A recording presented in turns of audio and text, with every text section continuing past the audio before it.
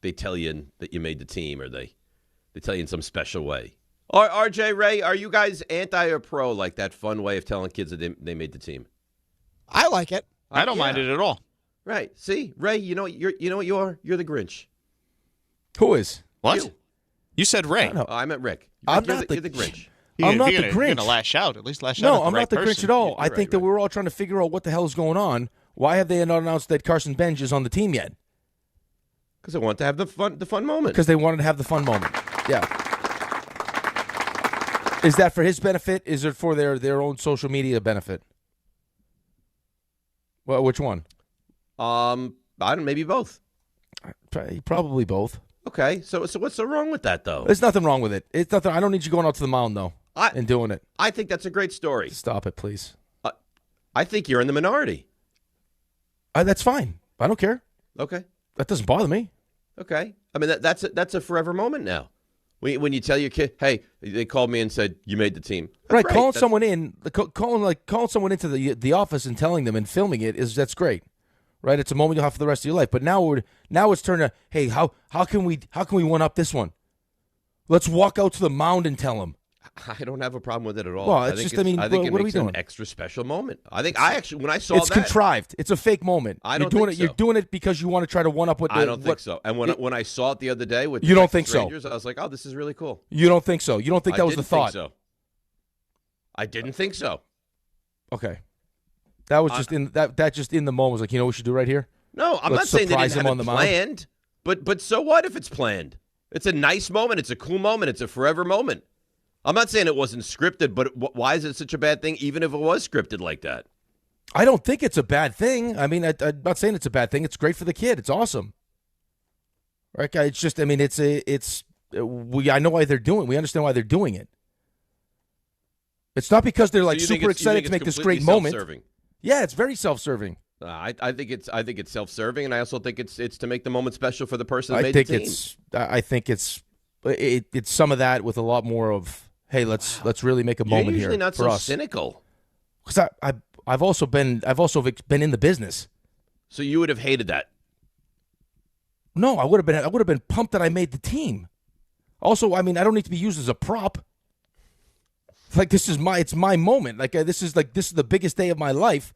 I don't need you to use it to prop up how great you guys are. Look at how awesome we are. I don't think it's propping up how great we are. It's look at how special we made this. It's exactly what it is. I don't see it like that. It's the same thing as all these parents that have their kids do stuff on video. How great my kid is. Look how great parent I am. That's what it is, man. I don't see it like that. I don't know how else you could see it. Ray, do you see it like that? It's a great that? moment. Rick. They don't need to play. They don't need to. There's no reason outside of like the self-serving thing. Like, hey, look at how awesome we are. Is to film me getting told I made the team. Well, I think you make it more memorable. Sounded like you were going to say something else. No, you can just film it in. How about this? Film it and give it to me. No one else needs to see it. It's my moment. I get where Rick's coming from. I can see. Here we go. No. Because do you agree with it? I like the moment. You can't be Switzerland here. We all like the moment. I like the moment, and I think Rick does too. But Rick feels that the whole thing is contrived and it's all for show, and it's not really. It's for all the play. crap. They don't care about you. It's not actually for the players. Where it's Rick for is them coming from because they don't care about you. They'll be the first ones to cut you when you struggle. You think when Aaron Boone did it with Volpe, just all about Aaron Boone? Yeah, but it was more private. But it was filmed. It was filmed, but like the actual thing was done in private. Again, I don't mind it, but I'm understanding where Rick is coming from on this. And RJ, you're of the it bothers you a little, but you're okay with it, or you're Rick's side or you're my side? It didn't bother me. You like it? To be clear, I'm telling you, it doesn't bother me. Right, but you guys have also not been in those situations where you've been called into the office and told the other side of this, or told, hey, we love you so much and you're great, and you made it, and then turn around and send you down. You know what this is? Like you're a piece of garbage. With you. No, but this is the reality. Like, this is fun now. It's awesome. Hey, they must really love me until they don't. Until it's business now, and they don't. Like Saquon Barkley realized this is business. They're all full of bleep. I may have some good relationships, but like when push comes to shove, this whole relationship is transactional. And the second I can't help them, they're done with me. That's what bothers me about it. All right. Well, they partake in my moment. And then they'll be the first one. They'll be the first ones to give me the other side of that moment whenever it suits them best. That's business. That's what it is, though. That's what it's because it's business. Okay. So don't make this big thing where it's all, hey, we're so sensitive, we love you, this is great, huh? And then because that's not what it is. It's make believe. All right. Well, I like it. You're a little turned off by it. Guys seem to. I'm not saying that I'm turned. I don't feel one way. Like I'm not turned off by it. I mean, you need to recognize why they're doing it.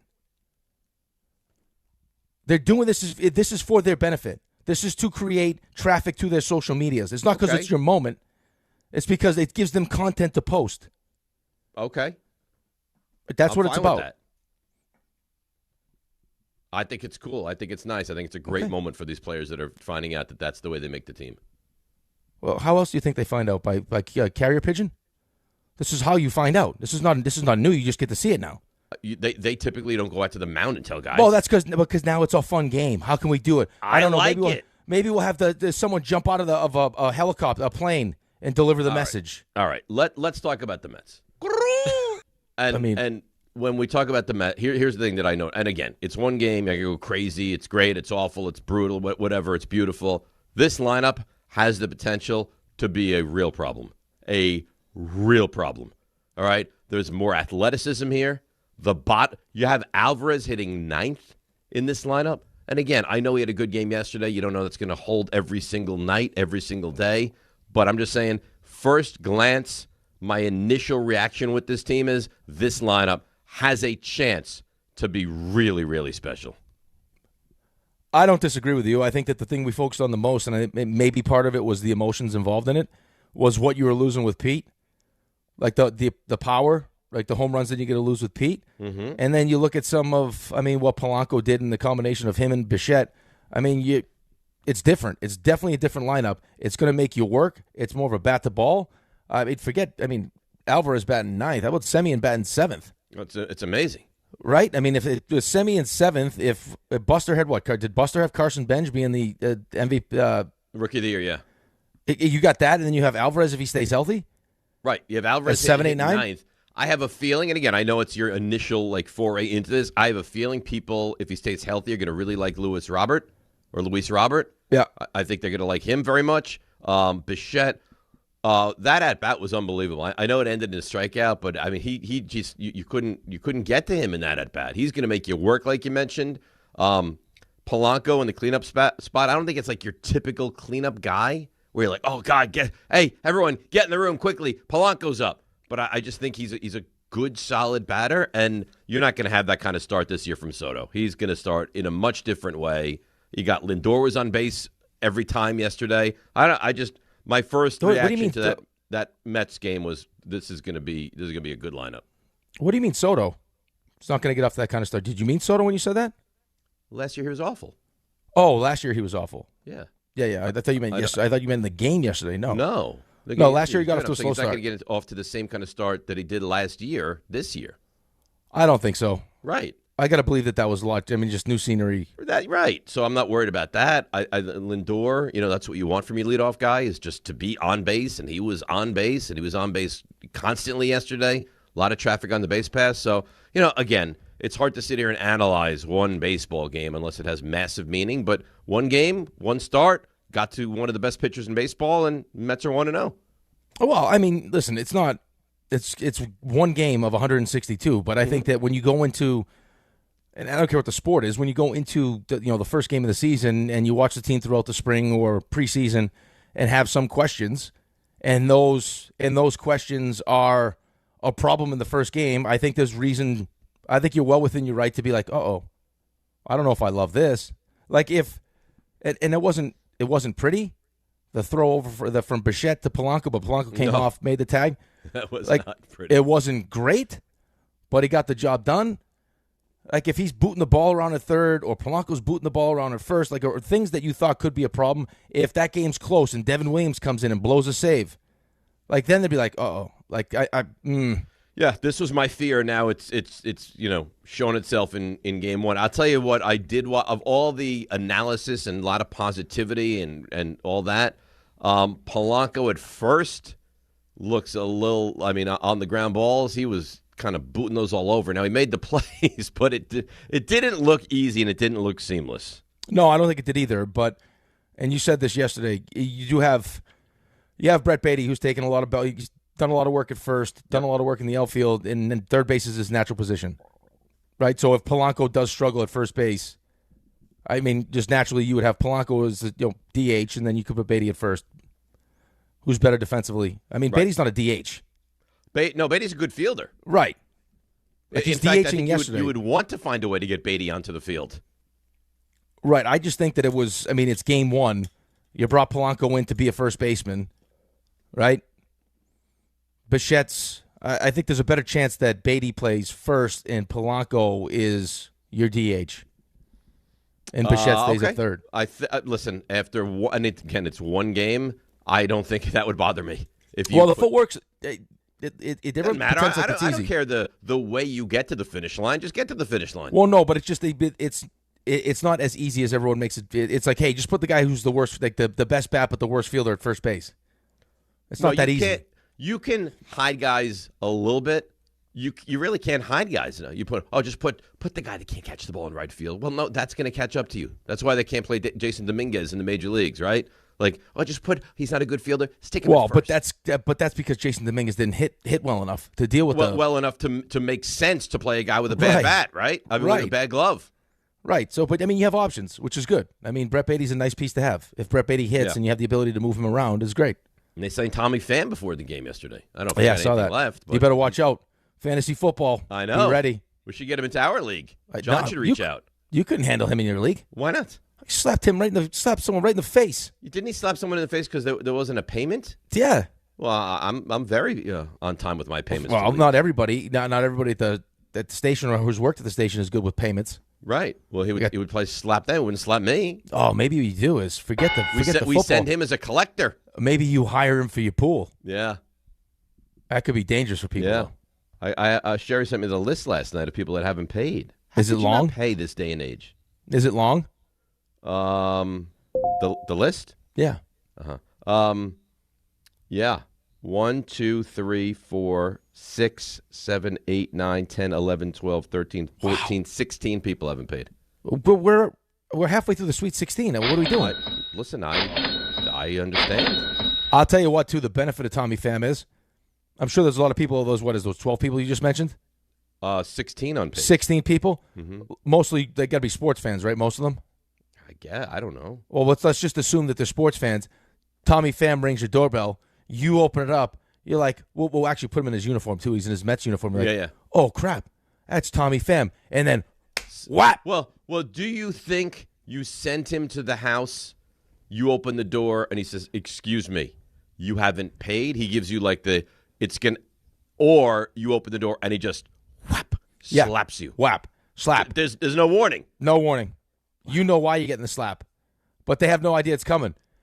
Because it's like, oh, why? And you know what we do? We video it on social media and put it out on the team's website. Exactly right. Oh, I love it. And then you definitely get paid. I love it. And then he tells you, hey, you've made the team. I think we've come full circle. All right. You've paid the pool. Congratulations.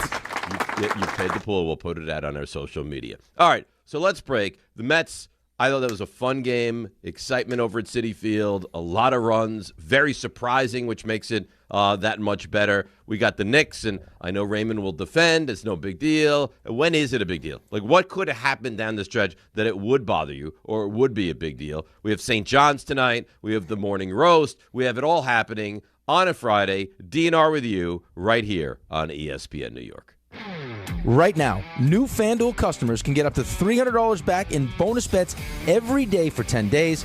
And here's how it works. You place a tournament bet using the token, and if it doesn't win, you'll get up to $300 back in bonus bets every single day for 10 straight days.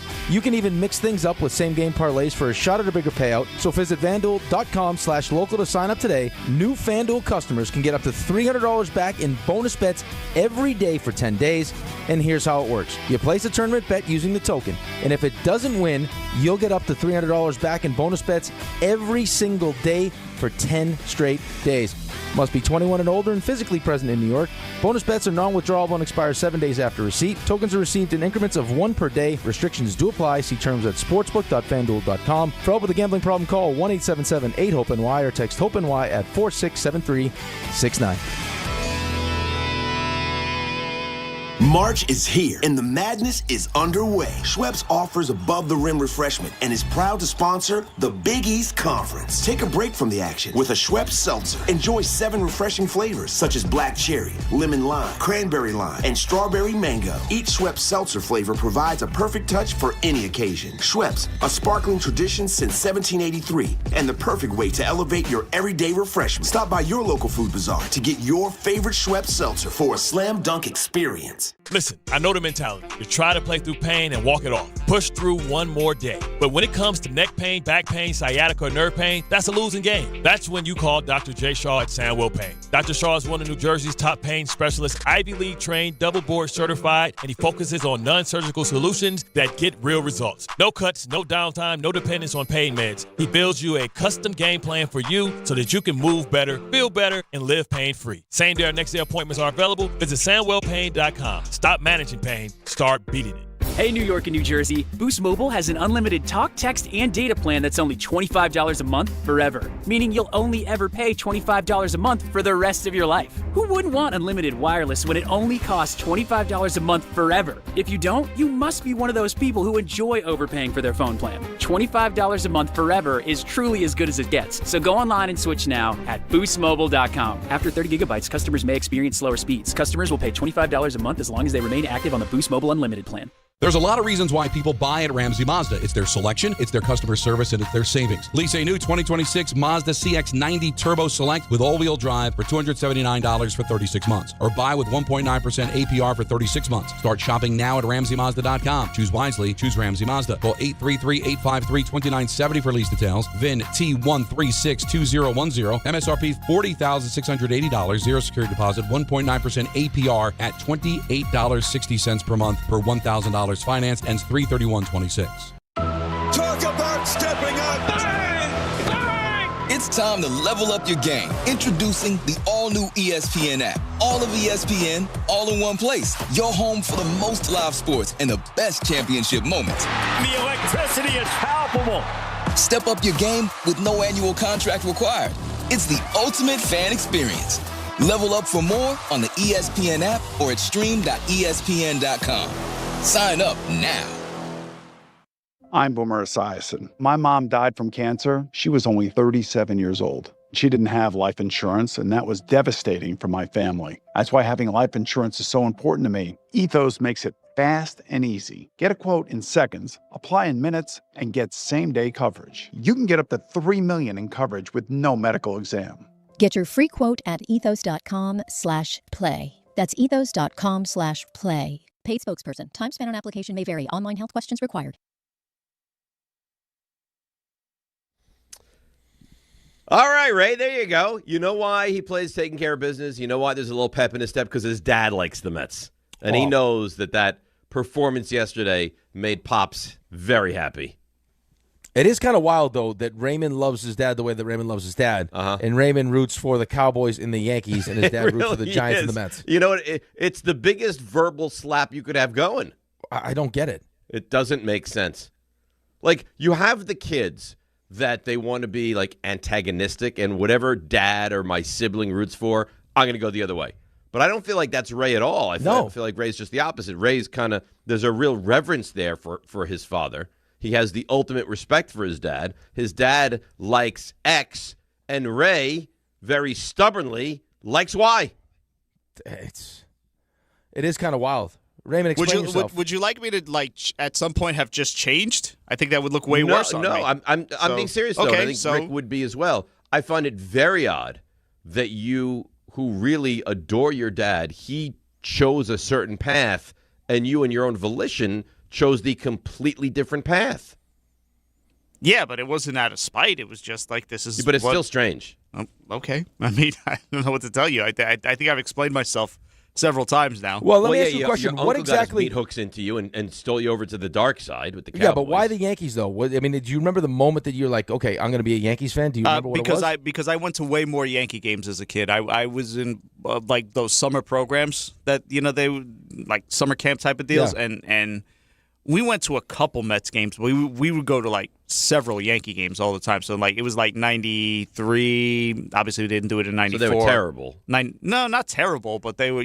Like the Yankee Stadium was not like what it is now, where it's always pretty crowded. Like, and your dad never said to you, "Listen, Raymond, you can go to the game. That's fine, but just understand that you're a Mets fan. No, take you to a Mets game." No. All right, so maybe this is partly on him. Yeah, I think if you're going. In my experience, because we didn't have a Mets camp around here for Milo, so we sent him to a Yankees camp, and he got to go to Yankee Stadium, and then he got to see like the World Series trophies. He got to go on the field. He met Austin Riley. All these different things that he got to do. I had to fight a fight. Yep, I had to do the same thing. Ben actually went to Yankees camp. Same thing. And before he went to Yankees camp, I gave him the whole speech. This is great. You can go. You can have a good time. He met Matsui. The whole thing, but it's understood you are not a Yankees fan. That's amazing that your kids made it out of that.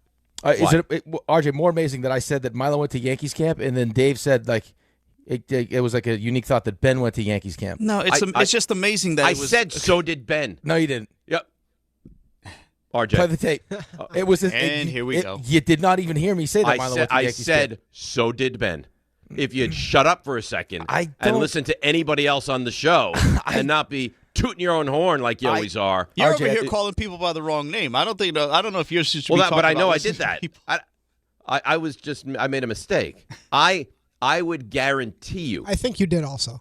I said so did Ben. But my point is, you guys, you sent your kids into the wolves' den. We had no choice. This is like sending like. Well, here's the thing though. No, in addition to Milo, Ben also went to Yankees But that's why it's disappointing because by your own logic, at his spite, and if it's you wouldn't have sent them to any baseball camp to begin with. That seems more in line with who you would have been.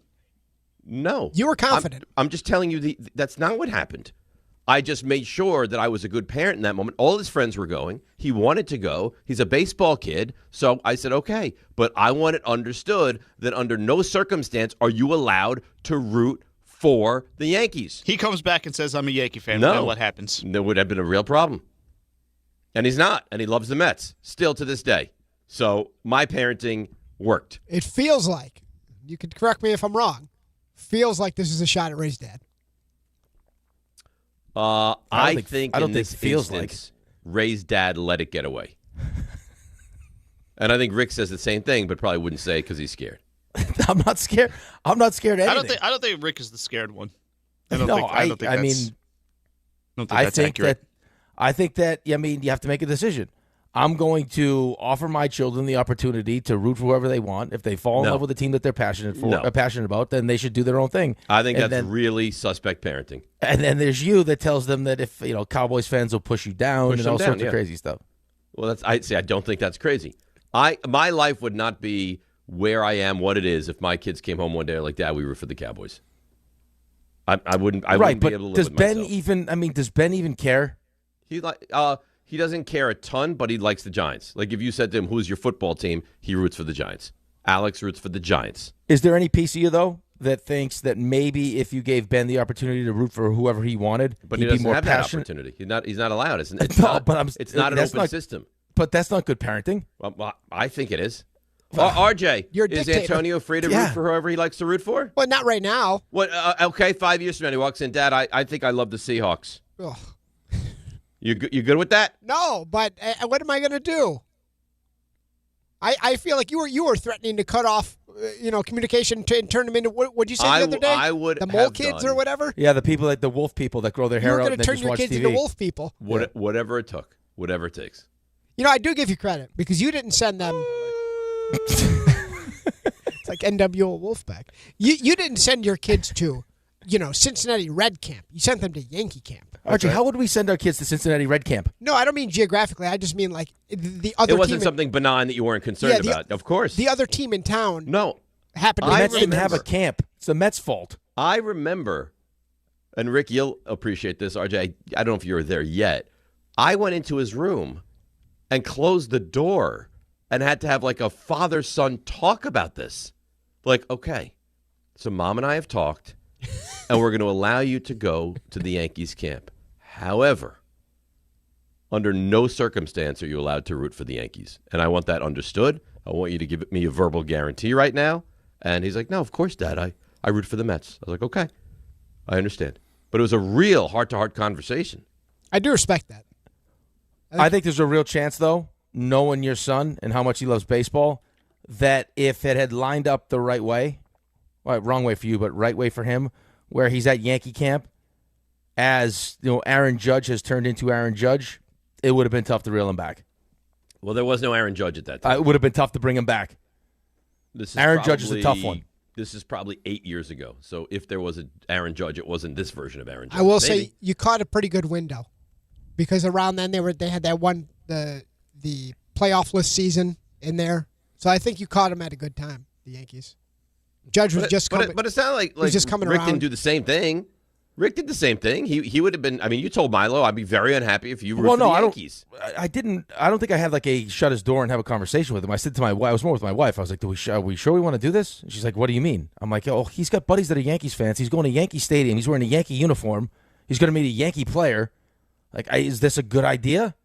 What if he's a Yankee fan? She's like, well, then he'll root for the Yankees. I was like, no. Oh. What do you mean then he'll root for the Yankees? It's so simple for her. I was like, what are you, crazy? Yeah, that's the thing. It's so simple for them.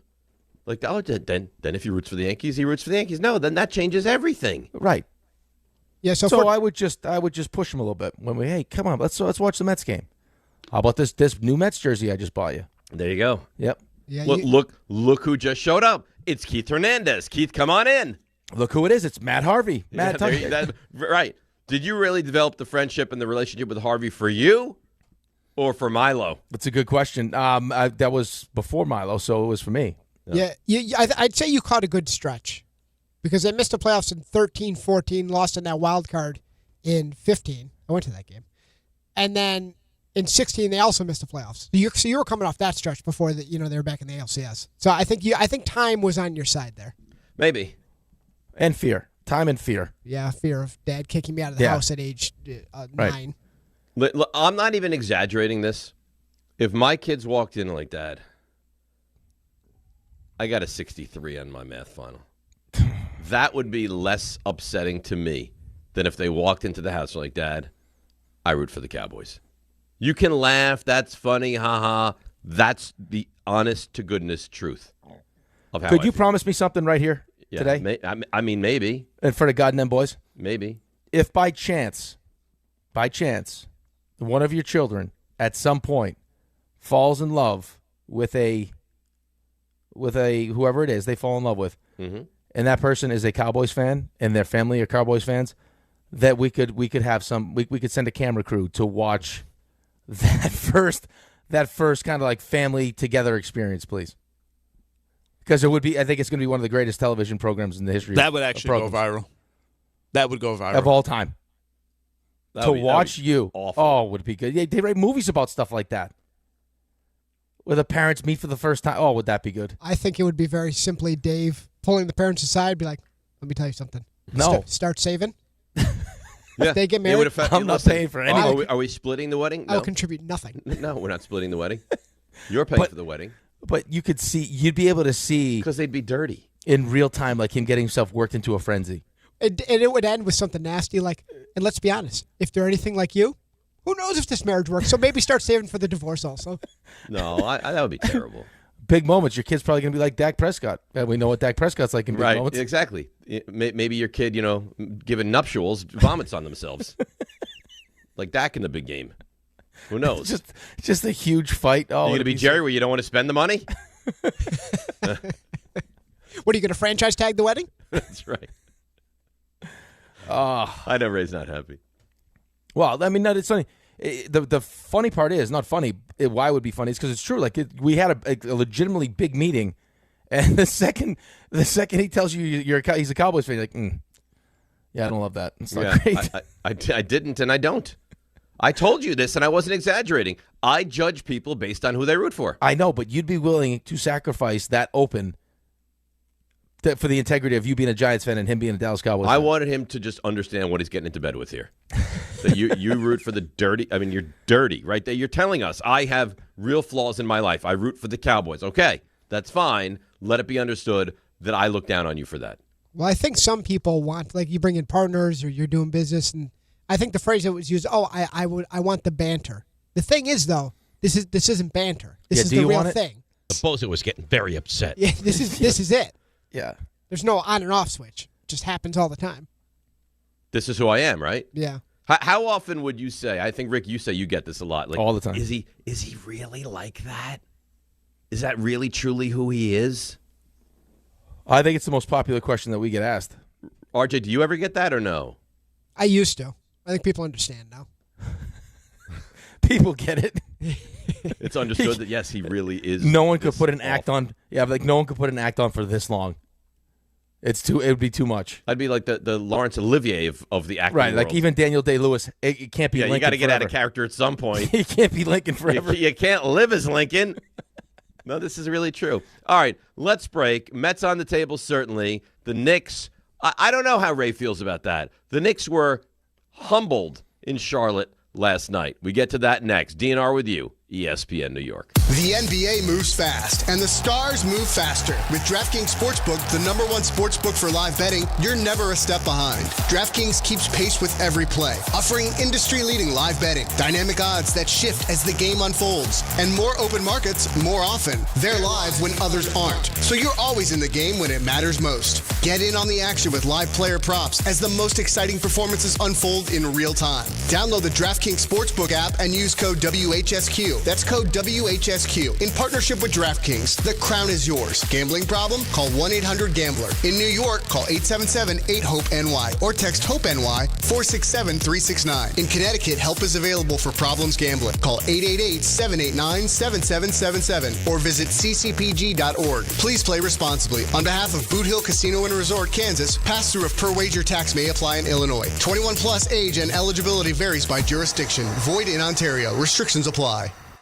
March is here and the madness is underway. Schweppes offers above-the-rim refreshment and is proud to sponsor the Big East Conference. Take a break from the action with a Schweppes seltzer. Enjoy 7 refreshing flavors such as black cherry, lemon lime, cranberry lime, and strawberry mango. Each Schweppes seltzer flavor provides a perfect touch for any occasion. Schweppes, a sparkling tradition since 1783 and the perfect way to elevate your everyday refreshment. Stop by your local food bazaar to get your favorite Schweppes seltzer for a slam dunk experience. Monkey Sports, built by players for players, is your one-stop shop for hockey, baseball, lacrosse, and more.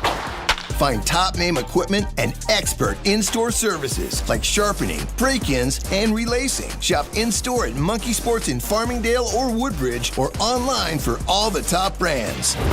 Whatever your sports, Monkey Sports gets you game ready fast. Monkey Sports, where athletes shop. Saturday, baseball is back on SNY as Juan Soto and the Mets continue their opening series against the Pirates and Queens. Coverage begins with Mets pregame tomorrow at 3:30 p.m. on SNY and streaming live on the MLB app. Harry Douglas here to tell you about Confetti Craze 5-Hour Energy. It tastes just like the best birthday cake ever. Vanilla, buttery, frosting vibes. It's basically a party in a bottle. And here's the best part. All cake, no sugar. And you know I love my cake. So I get that big birthday energy without any sugar guilt. The bottle's small, easy to toss in my bag, and perfect when I need a quick, tasty caffeine boost to cakeify my day. The Funfetti flavor is back on 5hourenergy.com or Amazon. Crack open a Confetti Craze 5-Hour Energy shot today. Clinton Yates here. Game day brings the excitement. Your stay should feel just as memorable. With Marriott Bonvoy, official hotel partner of the NCAA and U.S. Soccer, you're connected to a portfolio of brands designed for how you travel. Some offer complimentary breakfast. Others give you room to spread out, space to stay productive, or extended stay comforts. So whether you're a traveling fan or part of the team, Marriott Bonvoy celebrates the moments that live on before and after the game. Marriott Bonvoy, where game day checks in. I'm Boomer Esiason. My mom died from cancer. She was only 37 years old. She didn't have life insurance, and that was devastating for my family. That's why having life insurance is so important to me. Ethos makes it Fast and easy. Get a quote in seconds, apply in minutes, and get same-day coverage. You can get up to $3 million in coverage with no medical exam.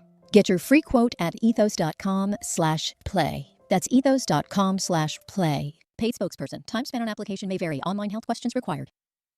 Indeed presents hires you can't afford to get wrong, like a staff accountant at the height of tax season. Congrats. Looks like the company owes, $50 in taxes. How about that? That seems low. Why only 50? Why do you care so much? It's not your money. This is a job for sponsored jobs. This is what happens when you don't sponsor your job on Indeed. Next time, get matched with quality candidates with Indeed sponsored jobs.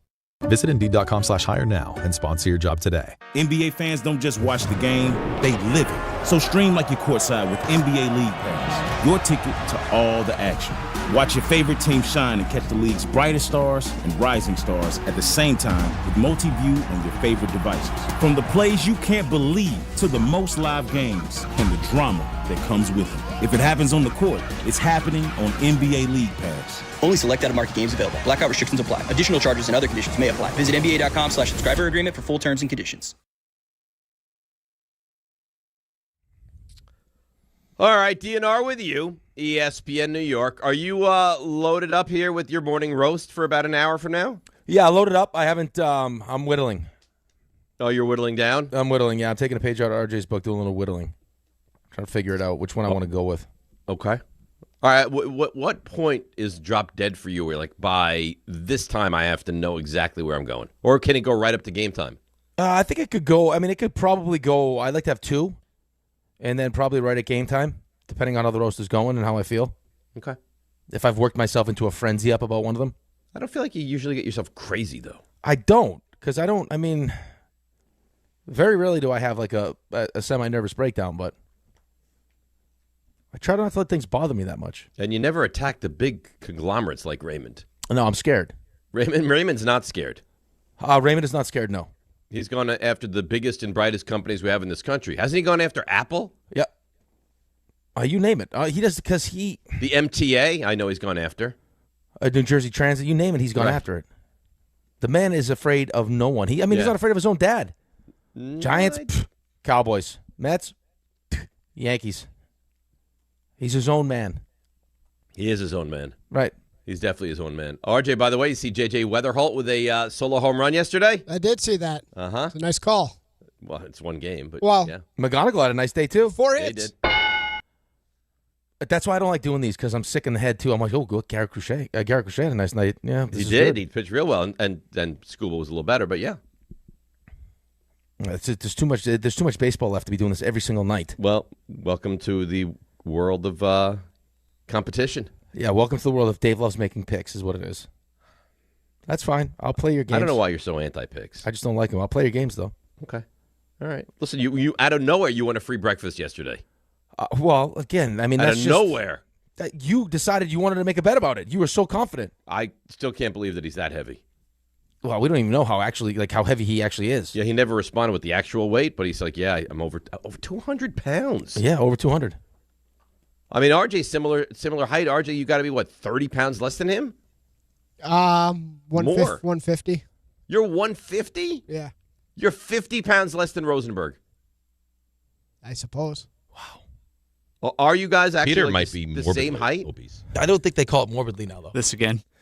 You might be like an inch taller than me. Maybe. Wow. 5'8", 212? He's like Alejandro Kirk. That was not nice. RJ's put together nice, though. Beautiful. RJ's got a nice build on him.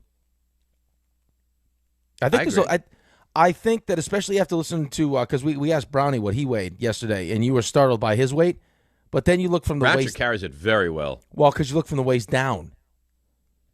Like he's got a thinner looking upper body, but then once you hit waistline down, you can see that where the weight's coming from. That's where he carries the weight. Well, if you're going to carry the weight, you'd prefer it to be in the bottom half, right? It depends. Yeah. It depends rather than like your face or your well, stomach. right. But if you got, if you're in shorts and you got a big giant cankles, you don't want that either. I guess, but I think that's less of an impediment than just having a huge stomach.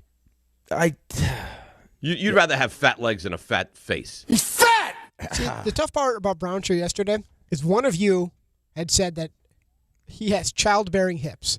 I said that. Well, that wasn't me. And Anthony walked around the corner because he heard it. And I don't even know if you guys know this. Anthony said, because this is something Michael Kay always says to him, at least they didn't tell you you're a melted candle. So he was just taking it from all angles yesterday. Wow, poor guy. He's looks great. Who's been called a melted candle? Brownshire by Michael. Oh, boy. Many times. That's not nice. So he just poor guy just sitting in his studio, and that's. What But he wasn't just sitting in the studio. He was out in the world. He was out by the coffee machine. I don't think he was looking to be shaken down on his weight. Probably Right. not. It feels but, like but don't give us the Interesting guys that choice he was of just words. minding his own business in his studio. Yeah, he wanted to be in the mix, RJ. Yeah. Well, I mean, he wants to be in the locker room. It does make sense because they were starting to unpack the food, Calandros, yesterday. Oh, that's why he was there. People start circling. You know could what? smell it. I'm glad you brought this up. Why do they always bring all the good stuff when we're not there? Well, it's lunchtime. We're a morning show, Yeah, Dave. it's lunchtime. Okay, and God forbid they bring any food in like the 9 o'clock hour. Well, what are you going to eat? No one's. I mean, what That's do you not want, the point. Tray I of- want to be of- invited to the party. When do you think those people get to work, Dave? Okay, Ray, I'm not looking for you to all of a sudden play, Johnny, let me practically look at this thing.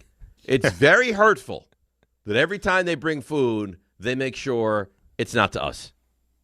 They're sponsoring the Couchcast. All right, but we're not a show that is going to indulge during the show. I mean, we don't we're not in that group of people that the second we get to the office, we feel like we need to eat breakfast. It's quick. I mean, you have a couple eggs, I'll sprinkle in a protein bar, that's it. I mean, if I'm going to bring food to anybody, I mean, if Bart eats full meals on the show. Full meals. Like he'll have pork chops and some mashed potatoes. Right, full meals. Or show up just as the show is starting and then have a 3-minute conversation with me. He's a special treat. So last night, the Knicks. Yeah. Here's what bothered me, and we've talked about this all year. There was no sense of urgency. They got beat up by, and this is an up-and-coming team. I like this team a lot. They have some real young, solid, talented players. You got crushed on the glass. Yeah. And it just looked like, to me, I don't know how you feel, like the Knicks were going through the motions for a lot of that game last night. Yeah, I don't know if it's necessarily going through the motions as it is one of the, again, is this one of those teams that just stylistically is not a great matchup for the Knicks. It feels like any time we play a team that's young, that's athletic, that gets up and down the floor, it's not great for us. Now, maybe that's part of it. I mean, you won 7 straight. But this, again, I mean, this starts the little run of games here after playing a bunch of teams that were under 500 that are actually good teams. And let's not, again, don't use what the Charlotte Hornets have done in the past to make you feel like, oh, hey, it's the Charlotte Hornets. They've won 13 of the last 16 games. No, they're one of the good hottest team. teams in the NBA right now. That's and I was just telling Ray, like the 7-8 spots in that Eastern Conference, those are not layups in the postseason this year. Well, no. I mean, that's if, again, look where Atlanta put themselves. I think Atlanta's up to 5 now. I mean, there's a chance that the way Charlotte's playing, they end up in, I mean, they could be the 6. Who knows? Well, they're a real problem. Yeah, they're a real problem. Con Knippel's a real problem. He's going to, I mean, how old is he, too? He had 1 year at Duke. He's, 19 years old? I think he's 20 years old. Yeah, so he's 20 years old? So Miller's a real good player. They have a lot of talent on that team. Knippel is shooting almost 44% from 3. He's As a 20-year-old. absolutely terrific. Yeah, the jarring number is the 24 rebound. That's I think I saw a He stat. got out rebounded by 19. I saw a stat this morning. That's the fewest rebounds in a game that the Knicks have had since 2013. Really? So of like a decade plus since they've had that few. Well, that's I mean, you're grabbing 6 rebounds a quarter is what the Knicks did last night. Right. And you were outdone by what? You were minus 19 on the glass, and you can't say, well, you didn't have Karl Anthony Towns. Well, you did. Well, you didn't have Mitchell Robinson. Well, you did. Like, there's no excuse. You got humbled, but I know what people are going to say. Well, you know what? Let me know when it's the postseason. So I can't be upset. I can't be bothered. I can't be annoyed. Like, I'm allowed to feel the way I feel. Right. I mean, you're allowed to feel the way you feel. Again, it feels like you're banging your head against the wall, though. Because until they show you, I mean, until you see this or a matchup like this that ends up being our downfall, then you'll be justified. Well, hopefully I don't see it. Hopefully this, I see it in the regular season. I hope to God they get to about 3 weeks from now, flip the switch, and they get to the postseason, and they take on in Atlanta, Charlotte, whoever, and it's like, oh, no problem. I have real reservations. I don't think getting through this Eastern Conference is going to be nearly as easy as a lot of people do. Well, here's the problem for you, okay? Not a problem from Ray, because Ray said what he said. He believes the Knicks coming out of the East, they're going to be in the NBA Finals. I think your problem becomes that these same conversations that we're having right now, and they're probably even, I think there was even more of them going on last year. We were having about the Celtics, we were having about the Cavaliers, and then we go into the series against the Celtics, and we win the series. Right? With this same foundation, with this same core of players, plus a deeper bench. Like, in theory, we're a better team this year. I get it. But is Detroit a better team this year? Yeah, I think Detroit's a better team. And then, part of the reason we were so confident going to this year is because we thought that this was, as Allen would put it, a gap year for the Celtics, and that's not the case. That's not the case. So, and we want the 2 seed, right? Like that's something we've discussed. Like, we really want the 2 seed. Well, you made it a lot harder after last night now. And next up is in Oklahoma City on Sunday. Right, and then the Celtics just beat Oklahoma City. Right, they did. But you don't love your chances to win that game. And then I think after that you go to Houston. So this idea that the Knicks are going to find that game against Boston is going to be a massive basketball game. I just think that the disconnect for you, and I don't think I'm at your level, but I'm somewhere between you and Ray, maybe a little bit closer to you, is I don't understand the mindset of having this unbelievable opportunity, right? And you haven't won anything. Right, you weren't in the NBA final. Like you lost to Indy last year. You have this unbelievable opportunity where Indy's they're done. They're out. Right, Halliburton blows his Achilles. They're done for the season. You got Boston trying to figure things out with Tatum. We all believe that Tatum's going to figure it out and they're going to be a real problem. But the East is wide open, right? Like yes. Every week it feels like, or every game it feels like ESPN's analytics or the odds will keep changing every day it seems like. So it's open. The East is open. This is a great opportunity, and let's face it, these guys are smart enough to recognize this may be the only opportunity for this group to get to the NBA Finals. Because if they don't, there's a real chance things change for them.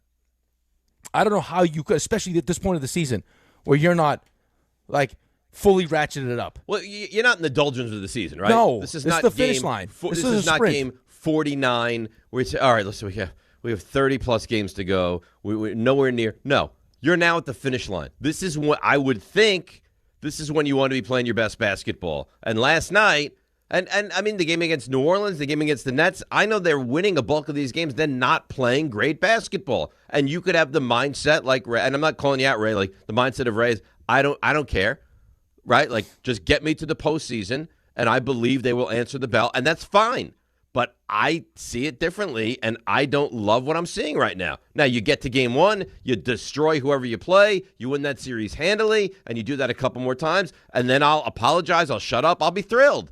I just have reservations. That's all I'm saying, is that I am aware of how, it looks like they're going through the motions right now. Yeah, I don't know if it's necessarily going through the motions. I know what you're saying, just because you played a bunch of bad teams and they weren't impressive wins. And now you hit this, this little stretch where you're playing some good teams. Okay. All right, now after last night, we have 9 games left. Yeah, there's not a lot. You're at the finish line. So we want to be at our very best. And I really, truly, genuinely, I want the 2 seed. I don't know how you couldn't want the 2 seed. Well, did they play last night like they wanted the 2 seed? Again, I don't know if it's that or if it's because Jalen Brunson came out ready, right? Jalen Brunson was good to start. There was definitely a hey, right? I think we were all paying attention. We all get when you go into a locker room, you have the whatever you want to call it, the clippings of everything's going on in the NBA, who's winning, what the record is, what Charlotte's done recently, and they're all seeing the same things that we're seeing. Like, this team is playing really good basketball right now. This team is young. This team is athletic. They're going to go up and down. They're going to shoot threes. They got a guy that's shooting almost 44% from 3. We don't necessarily defend the 3 well. Hey, let's be ready for this because we are getting to the end, and we haven't. And we're not Oklahoma City. No, right? That's not who we are. Until we haven't done that yet. Well, what have they done? They made it to a conference finals. Right. Which is great, and which you were excited about, and which you'll remember for a long time, coming back and winning that series against Boston down those 20-point deficits. But I need more. I need this to be a successful postseason run. Well, forget you. They need it to be. Well, they need it desperately. But for me, for my own fandom and my own heading in the right direction, I need this to be a really good postseason run. And then I got Ray saying, "Oh, they're going to go to the NBA final." Okay, I hope you're right. I really do. Well, someone's going to be right, but I don't want to be right. See, now they put me in a really weird position. Yeah, but I mean, I wouldn't want to do a show with you if you were just going to. Well, I wouldn't do that. Brush things off like, hey, this doesn't bother me, or this doesn't make me nervous. It does, and you know what? It bothers you too.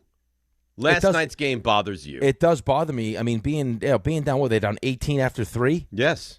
Right, that bothers me. Getting out-rebounded the way they got out-rebounded bothers me. But, I mean, in the grand scheme of things, outside of it being a loss and not helping our cause to get the 2 seed, right, it's not going to ultimately matter. Like, we're not going to go into this. You're right. So, okay, but let me ask you this then. Then why do we even talk about the Knicks? Well, no, because I'm with you, and I think we should talk about the Knicks. But I think that a lot of people now, since we're 9 games away from the playoffs starting, are like, okay, there's nothing that they're going to do. They go out and blow out Charlotte. It's not going to change my opinion of what they're going to do in the postseason. We've seen a large enough sample size to know what their flaws are, and to know whether or not we truly feel if they're a championship team or not. And I think part of the reason why you tend to be a little bit more critical is because I think deep down in your heart, you don't feel the way. I know you don't feel the way Ray feels. I don't. And that's but Ray feels the opposite. Oh, good. I hope he's right. I hope he's right too. I just think that magnetically, are you more pulled in the Ray direction or the Dave direction? I'm more in your direction because I just think that the championship teams have a certain mentality that I don't necessarily know if this Knicks team has. And that mentality would start to show itself late in the season where you're really trying to make sure that you're putting yourself in the best spot. Right. Because the 2 seed it matters. Should matter to you because you have, like I said, you didn't win the championship last year. You didn't, you know what I mean? Like you didn't run through the playoffs. So I think having Boston at home for Game 7 is a big deal. Huge deal. NFL draft, that's a big deal. And coming up on Thursday, April 23rd, New York is on the clock. Oh, baby. The Jets pick 2nd and 16th. Giants pick 5th. We'll break it all down live. Join ESPN New York's Couchcast, your second screen for the NFL draft. Real-time reactions, instant hot takes, everything New York fans care about and need. Watch along. React with us. Don't miss a single moment. ESPN New York Couchcast Draft Night, April 23rd, 8 o'clock, presented by Calandras. Oh, yeah. I'm telling you right now, if there are, I want there to be so many drinks that I have to excuse myself to go to the bathroom 10 times during this thing. Yeah, I think that will be the case. I think they learn from their misstep. So let's break, come back. We'll get to your calls on the Knicks, and Ty Simpson to the Jets seems to be heating up. We'll get to that as well. DNR with you right here on ESPN New York. All right, let's see what's happening on the roads. Here she is, the great Debbie Duhaime. DNR, good morning to our gorgeous athlete and to our adorable bozo. Let's see what's happening, guys, as we travel around. We're seeing delays on the eastbound BQE, bumper to bumper, up toward Atlantic Avenue with an accident being cleared. Also seeing slowdowns on Canal Street, downtown at Broadway with an accident. FDR Drive southbound slowing down through the 100s. Cross Bronx East at the Deegan. It's a disabled tractor trailer. Sponsored by Positive Coaching Alliance. If you have questions about youth or high school sports, Positive Coaching Alliance can help. PCA builds better athletes and better people through sports. Info at positivecoach.org. I'm Debbie Duhaime on 880 ESPN New York.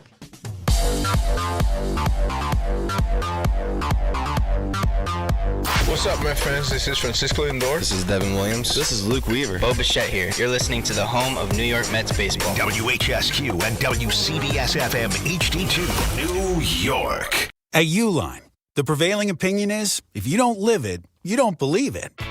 The people at Uline believe in hard work, and they live it by being there 24/7 to answer your call, having 41,000 items in stock, and offering same-day shipping from 12 locations across North America.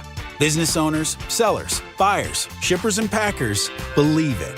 Uline is the hardworking, dependable source for your shipping and industrial supplies. Visit uline.com. Life is motion, but for Jaime, debilitating pain in both hips brought everything, including family time, to a halt. Every doctor told me the same thing. They would do one hip at a time. At White Plains Hospital, Dr. Jacob Totka's unique expertise provided an alternate approach by replacing both of Jaime's hips on the same day. In just 2 hours, I got 2 new hips, and I went home that day. White Plains Hospital, among the best hospitals anywhere that just so happens to be here. A member of the Montefiore Health System.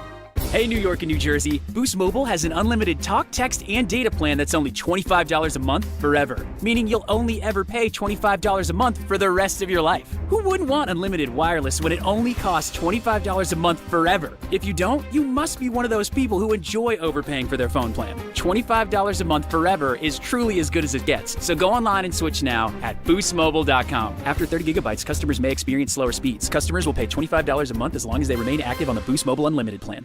March is here, and the madness is underway. Schweppes offers above-the-rim refreshment and is proud to sponsor the Big East Conference. Take a break from the action with a Schweppes seltzer. Enjoy 7 refreshing flavors, such as black cherry, lemon lime, cranberry lime, and strawberry mango. Each Schweppes seltzer flavor provides a perfect touch for any occasion. Schweppes, a sparkling tradition since 1783, and the perfect way to elevate your everyday refreshment. Stop by your local food bazaar to get your favorite Schweppes seltzer for a slam dunk experience.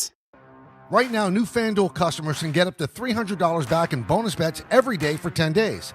Here's how it works. Place a tournament bet using the token, and if it doesn't win, you'll get up to $300 back in bonus bets every single day for 10 straight days. You can even mix things up with same-game parlays for a shot at a bigger payout. So visit FanDuel.com/local to sign up today. New FanDuel customers can get up to $300 back in bonus bets every day for 10 days. Here's how it works. Place a tournament bet using the token, and if it doesn't win, you'll get up to $300 back in bonus bets every single day for 10 straight days. 21 plus, physically present in New York. Bonus bets are non-withdrawable and expire 7 days after receipt. Tokens are received in increments of 1 per day. Restrictions apply. See terms at sportsbook.fanduel.com. For help with a gambling problem, call 1-877-8-HOPE-NY or text HOPE-NY 467-369.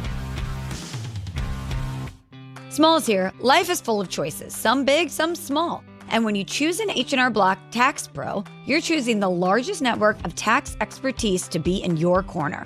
For when your big ambitions need help with the small details. For when your 6 figures come from 6 different places. For when your gaming stream becomes your revenue stream. For when your business's year 1 needs 70 years of tax know-how. At H&R Block, they've seen it all. And they're here to help you make the most out of your money for life outside the box. I'm Boomer Esiason. My mom died from cancer. She was only 37 years old. She didn't have life insurance, and that was devastating for my family. That's why having life insurance is so important to me. Ethos makes it fast and easy. Get a quote in seconds, apply in minutes, and get same-day coverage. You can get up to $3 million in coverage with no medical exam. Get your free quote at ethos.com/play. That's ethos.com/play. Paid spokesperson. Time spent on application may vary. Online health questions required. This is DiPietro and Rothenberg. If by chance one of your children falls in love and that person is a Cowboys fan, that we could send a camera crew to watch that first family together experience, please. I think it would be very simply Dave pulling the parents aside, be like, start saving. If they get married, We're splitting the wedding? I will contribute nothing. No, we're not splitting the wedding. This is DiPietro and Rothenberg. Big moments. Your kid's probably going to be like Dak Prescott. We know what Dak Prescott's like in big moments. Exactly. On ESPN New York and streaming live on YouTube. I feel a little badly because I think Ray is getting some shrapnel, and he's been quiet and hasn't had a lot to say. But during the break, he's like, this is not what I think. This is not what I say. You're putting words in my mouth. So, Ray, why don't you hop on for a moment and give where you are with this Knicks team right now? First of all, like the first thing you said this morning was that I had made excuses for the loss. Absolutely not. It was a bad loss. They got out hustled. They got killed from 3. Their closeouts were bad. Their boxing out was bad. Anytime that you have a combined 9 rebounds from Cat and Mitch, that's not going to work. It's their calling card. It's getting the rebounds and a lot of offensive rebounds. They were not good last night. So 100%, we'll lay that out there. All right, so you're owning that was a brutal loss. Brutal loss. Okay. It does come at the end of a 7-game win streak. Whatever. All the teams that they beat were bad. They did beat Charlotte pretty convincingly the other 2 times they played them. They're going to play one more time. I think it's the last game of the season. So I would hope that they're up for that one. If they need it. If they don't need it, it won't matter. I guess. Right. I mean, if they're locked into whoever they're locked into, they probably wouldn't even play their guys. Well, considering how tight the race is in the Atlantic Division, they're probably going to need that one. Just a guess. They can't put forth that kind of effort and expect to succeed in the playoffs. I'll say that for you right now. And this notion that I've guaranteed that they're going to come out of the East, I didn't say that. Like, you kind of put me into a corner, said, do you think they'll come out of the East? I said, yeah, I do believe that they will. And that you're scared of nobody, right? You've made that clear. And I don't believe that they should be scared of anybody. Everyone in the East is a tough matchup. Well, welcome to the playoffs. That's what the playoffs is supposed to be. It's not supposed to be a cakewalk. You're supposed to face the best teams. I do think that they'll be okay. I do think that they need to have better effort than they have last night. But the reason that I've had this kind of angle with the Knicks lately is because there's a lot of negativity coming from certain areas of the fan base. And, Dave, I feel like a lot of negativity coming from you, especially. Okay, that's fine. Like, I think people are looking for a lot of what's not going well instead of embracing what's going well. Well, you have the two sides of this thing, right? You have this was the laughingstock 18-win team. They couldn't get out of their own way. Phil Jackson's fallen asleep. That's done. I'm done. I don't care about that, right? I know where they've come from, but I don't want to get to, the Knicks are a pretty good team. The Knicks can beat a team in the postseason. The Knicks can get to a Eastern Conference Finals. I want more than that. I want to be on the biggest stage. I want to get to the NBA Finals. I want to win the whole thing. And the way I see it, I don't look at this team right now and say to myself, Eastern Conference, it's the Knicks and everybody else. The Knicks, I don't even think they're in that. I still think Boston, maybe, and certainly Detroit are better. I mean, then this idea that Detroit was just going to fall off, too. Right? I heard that all. Oh, then no Cade Cunningham. They don't have anybody else. They're going to completely fall off. Was a stupid take by whoever happened to say stuff like that. So I'm sorry, man. I don't have the same blind faith that you do, Ray. I don't. You don't have that 65 or sooner faith. I don't. I don't. Clearly. I don't. I think this team is a good team. And I think that they could go on a run, which is thrilling, and I think they could get bounced. Listen, I think anything's possible. That's why you play the playoffs. The nice thing is that it's not a one-game situation. It's the best of 7, right? So, again, I don't see a single team in the conference. Yes, Detroit has given them a lot of problems, but you know what? Detroit gave them problems last year, and then they proceeded to go and beat them every single time that they played at Detroit. Is Detroit, in your opinion, far better this year than they were last year? Well, the record says that they are. Okay, so they are. So that's the point to me, right? Is that Detroit is, yes, you were better than them. They gave you a struggle in the regular season. They gave you a struggle in the postseason. You beat them. And you moved on. This is, in my mind, a far better Pistons team this year than they were last year. Yeah, I would think so. They're a better team. I still think that the team with the playoff experience, and again, the Knicks, I don't like that they kind of have this notion of, we can turn it on in the playoffs. Not that they've come out and said that and expressed that. That's the way they tell you without telling you. But you can kind of see it out there again with a performance like they had last night. Yeah, that's not helping the situation. It's not. And again, I can't stress enough that I'm not happy with what I saw last night. I don't think anybody's happy with what they saw last night in any aspect. But I think, again, we look for things to be negative about. We look for things to harp on. Well, you know why, for reasons why they can't succeed. Because the expectations are as high as they've ever been, right? And I think that's why. When you look at your team and you say this team has a real chance to get to here, and you see flaws and you see problems that will prevent you from getting to there, I think you have to discuss those. And you know what? I can relate to those because I'm a Yankee fan, and you hear me complain about the Yankees all the time. And the Yankees are always a team that's in contention. They're always in the hunt. And they drive you crazy. But the Yankees have been there for what, a decade now? Where they can't get over the hump. But the Cowboys is another example. Like that's a team that I keep hearing about how talented they are and how they can't overcome. But it's been several decades of this now. And after a while, you get tired of hearing it. Go show me. The Knicks have been competitive for what, 3 years? Maybe? I don't know. I just feel like we're holding them to a different standard than most of the other teams around here, especially for the fact that here in New York, we haven't exactly seen a lot of success lately throughout the town. Right, but let me ask you a question. So the Yankees team that won 94 games last year and lost to the Blue Jays. The Blue Jays. I'll get that one. Okay, Blue Jays. Had they gone out this offseason, brought Bellinger back, but also added, and you felt like they got better, what do you think the expectations for the Yankees would be this year? I think the expectation would be, okay, get over the hump, win the division, beat Toronto this time. Right. So you have a Knicks team that, again, going back to last season, was it a struggle against Detroit? Yeah, it was, but they figured it out. I mean, we had down 20 a couple times against Boston. Yeah, but you figured it out. If that Halliburton shot doesn't go in game one, the shot that haunts us to this day, maybe we're in the NBA Finals. You bring the team back that did that, plus you add to it, and you feel like you're better. So, of course the expectations are now, and you fire Tom Thibodeau, of course the expectations are you got to get to the NBA Finals now. It's not an unfair expectation. Especially when you look at the landscape of the East. I agree with you, which is why I still feel that they should come out, and I will be disappointed if they don't come out of the East. Well, I hope you're right, man. I desperately hope you're right, but I'd be lying to you if I didn't say I had real concerns about this team. And I just think it's dangerous to have this idea of, we'll make our way through the regular season, but when we get to the postseason, don't worry, that's when we ratchet it up. Who are you to play with fire like that? You went to the Eastern Conference Finals last year. You lost the series you probably should have won. Who are you to mess around with this? You know what? To Rick's point about the steps that you take to improve, I think that notion was put out there the second they fired Tom Thibodeau. Because the second they fired Tom Thibodeau, and it took us all by surprise, right? But that was put out there, hey, we've done pretty good, but we think we can do better. That's right. So what's better than an appearance in the Eastern Conference Finals? But again, Tom Thibodeau is the type of coach who pours everything into the single game. He's not I don't want to say he's not thinking big picture, because of course he's thinking big picture, but he will try to win that game right at moment. All costs, so The Knicks would probably, with the roster that they have now, which is a deeper roster than they had last year, would probably have a better record because they would have put more effort, more guys would dress out, the minutes would be higher for everybody, but they'd probably be a little bit more banged up going into the playoffs. That's why the entire thing is hey, Mike Brown, find the rotation that works, experiment, figure out what works for this team, and when we get to the playoffs, do your thing. Well, we'll see if it pays off or not.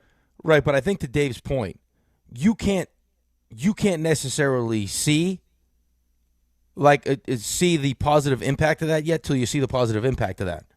Like how Mike Brown has run this team this season, I think you can see with Mitch because of how they've managed him. But as far as how Mike Brown has divvied up the minutes and how he used his bench, will that leave this team fresher to get through the postseason? We don't know till they get through the postseason. I think to the point Dave is trying to make is, and I'm not saying you should have kept Tibbs because it felt like they just all felt like it was time for a change, and Cat and Bridges and everyone else, he was too stubborn, he wasn't collaborative, all those things. But if what you just said, Ray, is that Tibbs is more focused on game to game and he's trying to win all these games, I think if that was the case and your team is deeper and now you got the 1 seed instead of Detroit, you'd feel much better about it than you do right now. Would you not? At least you'd feel like, hey, we give ourselves every opportunity going into this thing to have the 1 seed, which gives us home court through the East. I mean, you'd feel good about that. Right now it's like, okay, we like our team. We think we're a good team. But I also recognize that this season we haven't been good on the road. We haven't been nearly as good on the road as we are at home. And then you just pointed to Detroit, and we won, 3 games in Detroit? Detroit wasn't great at home last year. Detroit is 28-9 at home this year. So, to think that we're just going to march into Detroit and win in Detroit now, that was last year's version of Detroit. So Detroit this year is 28-9 at home. Last year, Detroit was 22-19 at home. 3 games over 500 at home last year. Well, last year Detroit was the 6th seed. Right. This year Detroit is the 1 seed. Correct. So and Cade Cunningham was terrific last year. He's better this year. Detroit is just a far superior team this year to what they were last year. There's no two ways about it. Right, and we were better, record-wise, we were better on the road last year than we are this year. We're only 3 games over 500 on the road this year. We could talk about this till we're blue in the face. The bottom line is, if the Knicks succeed in the postseason, you'll look at this as great, and if they don't get to right, but I don't think that saying that we're holding the Knicks to a higher standard is unfair. I think we should hold them to a high standard and a higher standard. You change coaches. So you were telling us where they got to last year was not what you thought they could do. Right, but also, I mean, take that plus the circumstances surrounding the East right now, or what we thought about the East going into the season. What that it was going to be, I mean... That it was going to be much less competitive. I think it is kind of wide open anyway. Right, but I mean, it is wide open. I mean, you tell me, is Orlando a team that you think is going to get better in the coming years? Yeah. Is Charlotte? Yep. Is Atlanta? Yeah. So it's not this... Pacers will be back. Boston's going to be good for a long time. I mean, Detroit's going to only get better. It's just this idea that, it's not the West. I'm not saying that. But it's not just like, okay, wake me up when we get to the Eastern Conference Finals. I think that, depending who you play in the first round, might not be an easy matchup. No, I don't think it's going to be an easy matchup. I mean, right now I would take Toronto. I mean, if it ended today, Toronto wouldn't give me a lot of concern. Because we've owned Toronto? Love that matchup. I don't want Atlanta. Right, but on top of we won the NBA Cup, too. I know it's not a big deal, but still. Right, so you can understand why the expectations are as high as they are. Really? See, my expectations didn't change at all with winning that NBA Cup. No, but it just adds to it.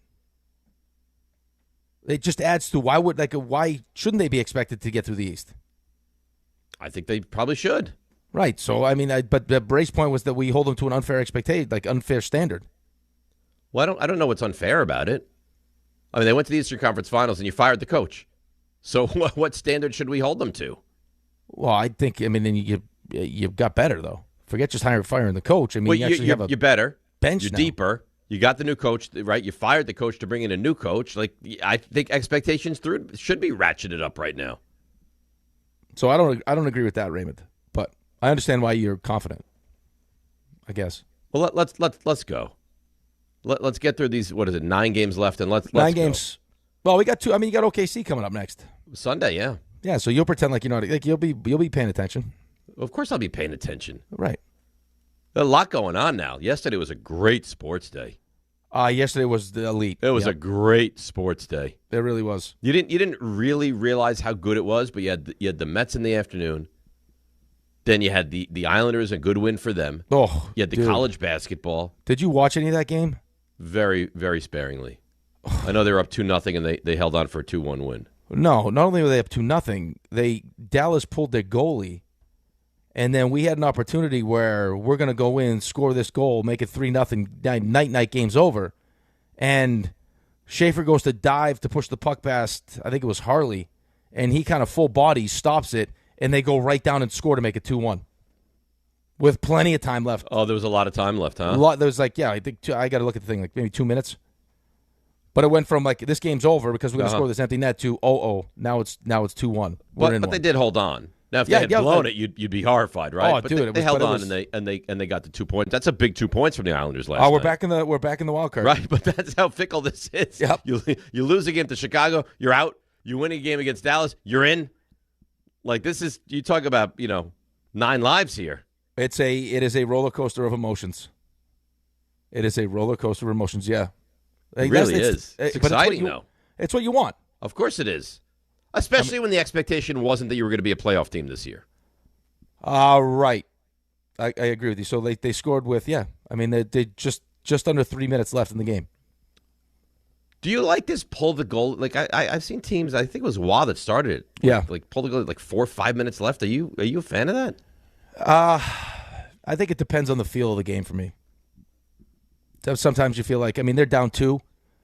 So they're trying to get.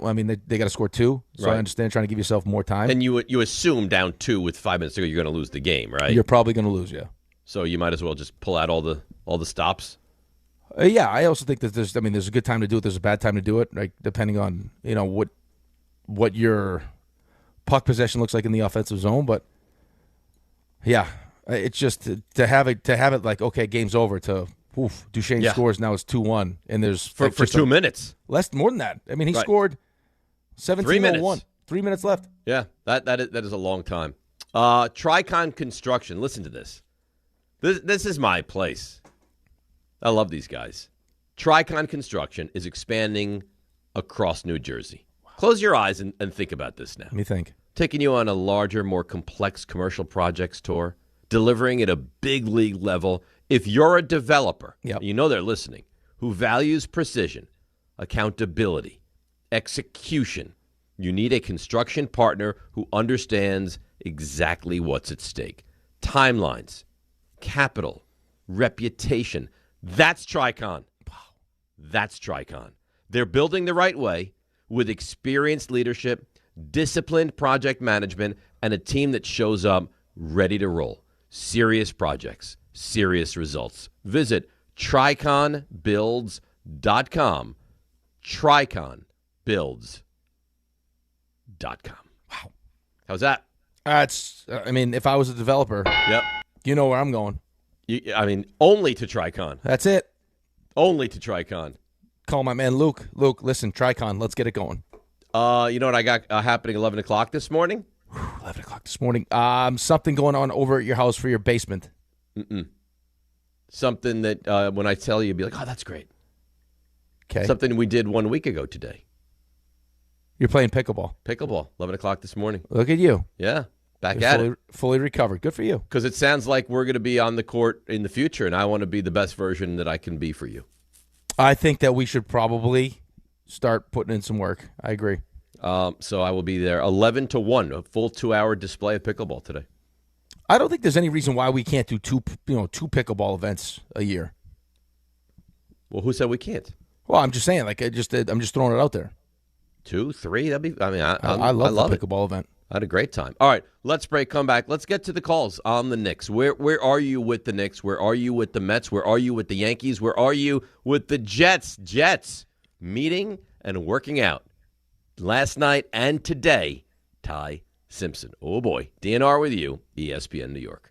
Welcome to Jake's 58 Casino Hotel, where excitement never stops. Unleash the fun with 2 floors of gaming action, featuring 1,000 cutting-edge video and electronic machines. Enjoy exceptional service at a prime location that places you right in the heart of Long Island's excitement. Stay and play in style with over 200 hotel rooms and treat yourself to a full range of dining options at Jake's 58 Casino Hotel. If gambling is a problem for you or someone you care about, please call the 24-hour toll-free helpline at 1-877-8-HOPE-NY or text HOPE-NY. March is here and the madness is underway. Schweppes offers above-the-rim refreshment and is proud to sponsor the Big East Conference. Take a break from the action with a Schweppes Seltzer. Enjoy 7 refreshing flavors such as black cherry, lemon lime, cranberry lime, and strawberry mango. Each Schweppes Seltzer flavor provides a perfect touch for any occasion. Schweppes, a sparkling tradition since 1783 and the perfect way to elevate your everyday refreshment. Stop by your local food bazaar to get your favorite Schweppes Seltzer for a slam dunk experience. Saturday, baseball is back on SNY as Juan Soto and the Mets continue their opening series against the Pirates and Queens. Coverage begins with Mets pregame tomorrow at 3:30 p.m. on SNY and streaming live on the MLB app.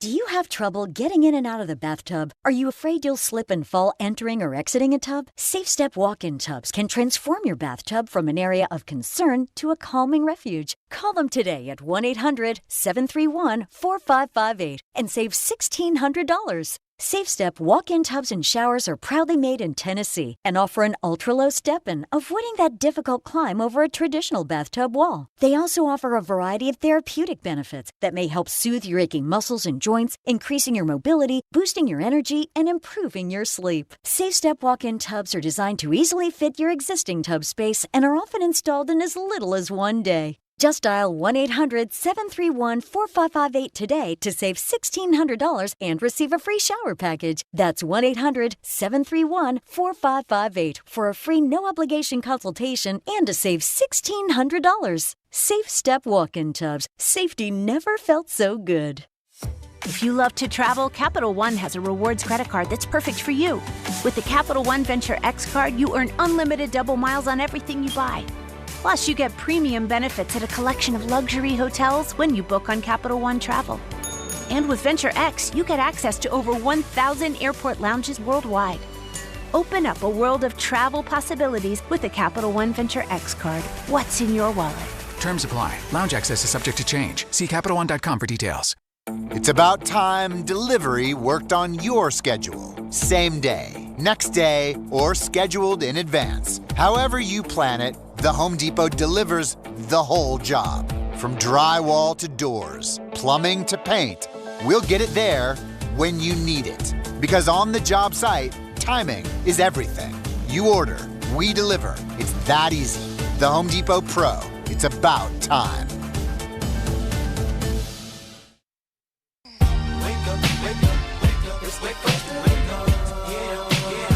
All right, DNR with you, ESPN New York. Duke St. John's tonight, by the way. That's massive. Gut feeling, who wins? Duke.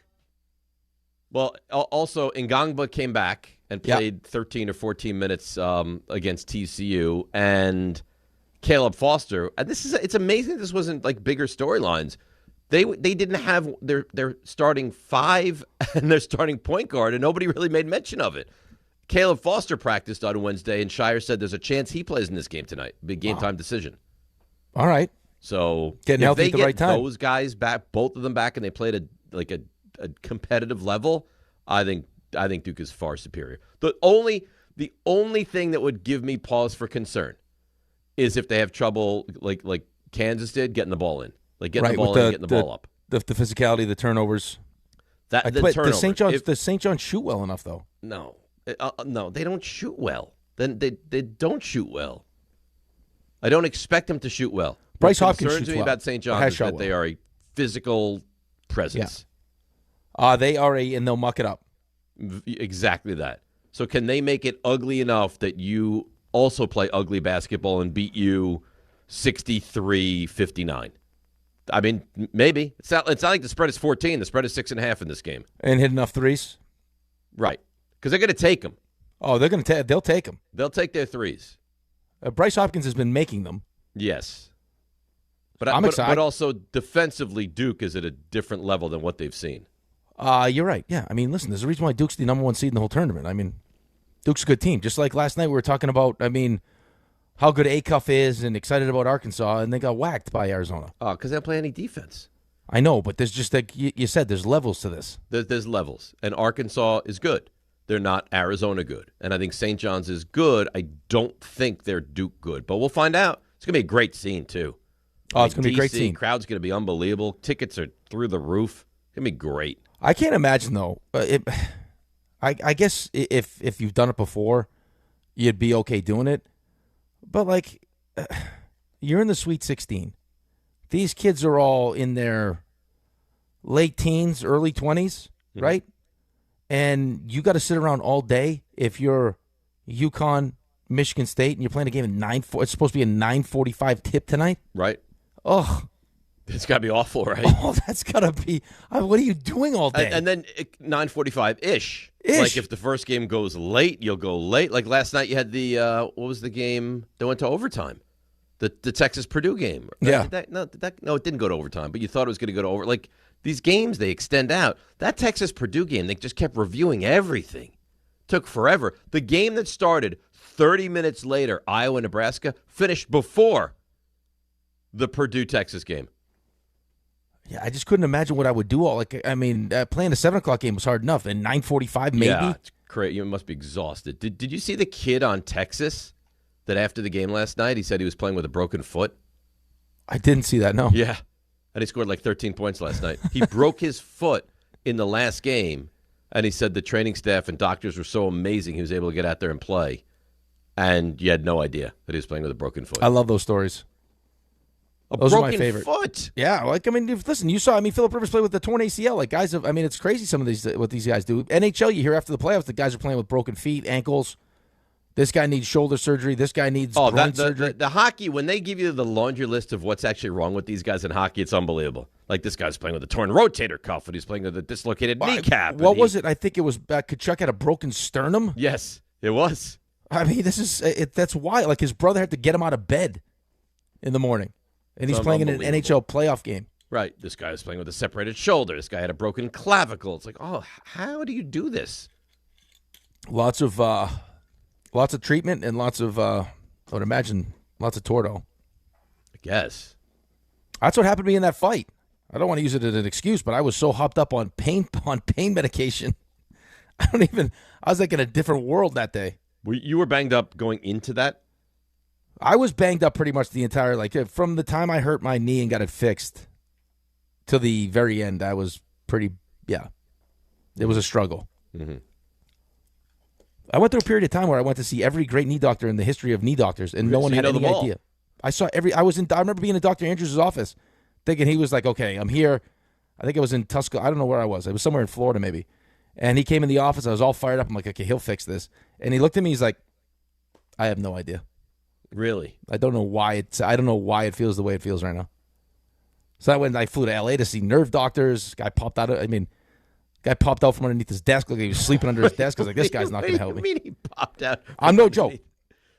This guy was supposed to be like the one of this unbelievable nerve guy, because I was having a bunch of nerve like a nerve situation down my leg. Right. And they send me back, me and my wife, and we open the door, and it looks like he pops out from like under his desk and is like, he's all disheveled, his shirt's untucked. I was like, this is like, what was he doing down there? I have no idea. I was like, this is the doctor? I looked at my wife. I was like, I don't think this is going to be good. And what was he? Was he a good doctor? I don't know. We didn't use him. He didn't sound like he had like a ton of information as to how he could help me. So you flew across the country to see him, and he comes popping out from under his desk? Yeah. Then I had a surgery in Boston where they just opened up my knee and then just shut it, and then that was it. They didn't do the surgery, right? They told me they couldn't do anything. Right. So I walked out of that one all upset. Oh, jeez. That was a mess. All right, let's get to a couple calls. We'll break. We'll come back. We'll get to the morning roast because it is a Friday morning. Let's go to Eric in Queens. Eric, good morning. You're on ESPN New York. Yeah, good morning, Dave. Good morning, Rick. Listen, I agree with you. I think the Knicks are in a little bit of trouble. Is it me, or does it look like the league has really caught up with Brunson and really got him in a bad way? Because offensively, they're starting to look horrible, man. The ball is not moving.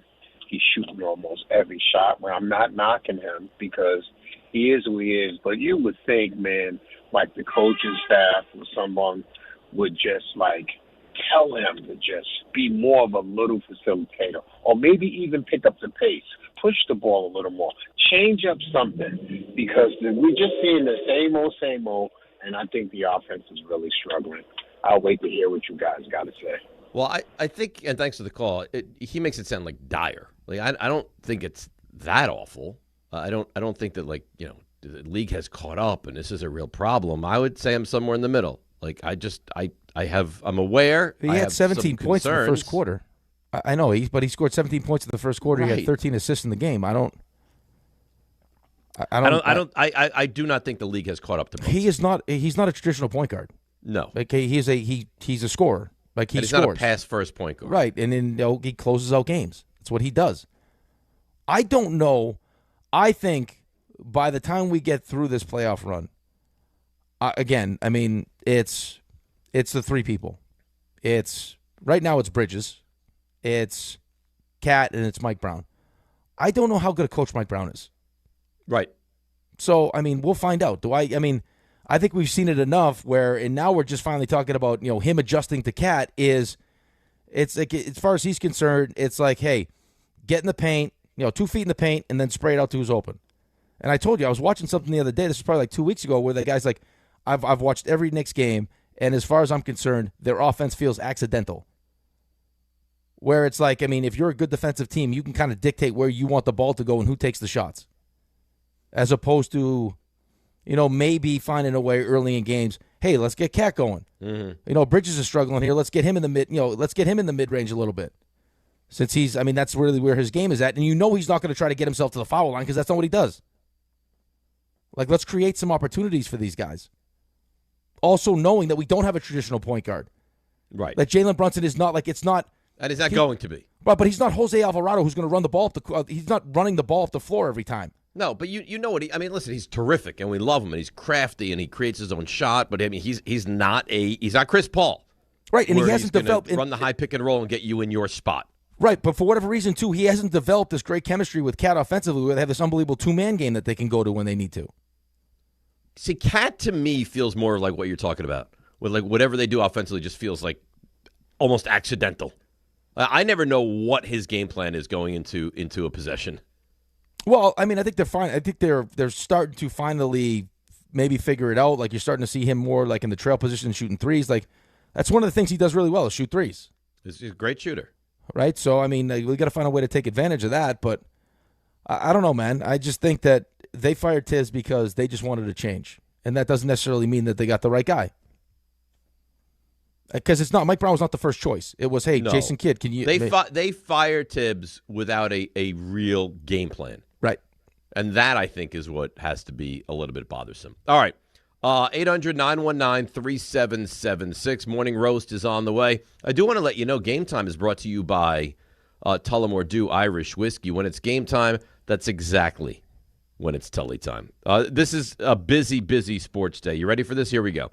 Yankees take on the Giants out west. That's 4:35. 7 o'clock, Rangers host the Blackhawks. 7:10, St. John squares off against Duke. Squares off? You know what? The Blue Jays? You want to play? I was thinking about the Bee Gees. What, the Blue Jays? I was thinking about the Bee Gees, okay? Talking about chest, hair. How about that? All right, great. And I for the most part, left it alone. Then I do it, and you jump on it. It just shows that you're not the guy you think you are. I'm pushing you to be great. I just thought your New York came out a little bit. And no, I just had a slip of the tongue. And then 10:30, Nets in L.A. taking on the Lakers. Mets have the day off. Yankees in action. College basketball fever pitch. That's not the only college basketball game, by the way. You got Alabama, Michigan, 7:35. Michigan State, Connecticut. I mean, if RJ wants to localize it, shouldn't he at least include Connecticut in that? You would think so. I would think so. That's at 9:45, like you mentioned. Tennessee, Iowa State is after 10 o'clock tonight. So very busy day in sports. And that's Game Time, brought to you by Tullamore Dew, the original triple distilled, triple blended, and triple cask matured Irish whiskey. Be sure to grab a Tullamore Dew or try the new Tullamore Dew Honey during today's action. Glasses up to enjoying Tullamore Dew responsibly. Tell people about the Morning Roast, would you? Tell them. Oh, Morning Roast, one of my favorite segments of the week. So what happens is you dial 1-800-919-3776, and whatever's bothering you, doesn't matter. It could be sports related. It could be, a big giant company like Raymond likes to take on, Dave getting fatty bacon, whatever it is that has bothered you this week, this morning. You call us, you roast it, you get it off your chest, we help you through it. And by the time you hang up this phone, I can promise you, you're going to feel like $1 million, and you probably have the greatest weekend of all time. Of all time? Of all time. Just by making the call? Just make the call. All right. I like it. 800-919-3776. That's how you make the call. DNR with you, ESPN New York. March is here, and the madness is underway. Schweppes offers above-the-rim refreshment and is proud to sponsor the Big East Conference. Take a break from the action with a Schweppes seltzer. Enjoy 7 refreshing flavors, such as black cherry, lemon lime, cranberry lime, and strawberry mango. Each Schweppes seltzer flavor provides a perfect touch for any occasion. Schweppes, a sparkling tradition since 1783, and the perfect way to elevate your everyday refreshment. Stop by your local food bazaar to get your favorite Schweppes seltzer for a slam dunk experience. Right now, new FanDuel customers can get up to $300 back in bonus bets every day for 10 days. Here's how it works. Place a tournament bet using the token, and if it doesn't win, you'll get up to $300 back in bonus bets every single day for 10 straight days. You can even mix things up with same-game parlays for a shot at a bigger payout. So visit FanDuel.com/local to sign up today. New FanDuel customers can get up to $300 back in bonus bets every day for 10 days. Here's how it works. Place a tournament bet using the token, and if it doesn't win, you'll get up to $300 back in bonus bets every single day for 10 straight days. 21 plus, physically present in New York. Bonus bets are non-withdrawable and expire 7 days after receipt. Tokens are received in increments of 1 per day. Restrictions apply. See terms at sportsbook.fanduel.com. For help with a gambling problem, call 1-877-8-HOPE-NY or text HOPE-NY 467-369. You remember what it feels like to move without thinking about pain? To get up, sit up, walk, work, or live without that constant ache? If neck pain, back pain, joint pain, or sciatica took that away from you, it's time to get it back. I'm Bart Scott. Dr. J. Shaw at Sandwell Pain is the guy you need. Ivy League trained, double board certified, no surgery, no scars, no long recovery, just precise, image-guided, non-surgical treatments designed to get you feeling strong again. With offices in Woodbridge, Livingston, and Inglewood, and most major insurances are accepted, there is no reason to wait. Go to SandwellPain.com. Relief is closer than you think. I'm Boomer Esiason. My mom died from cancer. She was only 37 years old. She didn't have life insurance, and that was devastating for my family. That's why having life insurance is so important to me. Ethos makes it fast and easy. Get a quote in seconds, apply in minutes, and get same-day coverage. You can get up to $3 million in coverage with no medical exam. Get your free quote at ethos.com/play. That's ethos.com/play. Paid spokesperson. Time spent on application may vary. Online health questions required. If you love to travel, Capital One has a rewards credit card that's perfect for you. With the Capital One Venture X card, you earn unlimited double miles on everything you buy. Plus, you get premium benefits at a collection of luxury hotels when you book on Capital One Travel. And with Venture X, you get access to over 1,000 airport lounges worldwide. Open up a world of travel possibilities with the Capital One Venture X card. What's in your wallet? Terms apply. Lounge access is subject to change. See CapitalOne.com for details. Hey, it's Rich Eisen for Pella Windows and Doors. Sometimes teams take a timeout to regroup and call the right play. When it comes to your home, Pella Windows and Doors always has the winning game plan. They're not just window and door experts. They're experts at taking care of you and your home. At Pella, they find the products that meet your needs and their experts install them. They do it every day, and that's why your neighbors trust them. Discover why Pella is a trusted choice for homeowners everywhere. Visit Pella.com/Eisen today. That's Pella.com/Eisen. I'm Boomer Esiason. My mom died from cancer. She was only 37 years old. She didn't have life insurance, and that was devastating for my family. That's why having life insurance is so important to me. Ethos makes it fast and easy. Get a quote in seconds, apply in minutes, and get same-day coverage. You can get up to $3 million in coverage with no medical exam. Get your free quote at ethos.com/play. That's ethos.com/play. Paid spokesperson. Time spent on application may vary. Online health questions required. Join DiPietro and Rothenberg Thursday, April 23rd for a special couch cast of Round 1 of the NFL Draft. Presented by Calandra's Bakery. The Jets and Giants have 3 picks in the top 16, and Rick and Dave will react live as the first round unfolds. From the big decisions to the big-time drama. Catch it all in this YouTube-only exclusive, and it's all from Calandra's Bakery and your home for football talk. ESPN New York.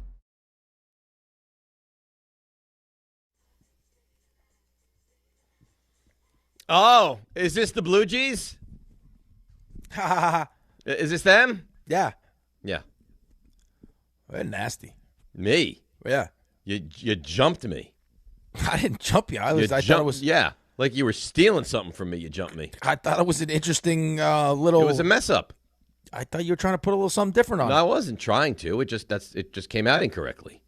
It's a little New York. As did your Blue Jays. A little sprinkle of flavor. And we almost said nothing about Blue Jays, and you jumped my misstep. No, you said, I heard Raymond go, I got to cut that. I mean, you're all bad guys. We're bad guys. Right, there's not one of us that's not. We look to you. Right. See, Ray, you know what you are? You're the Grinch. Who is? What? You said Ray. No. I meant Rick. You called me the Grinch earlier. Well, yeah. That's because I'm wearing green? Grinch-like. Because I'm wearing green. Very Grinch-like. So the Yankees team that won 94 games last year and lost to the Blue Jays. Blue Jays.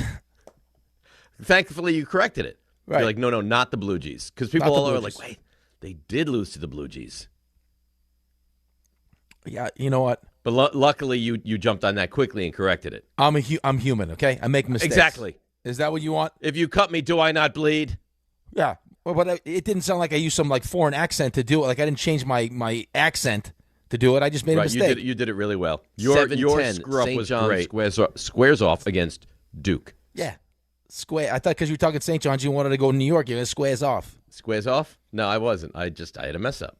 How do you know I wasn't going to compliment you on it? Hey, that's nice. You know what? That's very clever. Because I'm being honest. I'm always honest with you. It was not meant to be funny or cute or endearing. It was a mess up. Like you have tremendous versatility. You're no bozo. All I am is a real life bozo. How about Debbie jumping in on the bozo stuff? She did call. I believe she called me. Dinar, good morning to our gorgeous athlete and to our adorable bozo. An adorable bozo. This is what I got for Debbie right here. Here you go, Debbie. Yeah. For you right here. A little flexing, huh? A little popping. Uh-huh. Yeah. Want me to pop him? You should juggle. You're a clown. You should juggle something. That's true. Do some hand farts. I did that yesterday. I don't want to do it again today. I came home yesterday, and Milo was like, Dad, please tell me that you think Dave can hand fart as good as I can hand fart. See? And he's like, and he just starts hand farting. See? I was like, no, you're pretty good, man. Yeah, that's pretty good. See? It's a skill. It's not so easy. He's 11. He's 11, though. Yeah, so? You're 53, and you had a look on your face. Like when your kid first learns to ride a bike and takes the training wheels off, and he's like, oh, my God, I'm driving this bike with no training wheels. That's what your face looked like when you learned that you could snap so well with two hands yesterday. It was unbelievable. I was proud. I'm still proud. Look at you light up when you talk about it. I can't help it. I am who I am. When you have skills and you have talent, you want them to be on full display. You better be careful. I'm telling you right now, there's a strong possibility that as I'm making saves in net, you're doing a snap booth.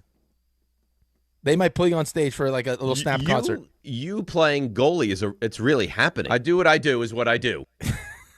It's really like I never really thought it was going to happen until yesterday. It's happening. It's okay. Here's an interesting question for you though. Okay, because you were there for this whole thing. Okay, but you were there for this whole thing, right? You've been to you know where we're having the beach bash. We've all been there. Yeah, a million times. Yeah. Okay, where are they putting a full-size soccer net? Yeah, right. My guess is, and I don't know, I'm guessing to the left of the stage. But that's not flat. Is that a they flat can't do it area on over there? sand. I mean, everything else in the middle of that is kind of sandy. Right, but they play sand. I mean, they play soccer on sand. I've seen sand soccer. Penalty kicks on sand, though. I've seen. Well, what are we going to do? I didn't think I was going to go to the beach bash. It's not my concern. Right, I didn't go. I mean, you'll be wearing a soccer jersey, it sounds like. Okay, so that's fine. Yeah, you'll be having a good time while I'm diving all over the place trying to make saves. That's exactly right. And you know what? And this is the thing that John isn't taking into account or doesn't care. And RJ, you of all people will know this to be true. He's gonna drive himself crazy going into this event. He's probably going to wind up at an indoor facility in the next, couple of months, taking shots from collegiate athletes. Yeah, he's gonna make sure he has he's all stretched out. He's not gonna take like me, where it's like, oh, you scored 12 in a row, whatever, that's fine. He's gonna take this very seriously, RJ. He's gonna be consuming so much time leading up to this. He's gonna be watching like Gigi Buffon highlights from who? He's a goalie. Exactly. Tony Miola stuff. So Tony Miola from Jersey. Tony Miola. He's going to consume highlight tapes. He may hire a personal goalie himself because I take people behind the scenes. But people don't realize it. Well, they're going to, because here's what happened yesterday. Is John was trying to talk him into something the size of like a goalie net. And Rick looked at him and he said, I will dominate that. Don't you want to give these people a chance? That's what we're dealing with here. But how is it that we're having the conversation, what size should the soccer net be? How about net. Regular size? Yeah, right. Just a soccer net will do. Why do we have to, if we do a 2x2 net, would that, no, why don't we just do a regular soccer net? Well, I think part of the thing is that's humongous. It's a gigantic space you need. And where will they shoot from? From where they shoot penalty kicks from. Well, do you know how much space you need for that to happen, though? You need a lot of space, and secondarily, there's a world where it very simply, a high-end shot is unsavable. I think that he wants to make sure Rick has a realistic chance. How many high-end? Many. They're all going to be out there at the Giorgio beach bash. Canalia shots do you think he's going to be taking? People are actually going to try to bend it like Beckham on him. I mean, really? That's actually going to happen. I need collegiate soccer players showing up. I think they might. So he's diving for the top corner as it goes by him. Well, here's the thing, though. You don't see the problem there? What's going to be going on? It's all a problem, Ray. What's going to be happening when the beach bash? Why did you agree to this? Is there a comp day in this for you? There has to be. You already right? know the answer to that. There has to be. What do you think is going to be going on during the beach bash? World Cup. Who watches World Cup? Soccer fans. What did a lot of soccer fans do? Play soccer at a high level. Who will be at the beach bash? These people. I think there's an expectation that So the World Cup is actually going on during the beach bash? Yeah. Oh, that's great. But that's what I mean. It's not going to be like me and you taking shots. I think there's going to be some real ringers here. This could be a problem. This could be a real problem. Why'd you agree to this? That's a great question. It's a good question. You know why. It why. could be like 92 degrees. You know why. Oh, so how many did you get? I mean, it could be. How many did you get? How many comp days did you get? July. If you didn't get more than one, you really failed in your negotiations. I'm Sam Presti. I'm gonna set the over under at 1.5 comp days for this. I'm Sam Presti. There are so many things that Rick is out on, and John says, "What about for comp day?" And then he wanders back. It's into like the a room. Scooby snack. It's like I'm Would not you going do into it that for a room to comp see day? if there's a ghost. How about for a Scooby snack? Let's go. Listen, I'm not in 94-degree weather and humidity. He knows what motivates me. With all these people there, I'm not getting into a soccer net to have that for a comp day. Let's go. What's the acronym? KYP that we use? Yeah. He knows his personnel, John. John really does. Yeah. By the way, RJ, why is everyone on the line wants to roast me? That was surprising. Happy Friday. Because I'm a bozo? Kyle is not on the line. He does believe that, apparently. But these people, apparently people think you had a rough week. The bozo was getting very upset. I don't feel that way. I do. But, oh, well. You feel like I've had a bad week? No, I might. What is it? You do or you don't? I really don't, but I might now. I thought you've had a good week. I thought so when the people call and they point out where I've screwed up, you might be like, oh, good point. Well, I don't know what they're going to bring up. As far as, like, for me, you having a good week means that when Ray sends me all the material for our Thursday Open, right, it's so robust that I have a hard time, like, putting it all in. So that was in the affirmative, right? The place we're meeting with tomorrow is like, without Dave, there is no deal. No. Yeah. Oh, yes. There's so much on the cutting room floor. And that was when I did. Ray, that was a lot for us yesterday, sound-wise. Oh, there was a lot going on. Big pile of sound. Yeah, I mean, you were stuffing your mouth. I mean, it was all over the place. Who is stuffing their mouth? I could do so many things with both hands. I know you can. Yeah. I missed out on that. I couldn't even use that yesterday because it happened yesterday. Next week. Hand farting. Snapping. I had a bar mitzvah Saturday night. Oh, and they admonished me at the bar mitzvah. Oh, no. I'm not going to be here to do the Open on Thursday. Next week. Yeah. Ray, are you doing the Open next Thursday? Is that what's happening? Well, I mean, let's get ahead of this now. Oh, boy. He's not going to be here. What are we doing? Grassa's not capable of doing it. Grassa won't do it. I don't think he'll do it. A Grassa Open could be entertaining. I don't think though. Grassa will. Last time Grassa was supposed to do it, we got the Open at 9 o'clock. Knicks have a bit of a late start the night before. What time do the Knicks play next Wednesday? It'll be 8 o'clock. You're going to have to do it before. RJ, you want to do the Open? Or is it too much for you? I don't think I'm an Open kind of You're not an Open guy? RJ would kill the Open if it was up to him. I think RJ would kill the Open, too. I've done it before, but I think I'm in like the safety net of last resort. Tom Bauer does a nice Open. Tom Bauer does a nice Open. He does a real nice Bauer Open. to come in and do it. Florida cannot let Golden get away. They can't. They cannot do that. We're going to have to shower him with money. Yes. Bring it. That was funny. Do we invite Bauer into the show early next week? That'd be quite the long day for Tom Bauer. Yeah, we can't do that to him anymore. I will say that I got home yesterday and I was thinking about when I had that inappropriate Ginny comment, Nana Ginny comment. Oh my God! And having you laugh the way you laughed, it made my whole day. Really? Yeah. It was jarring. You couldn't even control yourself. You actually shut it down. And we can't repeat it because it was so inappropriate, but I can't believe you said that. Well, to be fair, it's his name. It is the guy's name. It's his name. And listen, the Afternoon does that all the time with Richard in Manhattan, right? Right. But we knew what you were doing. We knew what you were doing. But I know, but you knowing what I'm doing and me crafting it the way I crafted it, I mean, that's... I've been trying to get fired here. They won't do it. Yeah. So, I mean, maybe with that mustache, maybe they will. I don't know. Who knows? I believe the phrase was Grandma Ginny loves fill in the blank. Yeah. No, a relationship. Man is in a relationship with with Richard. Right. Yeah. That was a lot. That was yeah. You looked at me and just shock that came out of my mouth. Shock. And then you died laughing. That was worth it. I'd do it again. Really? To make you laugh like that, I'd do it again. I don't think the guys would appreciate that. I think the guys are a little bit too eager to press the dump button. I think that gets away on every other show. That slides right through the crack. No. It may. I'm telling you. But you've already put us on the radar this week. I'm listening back to the Nana Ginny. My God. I think you play it once and see how people feel about Listen, it. I think we did play it once. Ginny's having a relationship. Bleep it out, right? With Bleep that. out the back end of it. Even you would admit this week we are firmly on the radar. I think people love it. We need the people. We didn't get one email this week. We got 2 emails. We're getting emails. Deals are flowing. The deal flow is flowing. The deals are flowing, RJ. Open. So I would agree. Here's the thing I will say. This is what the people want. That is what the people want, and the people love you, and the partners love you. You know what will change if it continues? The bozo. You'll have a different bozo here No, with you. same bozo, same Rick. Hey!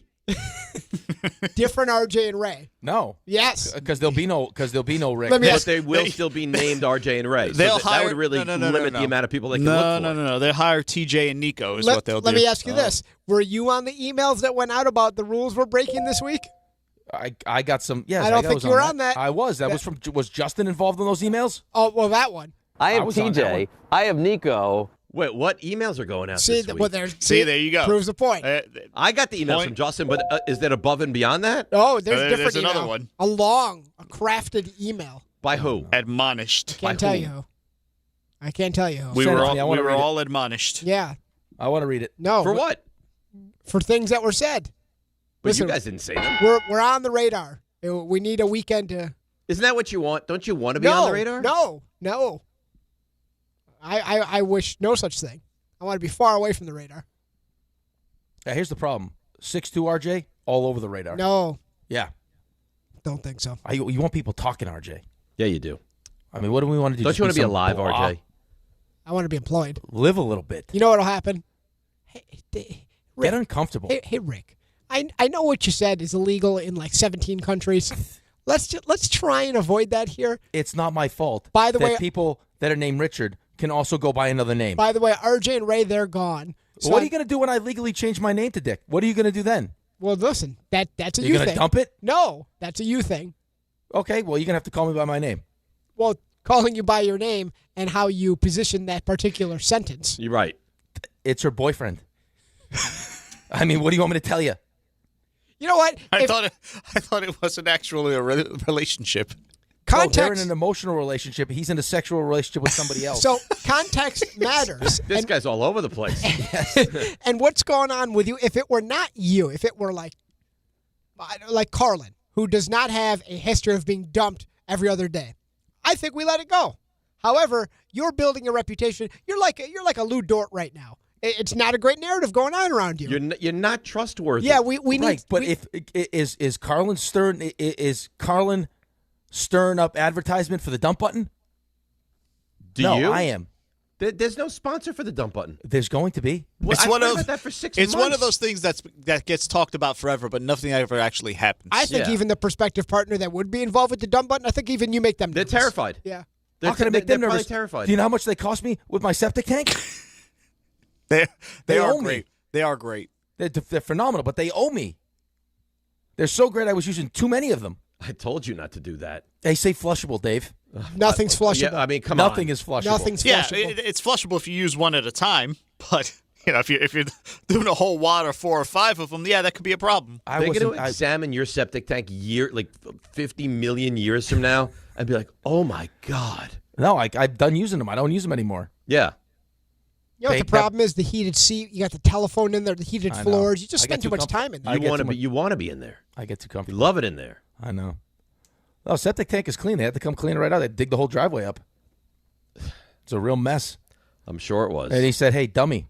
I said, "Hey, what's in there?" He's like, "Lots of wipes." I dum love dum. the fact that you're like, what's going on in there? Did the kids put too much toilet paper? No, you idiot. It's you. No, it was me. It was It's a million wipes. I said to them, they're flushable. He goes, no, they're not flushed. Really, you can flush them, yes, but they're not going to go anywhere in your septic tank. Idiot. Because you're a bright guy, and you don't fall for It's that false stuff. advertising. I can't believe it. The hard part is your kids are now old enough where like Antonio's now getting to the point he can defend himself. Like if I try to frame him for something, physically? No, like he will correct me now, like in front of Ange, and he will set the record straight, which is not ideal. Like so you can't he's blame a tattle. him. Oh yeah, he's a big snitch. Yeah, I feel Really? like, I feel like he and I are on good terms, but yeah. What Like do you do that he's snitching on? like though? the other day, like had ice cream. And I would listen. I was a little hungry before he went to bed, and Andrew's in the bathroom, and then because we have the little cups, you can eat them in like a minute, they're quick, and then Hurry up! Mom's getting out of the bath quickly. I ate the ice cream because there was only one left. I was hungry. I wanted the ice cream. And she pops out and said, she went to throw something in the garbage. Ice cream in there. I said, Antonio really wanted the ice cream. And then here he comes. Daddy wanted ice cream. Oh, wait, you blamed him? To be fair, we split it. He was asking me for ice cream, and I said, you know what? But you gotta stay quiet about this. You're you gotta stay quiet. Why can't you guys have a little cup of ice cream? It was the last one. The curtain was peeled back here. RJ threw Antonio under the bus. Listen, it was a 50. You place blame on your 2-year-old? No, he had some too. It was a 50-50 proposition. He had some too. Listen, you probably made him. Hey, listen, pal, open your mouth. Eat this. Well, I don't want ice cream, Daddy, because RJ lifted Antonio up to the freezer. Yeah. So his plausible deniability, Antonio's actually the one who grabbed the ice cream. Or is Prince on the ice cream? Listen, the first sign of danger, he's singing like a canary. I mean, we didn't even try to hold out. Why can't you guys have a little cup of ice cream? It's the last one. It's right before bed. He threw a toddler under the bus. It's the last one. You couldn't go out the next day and buy more? Well, sometimes Ange likes an ice cream before bed when you have a... So you guys are evil. By the way, you're listening to DiPietro and Rothenberg on WHSQ, WCBS FM HD2 in New York. So you know that Ange loves the ice cream. You think there's a pretty good chance she's going to want an ice cream before bed. And you two savage animals decide we're going to have it? Me and Antonio also love ice cream. Well, it's because, RJ feels comfortable because he's got the fall guy. I didn't do it. Antonio did it. Listen, it was all him. It was a turning point. Wow. The first I bet you'll sign, think twice about that next time. Yeah, but he listen, he wanted to get out ahead of it. It's like he was trying to find a plea bargain. And it worked out for him. So what was the Ange reaction? It wasn't great for me. It's bedtime. RJ's probably supposed to be brushing Antonio's teeth, getting ready for bed, and he's eating The kid ice is cream. ramming his head into the wall. I also put myself to bed. We all went to bed to avoid the wrath. Well, that time to hit the hay. Was that little spoonful of ice cream worth it, RJ? You know what? I think it was. Nice. Okay. I was very hungry. You'd do it again, wouldn't you? I don't know about that, but in the moment. Don't you guys have cookies or anything? He'd do it again, but he would, be very careful about, who witnesses are. You know what he would do? If you really were smart about this thing, you would have buried the ice cream in the garbage. You wouldn't have left it on top. Yeah, you're right. You would have picked up We some got trash, careless. put the ice cream cup down low, covered it up, and no one would have ever known. Well, then you run the risk someone tries to go in the garbage and eat the rest of it. Like you. Right. But Rick wasn't over, was he? No, Rick wasn't around. Have you told Antonio that eating food out of the garbage is pretty much frowned upon? Yeah. Good. I have. That's good. Well, Uncle Rick will show him. He'll teach him. Hey, you want me to take you out for dinner? Sure. Uncle Rick, where will we go? Right there to that receptacle. Listen, the kid loves ice cream. Loves it. So why don't we get more ice cream at the house? We're going to have to. That's the question. Well, we flew through it. You got a pregnant wife. I mean, let's load up. Well, we flew through it. We bought the... How much ice cream are you guys going through? Too much. Too much. Why'd you get the Ninja Creamy? Make your own. Well, he's at the age now where he cuts deals. Like, he doesn't want to do something. He'll look at you like, ice cream.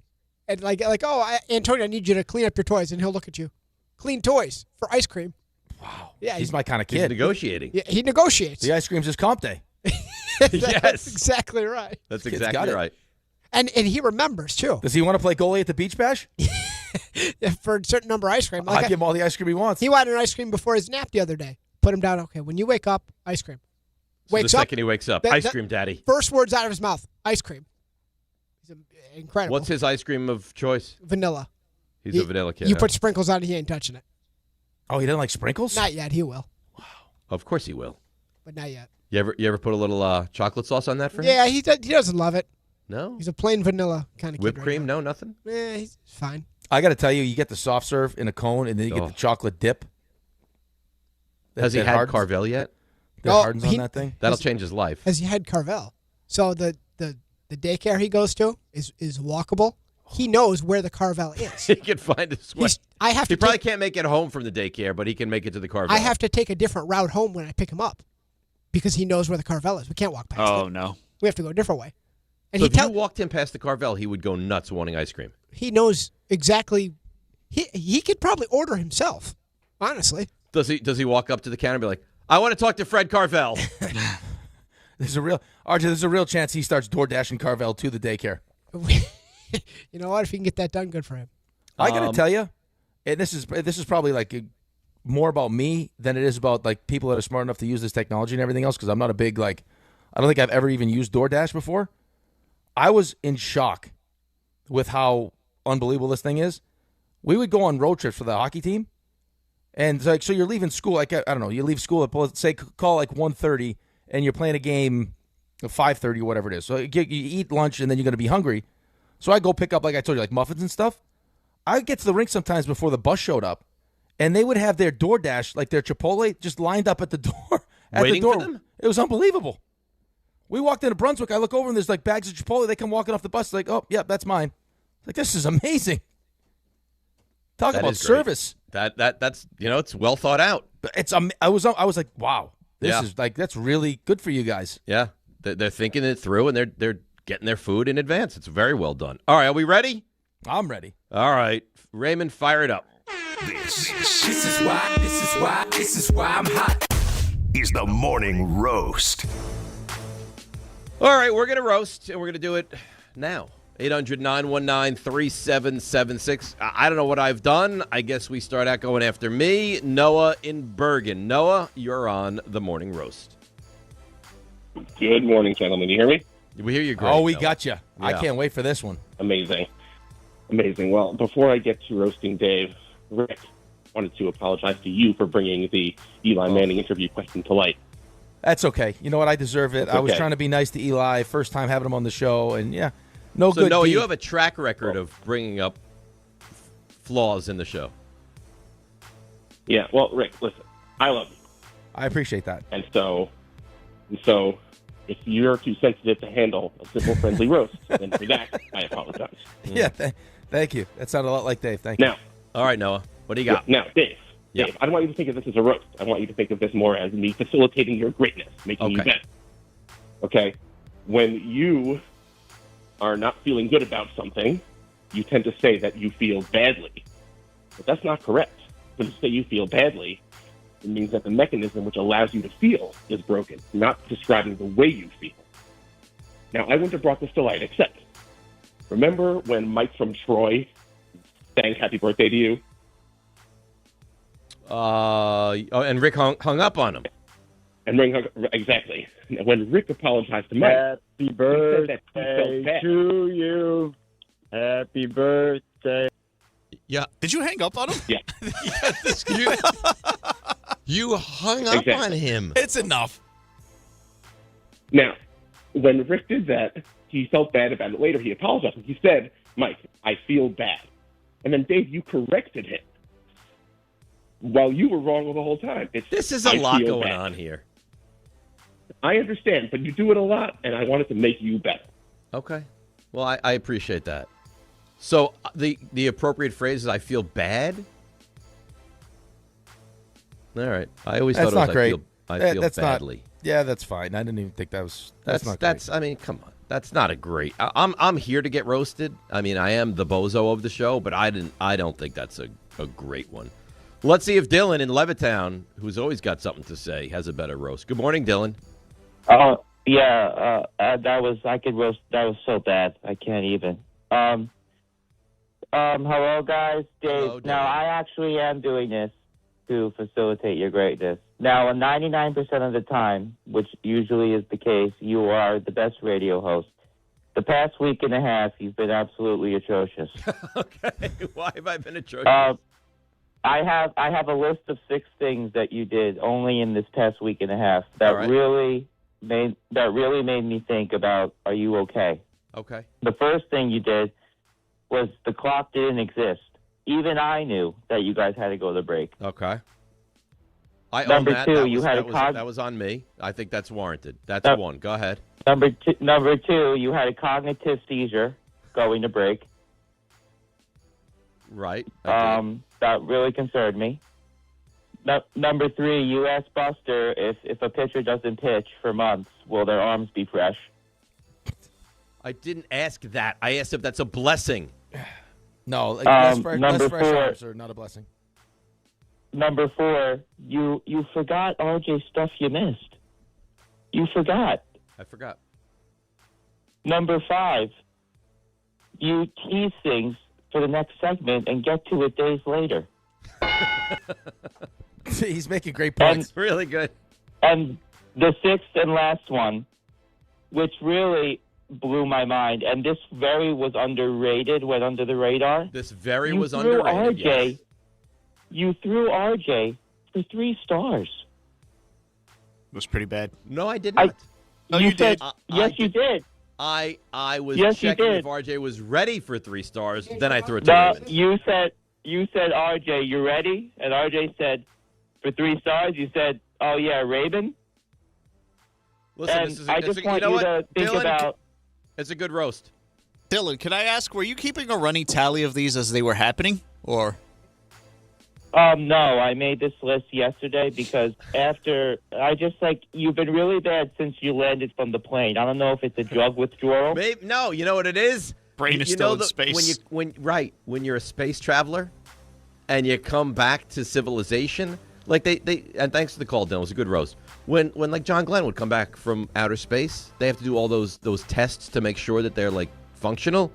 They didn't do those tests with me. They didn't do anything with me when I came back from space. That was a good roast. That was a really good roast. Yeah, he came with some serious information there. He had a whole list of all my mess ups. I love it. It's like, have you been keeping tabs? No, I put it together yesterday. I haven't actually put pen to paper till yesterday, but mentally, right. I've been making sure. He's been taking mental notes, and yesterday he sat down, and it was very cathartic for him. All right, listen, I deserve all of those, so I cannot deny that. Let's go to Raymond. How you feeling? Would you like to start out here? Yeah, sure. Why not? Okay. I didn't think you owed me this early, but I that's didn't okay. plan to either, but I figure why not? All right. So I saw a tweet earlier this week that, well, it triggered me, and I want to be careful how I word this because you say it. I love to go after the big company. Oh no! And this is a pretty big company. Oh no! But it also happens to be a company that advertises on this station. So I don't know. No. So I'm not going to mention them by name. Are we going to know what company it is? I think you could. I think you could. So I saw a tweet. And you know how there's like these weird phony influencer accounts or whatever, but like they look like they're insiders, but you're not even sure if they're real people. I know what this is going to be. And this is going to be North Carolina's hiring Phil Jackson to be the next head coach. That is it exactly. And so the tweet read by a pretty big time company, and like I said, they advertise on this station. So I'm going to watch. Are you sure they do? We run ads. I don't think they do anymore. Well, there's commercials with their names on them, and I saw one this morning. So I even made them note to myself. But it said, as you said, UNC is finalizing a deal to hire NBA legend Phil Jackson as their next head coach. This move comes 1 year after the Tar Heels' decision to hire Bill Belichick, who went 4-8 in his first season. And it's an AI photo of Phil Jackson in the Carolina blue blazer on the court. Right? But it's a legitimate company. It's a legitimate company, and it's clearly like it's not parody. It's not like this is not what the site is made for. Like it's clearly like it's a legitimate company telling outright lies to get eyeballs on themselves. Yeah. Which is a microcosm of all the stuff that's going on. Because we just spent the week yelling at media personalities in this very company about saying things that people think are way too outlandish for them to actually believe in. Forget about the motivations, but like it in a society in which let's get as many people to react to this as possible. We'll put this out there. And by the way, this tweet that I mentioned has since been deleted. It doesn't exist anymore because I think they realized it was a really bad. This is a bad look. This is a bad look for everybody. But it's like, you talk about slippery slope and like how far we've fallen in sports media in general. It's just like we don't care about substance anymore. We just like let's create the hottest take. Let's create something that's going to get as much reaction as possible, whether it's good or bad, and we don't care because it gets interaction and that gives us money. And as you can tell, it annoys me. I think it's a good roast, Ray. Nice solid roast, Raymond. Nice. Really, I mean, not like top shelf, but really good. Well, again, because I'm kind of tiptoeing around it a little bit. But again, if you have any sort of context clues, you know what I'm talking about. You know what he did there, Dave? What did he do? He did what we need from the top of the lineup. He got on. He worked the count. We saw some pitches in his own base. So the second guy now knows what the pitcher throws. Yep. There's a man on base with speed. That was perfect, Raymond. Thank you. Perfectly well done. All right, so we have people. Dylan, brings to the table all my flaws. Dan in Sayville wants to defend me on the morning roast. Dan, you're on the morning roast. Hey, Dave. So, kind of like you just said, I want to do a kind of a reverse roast against Dylan, Rick, for calling you out. Yep. I thought your question was great the other day. People who were calling it a bad question, weren't listening. You weren't asking if their arms would be fresh. You were asking if they're hurt at the beginning of the season, but could that help them in the long run? Maybe it would have been a better question if you named half the Yankee roster. I don't know. How? Let me ask you a question though. This is the great Dan in Sayville. Dan, is Dan still on the line? Mm-hmm. Okay, Dan. Yeah, I'm here. How having a fresh arm later in the season for a team that's expected to make the playoffs and try to win a World Series, how would that be a bad thing? How wouldn't that be a blessing in disguise? Well, because you don't have them now, was the point. Yeah, that was how I took the question. They don't have them now, but could that? So it's bad right now, but it could be better in the long run. That was how I took the question. Because you get it, Dan. You're not an ignoramus. But okay. Thanks, Dan. It's a good roast. RJ, did you think it was a good question, RJ, worded properly? I think the question was solid. I think the wording could have been slightly adjusted. Slightly. So was it interrupt the interview midway through kind of an awful question? Probably not on a different show, but on this show, it's kind of what we do. On this show, it is. Yeah. Buster loved it. Buster was cut. He was cut. He was aghast with the question, and then I had to lighten the mood. Yeah. I'll tell you what. When I go to my big meal with Buster, you're not welcome. No. I've already. No. I'm the one that facilitated the bet. No, you facilitated nothing. I called him out. I risked everything for that bet. I risked everything. You know what the problem is? When we walk over to Luger's, you're not coming. Well, you can't even make that walk. It's too long for you. God forbid you walk a couple miles to enjoy a delicious 3 miles burger. yesterday. Stop it. What do you mean, stop it? Here's the thing. You don't like the fact that one of my skills is this ability to read people's emotions and know when the time to interject myself is. Buster he didn't know even what to say. Did you know John hated you? I did not know that. Okay, so this great reading of emotions, maybe not as great as you think. He loves me now. He does love you now. And that's in spite of the fact that he has maybe the worst shoe collection in the history of shoes. But John despised you. That's not right. And you didn't even have any idea. Did you know this, RJ? That John did not like Rick? Despise is a strong word. It is a strong word, and it may not be accurate, but he definitely didn't like you. That's not nice. Did you know this, RJ? I did not know that until, when did he share that for the first time? He just shared it. Well, Dave shared it. He mentioned it off air before. Now it's on the air. But yeah, no, I don't think he despised, but I think he didn't like him. I think he had limited interaction at the time, and maybe those limited interactions didn't go great. Perhaps. Or he hated I think it was unfair. Maybe. I think it was unfair and unfounded. But it's accurate. But my point is not whether he liked you or not. My I probably point is threatened you think you have this great read on everybody. No, I probably threatened him. I mean, John probably thought, "Hey, look at me. I'm the hot shot in the office." And then I came strolling in, and he was probably a little threatened. Right. And you were like, "I'm the hot shot in the office. That's me." Well, you think you run the office, right? What? You think you run the office? No, I don't think I run the office. Let's go to Joe in the Bronx. Joe, you're on the morning roast. Hey, good morning, guys. How you doing? Hi, Joe. Hi. So, just to give you a little background, I went to 20 Met games last year, and I live on the Throgs Neck side, the Bronx side of the Throgs Neck Bridge and Whitestone Bridge. Mm-hmm. So it would take me maybe at the longest 30 minutes to get to Citi Field. Yesterday was the first time me and my son were ever at opening day. I heard parking we had was a disaster at Citi Field. So that was what my roast was going to be. So all the time it would take me, like I said, the longest 30 minutes to get there. So we left yesterday, our house at 9:15. I sat at the exit to Citi Field for 2.5 hours. Sorry, to get there. 2.5 hours from the exit to inside the parking lot it took me. 2.5 hours? 2.5 hours. Now, I get it. It was opening day, and there's more people than usual. But 2.5 hours it took me. My son was so excited. We didn't tell him until yesterday morning that we were going. We usually like to get there nice and early for batting practice, watch all the festivities and all the stuff that's happening. And it took us 2.5 hours from the exit to get into the actual parking lot. Oh, God. I'm sorry. Well, and thanks for the call, Joe. Apparently all this casino work. Yeah, I think there's lots closed. And I also think I heard yesterday that that where people would find parking that they didn't have to pay for was no longer available. That's terrible. Which created more congestion in the lots. And of course, yesterday you're going to have the park full, right? Right. Like there are certain games where you don't have every single seat occupied. Yesterday that's the big day that everyone wants to be there for. It's Skenes, it's the Pirates, it's opening day, so it was not a good combination. I'm sorry. That really does suck. I'm not kidding. If I sat in traffic for 2.5 hours, that would be the end of me. I would go insane. Oh, you're probably he's probably trapped. So I mean, there's nothing you can do. There's nothing you can do. But 2.5, I mean, that's like Grassa level traffic. Who has that kind of traffic? Are we still sure Grassa was really in traffic? Come on.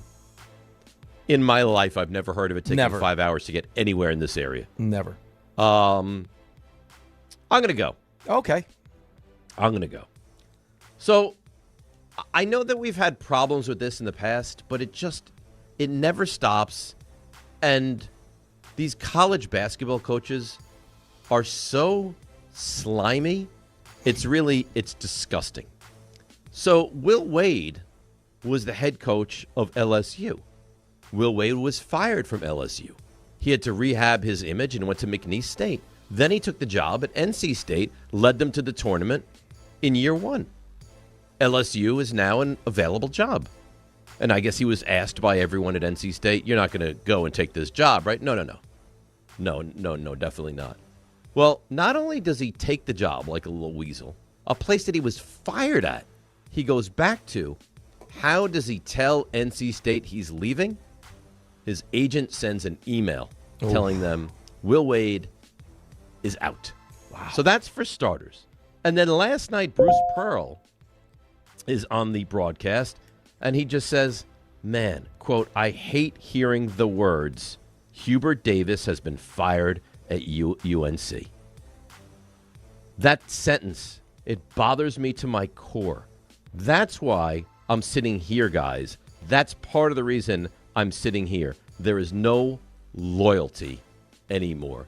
You, Bruce Pearl, left Auburn in the 11th hour so your son, they didn't have enough time to hire any legitimate coach, so your son could be placed as the head coach of Auburn. Mind you, he was terrible this year, and then you fought because, they should go to the tournament because they're like 16 and 15, but they've had a tougher schedule than Miami of Ohio. So these college coaches are so slimy, and there's no repercussions.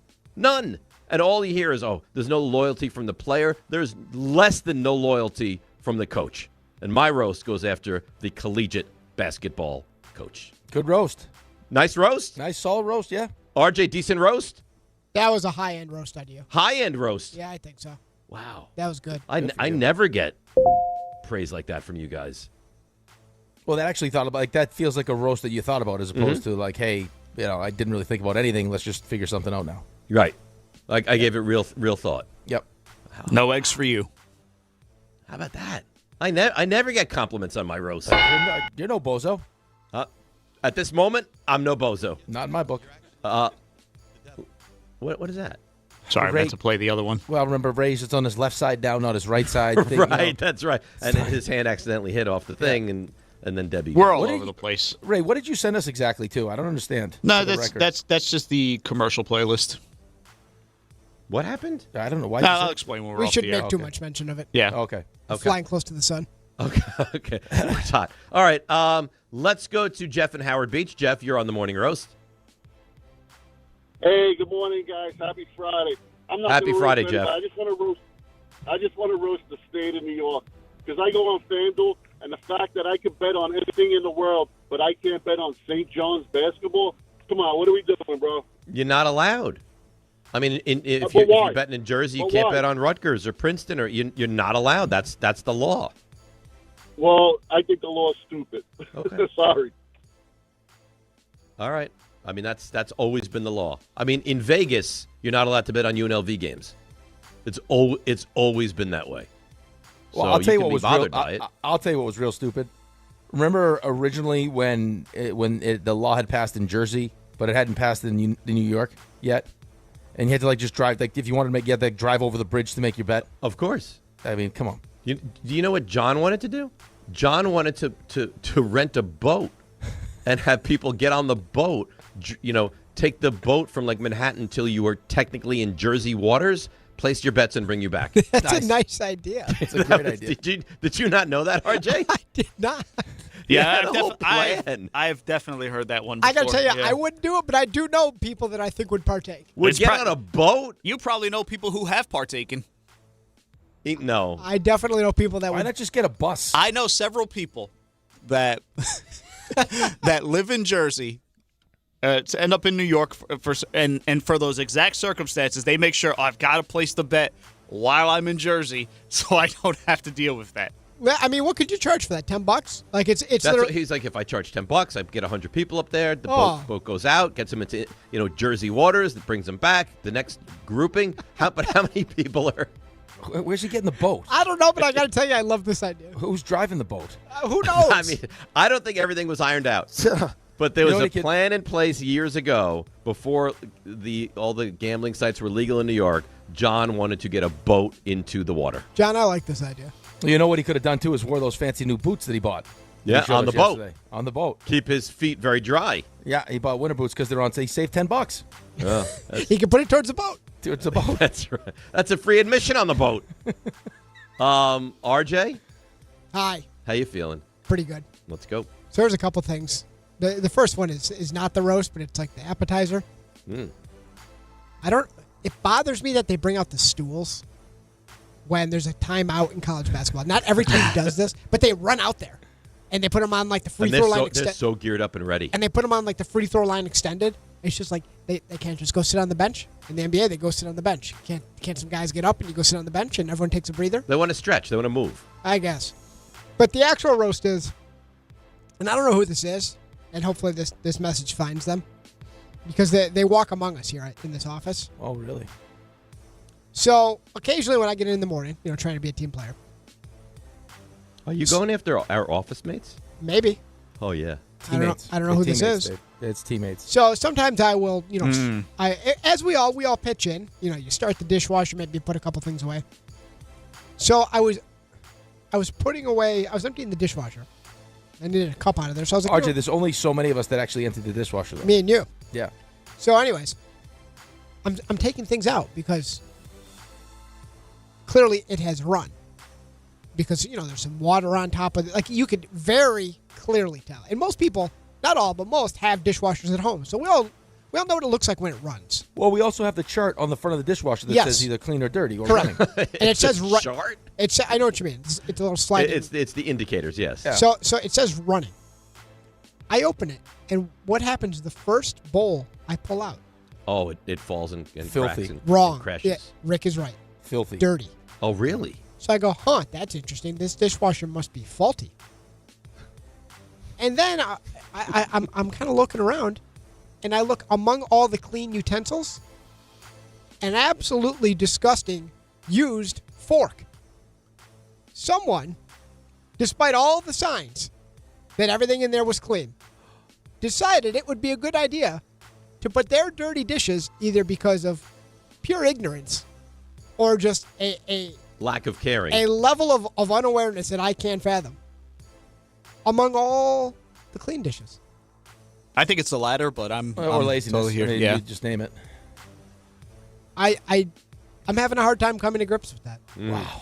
Somebody, it's almost like they made a concerted effort to try to take down a fleet of clean dishes.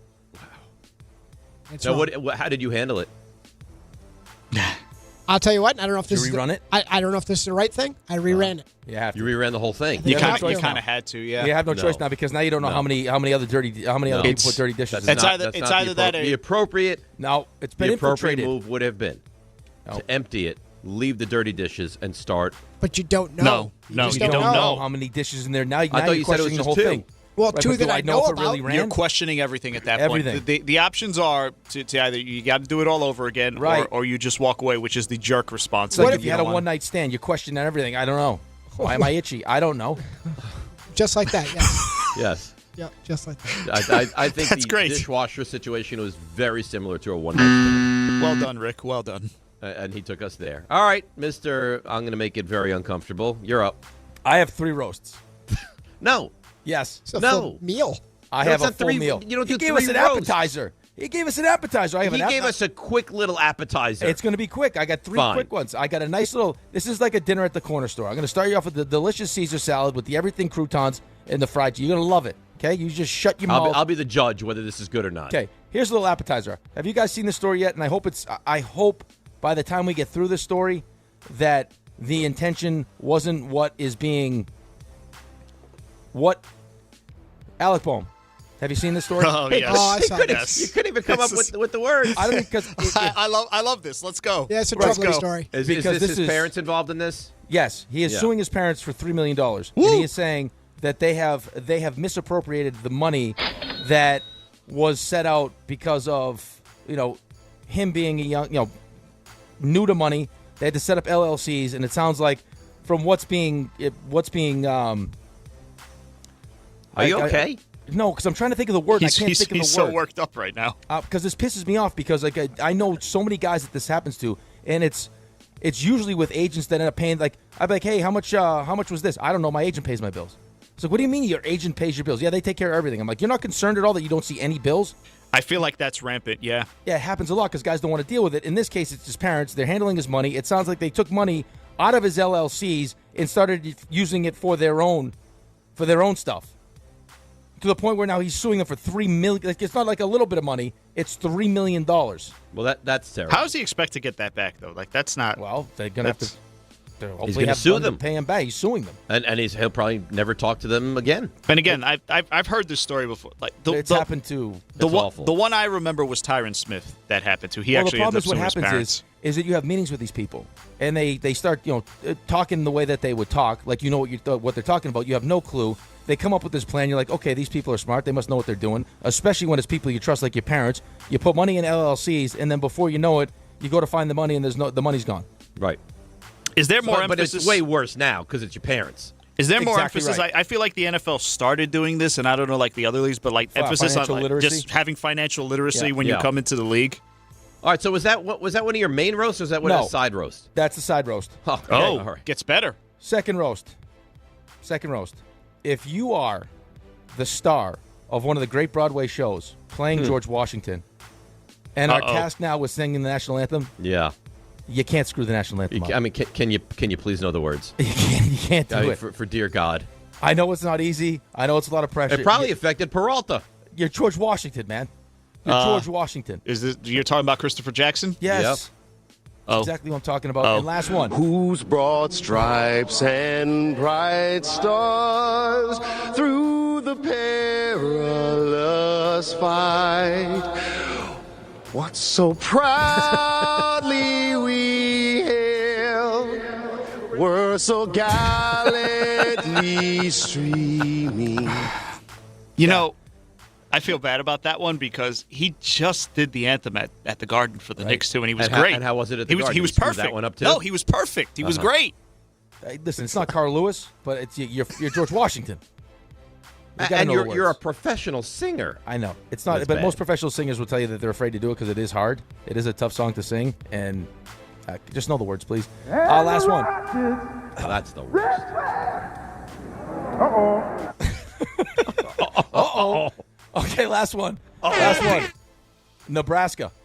Coming out of it's 71-68. There's less than a minute left, and you have 4 guys in the court. Yeah. What are we doing? Did you hear what Fred Hoiberg said? He usually counts for 6. He goes, the referees didn't say anything to us. He goes, I usually check this to make sure there's not 6. Well, can we check to make sure there's actually 5? I mean, it's the biggest moment of your entire season. You're down 3. You've just hit a 3 to cut it from 6 to 3. There's plenty of time left. I think there's 58 seconds, and you have 4 guys on the court? Yeah. And they throw it down, guy wide open. Yeah. And then that's it. Slam dunk and one. And one. And that's game. Yeah. And that's it. There's my 3 little, it's my full course meal. They were good. You know what? I enjoyed every course. Good. Because I'm a good teammate, and I can admit when a teammate does well. Right. I would take credit fully for the last one, the dessert of it, the ice cream of it, but I mean, I think Antonio had a hand in it also. That's right. He hears ice cream. He wants it. And immediately. All right, good job. Good roast. 800-919-3776. Let's spend a few minutes on the Jets and Ty Simpson. We'll do that next. ESPN New York. All right, she'll have a roast. She always does. And here she is with the traffic and more, the great Debbie Duhame. Hi, Dave. Hi, Rick. I'm going to roast my coworker here at the traffic center, Larry K. He had tickets to the Mets home opener yesterday, and he didn't invite me. Hey, Larry K., you are roasted. Hey, you're roasted right now with New Jersey Transit. It's a 20-minute delay into and out of New York's Penn Station because of Amtrak signal issues. Watch for delays over on the Jackie Robinson West at Forest Park Drive. A collision 130 South Coast in South Brunswick with a serious accident. Sponsored by Mothers Against Drunk Driving. For victims of drunk and drug driving, your grief is unique, but you're not alone. You always have a place at MAD. Call the 24-hour victim helpline, 877-MAD-HELP, or visit mad.org. I'm Debbie Duhame on 880 ESPN New York.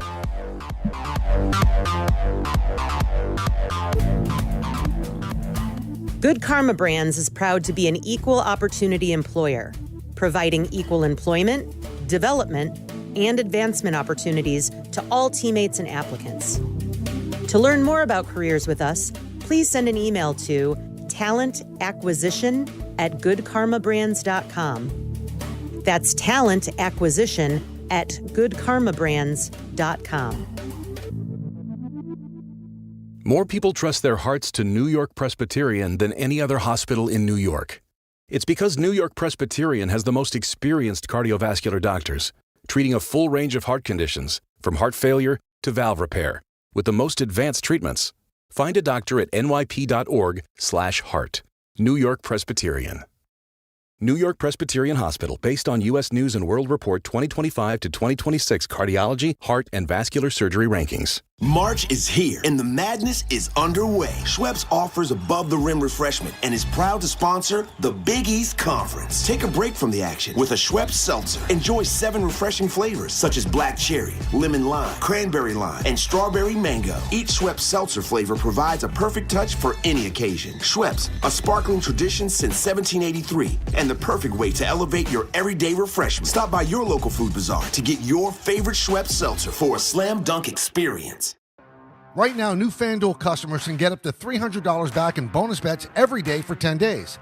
Here's how it works. Place a tournament bet using the token, and if it doesn't win, you'll get up to $300 back in bonus bets every single day for 10 straight days. You can even mix things up with same-game parlays for a shot at a bigger payout. So visit FanDuel.com/local to sign up today. New FanDuel customers can get up to $300 back in bonus bets every day for 10 days.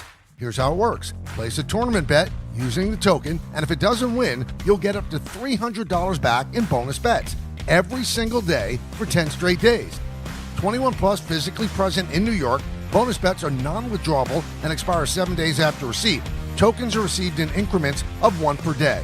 Restrictions apply. See terms at sportsbook.fanduel.com. For help with a gambling problem, call 1-877-8-HOPE-NY or text HOPE-NY 467-369.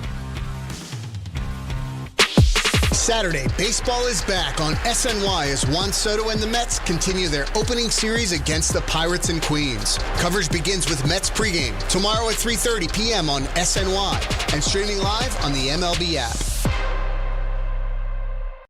Smalls here. If it feels like everybody's sick right now, you aren't imagining it. Doctors say this is the worst cold and flu season in 25 years, and it's not over. I can't afford to get sick, and I doubt that you can either. That's why I ordered a medical emergency kit. It's like having an urgent care and a pharmacy right in your home. It includes prescriptions like generic Z-Pak to help you get well faster, plus antibiotics to treat pneumonia, strep throat, sinus and ear infections, nausea, even UTIs and other common illnesses. It's in your kit the moment you need it. No waiting for your doctor, no hours at urgent care, no lines at the pharmacy, no copays. Just match your symptoms to the right prescription in your guidebook and call their telemedicine doctor standing by. Order your medical emergency kit online in minutes and it ships to your door. Save $45 with my promo code SMALLS at urgentcarekit.com/SNY. urgentcarekit.com/smalls. Again, that's $45 off with promo code SMALLS at urgentcarekit.com/smalls. That's urgentcarekit.com/smalls, promo code SMALLS. Prescription required. Always consult your doctor to determine if this product is right for you. Join DiPietro and Rothenberg Thursday, April 23rd for a special couch cast of round 1 of the NFL Draft. Presented by Calandra's Bakery. The Jets and Giants have 3 picks in the top 16, and Rick and Dave will react live as the first round unfolds. From the big decisions to the big-time drama. Catch it all in this YouTube-only exclusive, and it's all from Calandra's Bakery and your home for football talk. ESPN New York. All right, DNR with you, ESPN New York. For all you St. John's fans, Joe Fortenbaugh on Get Up just took St. John's plus to 6.5.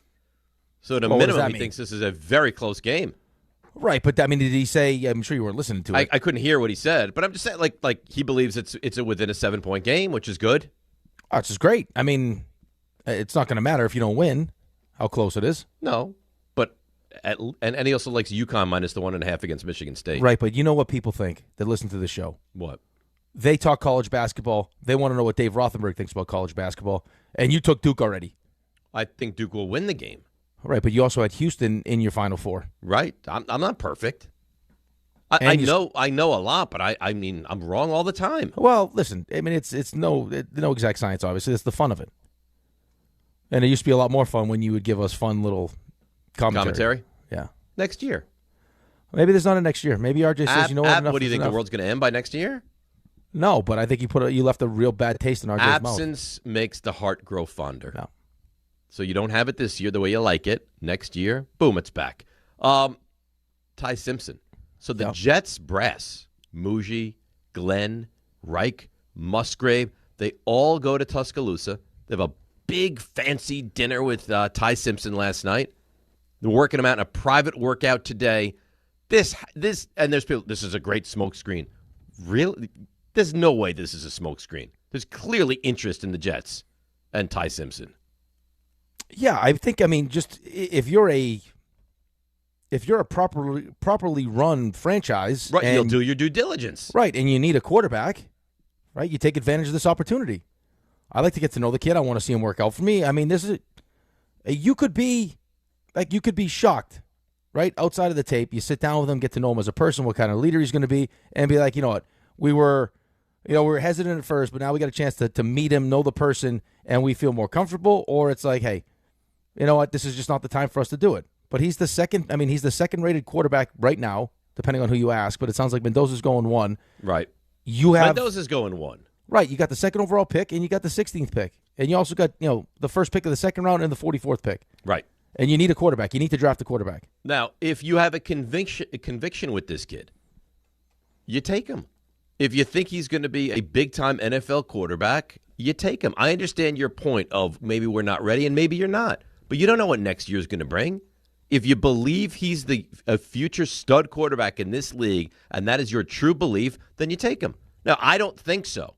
I don't look at him and say that's going to be a great quarterback. But they're deeper in the weeds than I am, and they know more than me. And they're going to sit there, going to talk with him, watch him make the throws, and they'll get a better feel of what they think about him. Right, but what hurts the Jets for me is just there's no track record of them actually knowing what they're doing with this. And also, why ever take a quarterback then? Well, they're going to take a quarterback at some point. I mean, again, is this the year? I don't know. Draft next year is supposed to be. I mean, again, I'm going off what NFL experts are telling you. Where if Arch Manning was in this year's draft, he'd be the first overall pick. And what was this year's draft supposed to be? No, I understand that, but Arch Manning. It wasn't like Arch Manning had this unbelievable season this year either. Right? The thought is that Arch Manning is going to be a franchise like that's right. That's all projection, right? He was bad, and then he was much better as the season went on. But it's all projection. It's all speculation. So you're speculating that he's going to turn into a great NFL quarterback, and then you're also speculating that you're going to be able to get him. Right, but I'm also speculating that Dante Moore, if he came out this year, would have been the second quarterback taken, and he'll also be available next year. He would have. Right. So I mean, do we decide we want to take Ty Simpson now? I also heard Mel yesterday lose his mind because he thinks Shedeur Sanders is a better quarterback than Ty Simpson. I heard him say that. So am I taking that with the 16th overall pick? with a coach I don't even know. You, meaning the Jets, are going to have to come to that decision. Right, but Moushi's also going to have to come to the decision whether or not he is Aaron Glenn going to be my coach here moving forward also. Like, how do I feel about that? Well, I think you have to factor that in. Like, if you're Moushi and you look at Aaron Glenn and you say, this guy, I don't want this guy getting his hands on a young quarterback. Now, I think you trust Frank Reich, but I don't want Aaron Glenn to ruin him, so I'm going to, go right, but through that's not even, I don't even know if it's, I don't even think it's, I'm not saying ruin him. I'm saying, like, if there's the thought that this doesn't, like, that Aaron Glenn isn't going to do enough this year to prove to you that he's going to be your coach after this season, am I going to use one of these premium picks on a quarterback when I'm going to have to hire a new coach who may not like the quarterback? He may not. So why would I do it? But if you're Moushi and again I don't know, and you look at Simpson, you're like, stud. Right, stud. but this is going to be a great NFL quarterback. You would be hard pressed after only having the kid start 15 games to have that much conviction, I think. Where it's like, hey, we're a team that won 3 games. We led for 66 offensive snaps the entire season. Jarring. That this is the place to put a kid that's only had 15 starts and he's going to be great. With a coach that could potentially stink and an offensive coordinator who's good, but it's not like, there were a bunch of teams that were desperate to get him on their staff. I understand your point, but if you look at him and you love him, if you're Moushi and you're Glenn and you love Glenn is still the coach. Right? If you didn't want Glenn involved in any decisions whatsoever, you shouldn't have him as the coach right now. But what is that? Okay, that's fine, and you're right. But that doesn't make me feel better about it. But what's going to ever make you feel better? Until I see the kid play and he's really good. That's it. Right. So you're going to take everything with a grain of salt. Or if you have a coach that has a history of working well with quarterbacks that does it. Well, what happens if they move on from this guy, from Aaron Glenn, and they bring in another guy with no experience or another coach that you look at? Then it's their own fault. Really? It's their own fault then. I mean, that could easily happen. It happens every time they hire a coach. They just did it. They do it every time. Okay, so what do you want me to tell you? That I have all this confidence that they're going to make the right decision? That them falling in love with Ty Simpson makes me believe that I should fall in love with Ty Simpson? No, I don't think you should.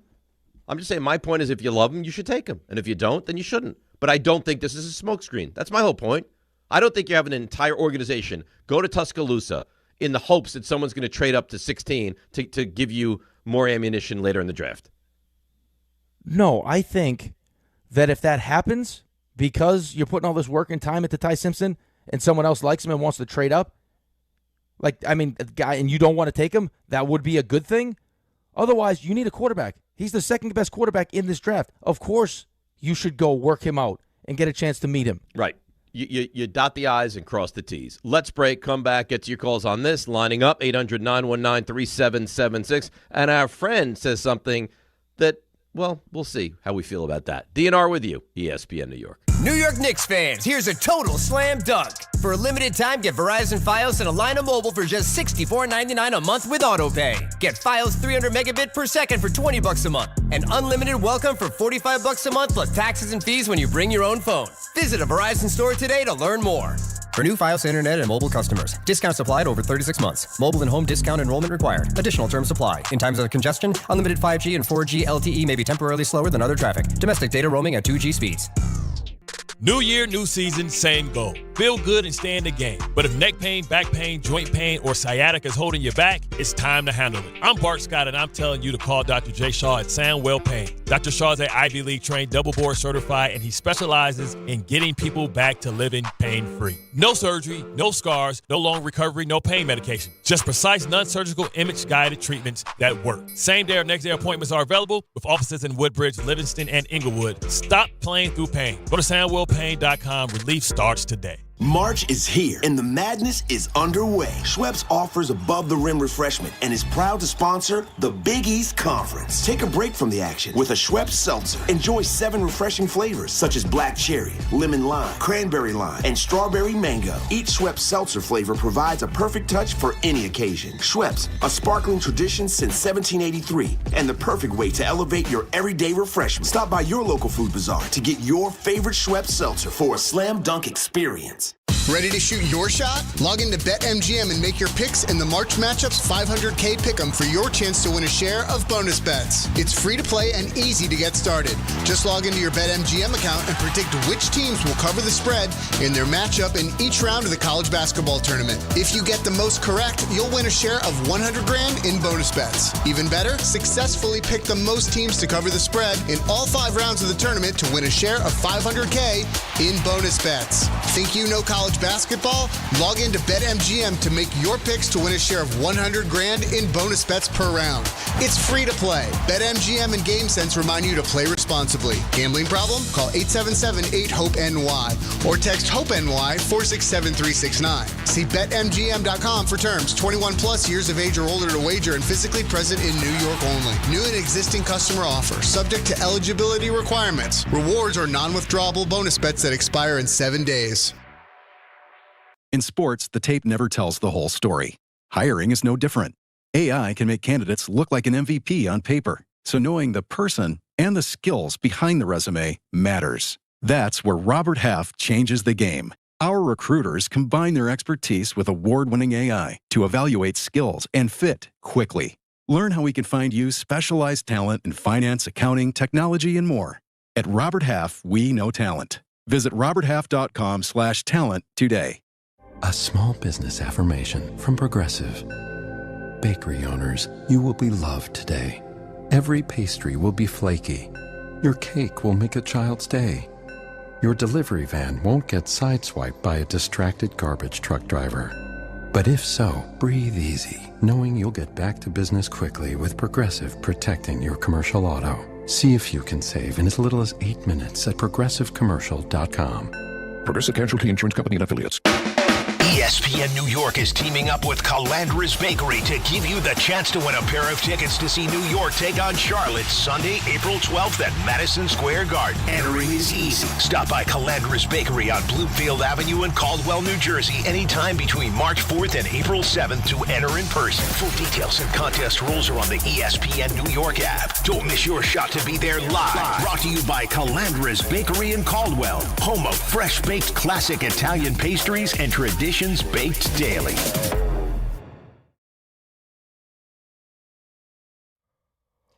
All right, DNR with you, ESPN New York. Want to hear from our buddy Damian Woody in a moment. But first, let's go to Jesse in Rockaway. Jesse, good morning. You're on ESPN New York. Morning, gentlemen. I really need to hammer the table on this. I don't know. Listen, I don't have as great of a football mind as you guys, but I think sitting on the couch, it's pretty clear the Jets cannot develop a quarterback. They will not. They cannot. Do not try to draft a quarterback. Definitely not at 16. If Ty Simpson's as good as everybody sees, I mean, there are organizations that definitely use better metrics than the Jets. If they see something, they will take him before our third pick. So there's just no reason that we should ever even be considering it. So this is more of you have no faith whatsoever in the Jets, right? No, it's not. It's not that. Listen, the Jets, if you look at what they did in 2022 with the whole team around Zach Wilson, signing Aaron Rodgers, right? If you do that with another quarterback that comes due, their contract comes due, that isn't 42 years old, that plan works to a T. You've got all young guys. You drafted the rookie of the year for offense, rookie of the year for defense. The year before you drafted well, you had a good decent O-line. You had good defense. Everything was in place. All you have to do is sign a good quarterback. Overpay for the quarterback that you know is good. We are not going to take young talent ever. I don't know why there's a single Jets fan in the entire universe that thinks that we can draft somebody and develop him. Sam Darnold just won a Super Bowl. This is the last thing I'm going to say. Darnold just won a Super Bowl. Jesse, you cannot go through life as a team and have a game plan of we're never going to draft a quarterback. If we were number one pick, I would say do not take Mendoza. Besides the fact that he screams bust, that kid in New Jersey would be so ungodly bad. It's not even funny. Sam Darnold, this is the last thing I want to say. He was seeing ghosts. Everybody knows what he was like. I heard some Jets fans saying, like, oh, we should have kept him. No, he had no idea what was going on. There's a quote from him. He said, until I went to the 49ers, I never felt like I actually got coached, okay? There's a reason Shanahan does what he does, okay? Take a quarterback like Mac Jones, all right? Overpay for him. Do something. Find one of these guys. Andy Reid took Patrick right, Mahomes but you're to the next also level. okay. But you're also trying to pretend like us taking Mac Jones from what Kyle Shanahan is doing in San Francisco is guaranteed to work. I mean, Sam Darnold went to a great situation in Minnesota with Kevin O'Connell, who's considered one of the best offensive minds in the sport, not to mention the fact that he's got talent all around him, has success. Then he goes to Seattle, where he's got, on the defensive side of the ball, like the equivalent to Sean McVay, and, oh, by the way, the guy who's now the head coach of the Raiders. That's not the Jets don't have that. And so thanks just for the call, Jesse. So just a guarantee that going to overpay for like a Mac Jones is going to make us like. At some point, we're going to have to figure it out. I know I don't trust it, and you don't trust it, but at some point, that has to change. I said it at the time, too. You cannot say we can't develop a quarterback. We're never taking one. You can't do it. If you don't want Simpson, fine. This guy's saying, under no circumstance can we ever draft and develop a quarterback. Right, but I'm sure they're saying the same thing, or we're saying the same thing in Cincinnati. Now, Cincinnati has had some good quarterbacks. Like, they've drafted some good quarterbacks and had success. But it takes... I mean, it's going to take a guy that is, like, undeniably right. That it's going to take a guy that is just, he's so good that he wins right. in spite of what the Jets give you. Ty Simpson's not that, is my point. I don't even think he's going to be very good on wherever he winds up. I'm not a Ty Simpson fan. Okay, I'm saying, but if you love me, you take him. Right, but I know you say that. But even, like, I don't think you understand what that sounds like to Jets fans. Like, you saying that if the Jets love him, they should take him, almost as a Jets fan makes you feel like, well, if they love him, it means he's not going to be good. You know what I'm saying? I don't know how to, like, counteract that. Your franchise. Think about what the Jets have done, so though. Broken. Right, but think about some of the decisions, and I remember talking about it at the time. Like, you have probably the most important year in Sam Darnold's development. We're going into year 2, and what happens? Woody Johnson takes off to go be the ambassador, leaves his brother, who's never run a franchise in his entire life, in charge, and then his brother decides not to go with the GM's recommendation for the coach and hire Mike McCarthy. He decides he wants to go with Adam Gase. That's right. And we all saw how that worked out. And then McCagnon runs the whole draft, all of free agency. That's the worst. And they gas him. You allow a GM to run a full draft and then you fire him right after?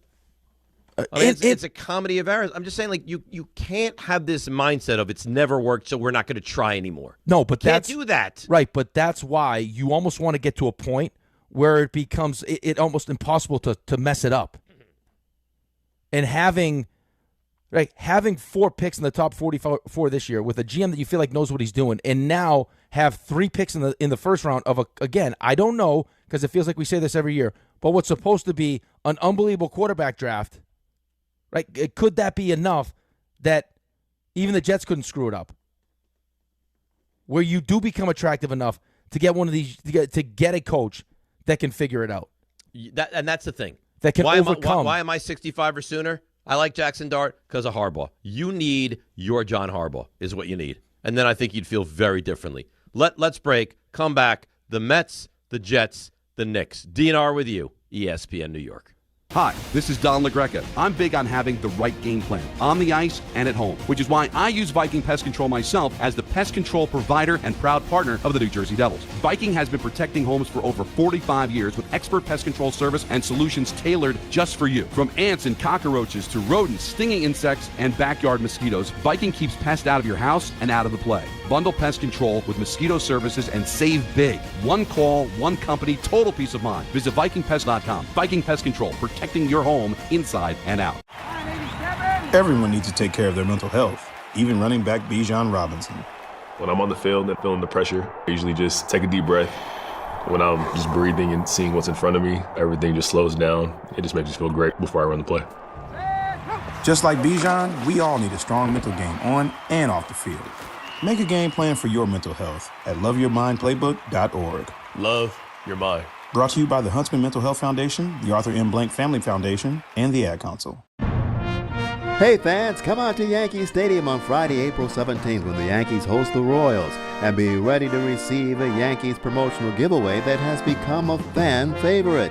It's Yankees Hockey Jersey Night, presented by StubHub. The first 18,000 guests in attendance will receive a Yankees hockey jersey. For tickets, log on to Yankees.com/tickets.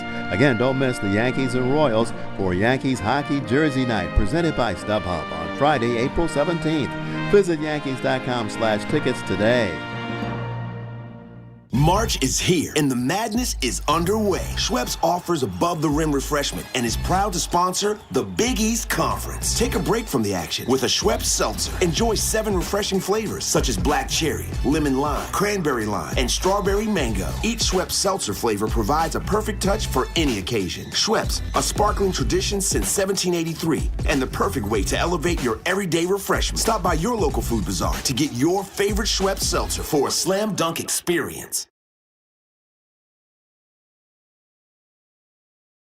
Discover where your future can take you at SUNY Canton Spring Open House on Saturday, April 25th. Explore exciting new programs like data science and analytics and cybersecurity, designed to prepare you for today's most in-demand careers. Tour campus, meet faculty, connect with current students, and sit down with financial aid representatives. Plus, attendees can enter for a chance to win a scholarship. For registration details and information about courtesy bus trips from New York, email admissions@canton.edu. SUNY Canton, your future starts here. What if your instincts could pay off? With Robinhood Prediction Markets, you can put your sports IQ to work on the games you know best. It's not you against the house. It's you participating in a live market. Buy or sell your predictions all game long. Trade every play with Robinhood. Visit Robinhood.com/predict. That's Robinhood.com/predict. Futures and cleared swaps trading involves significant risk and is not appropriate for everyone. Event contracts are offered by Robinhood Derivatives LLC, a registered futures commission merchant and swap firm. That's the ease at which you get information. You want it, you get it. Like that. Ask your phone. Group chat. Smartphone. You're always connected and informed in real time. No waiting. So if you're diabetic and still using finger sticks to read your blood sugar, what are you waiting for? Knowing your blood sugar levels instantly is important for managing diabetes. Call US Med at 888-665-0696.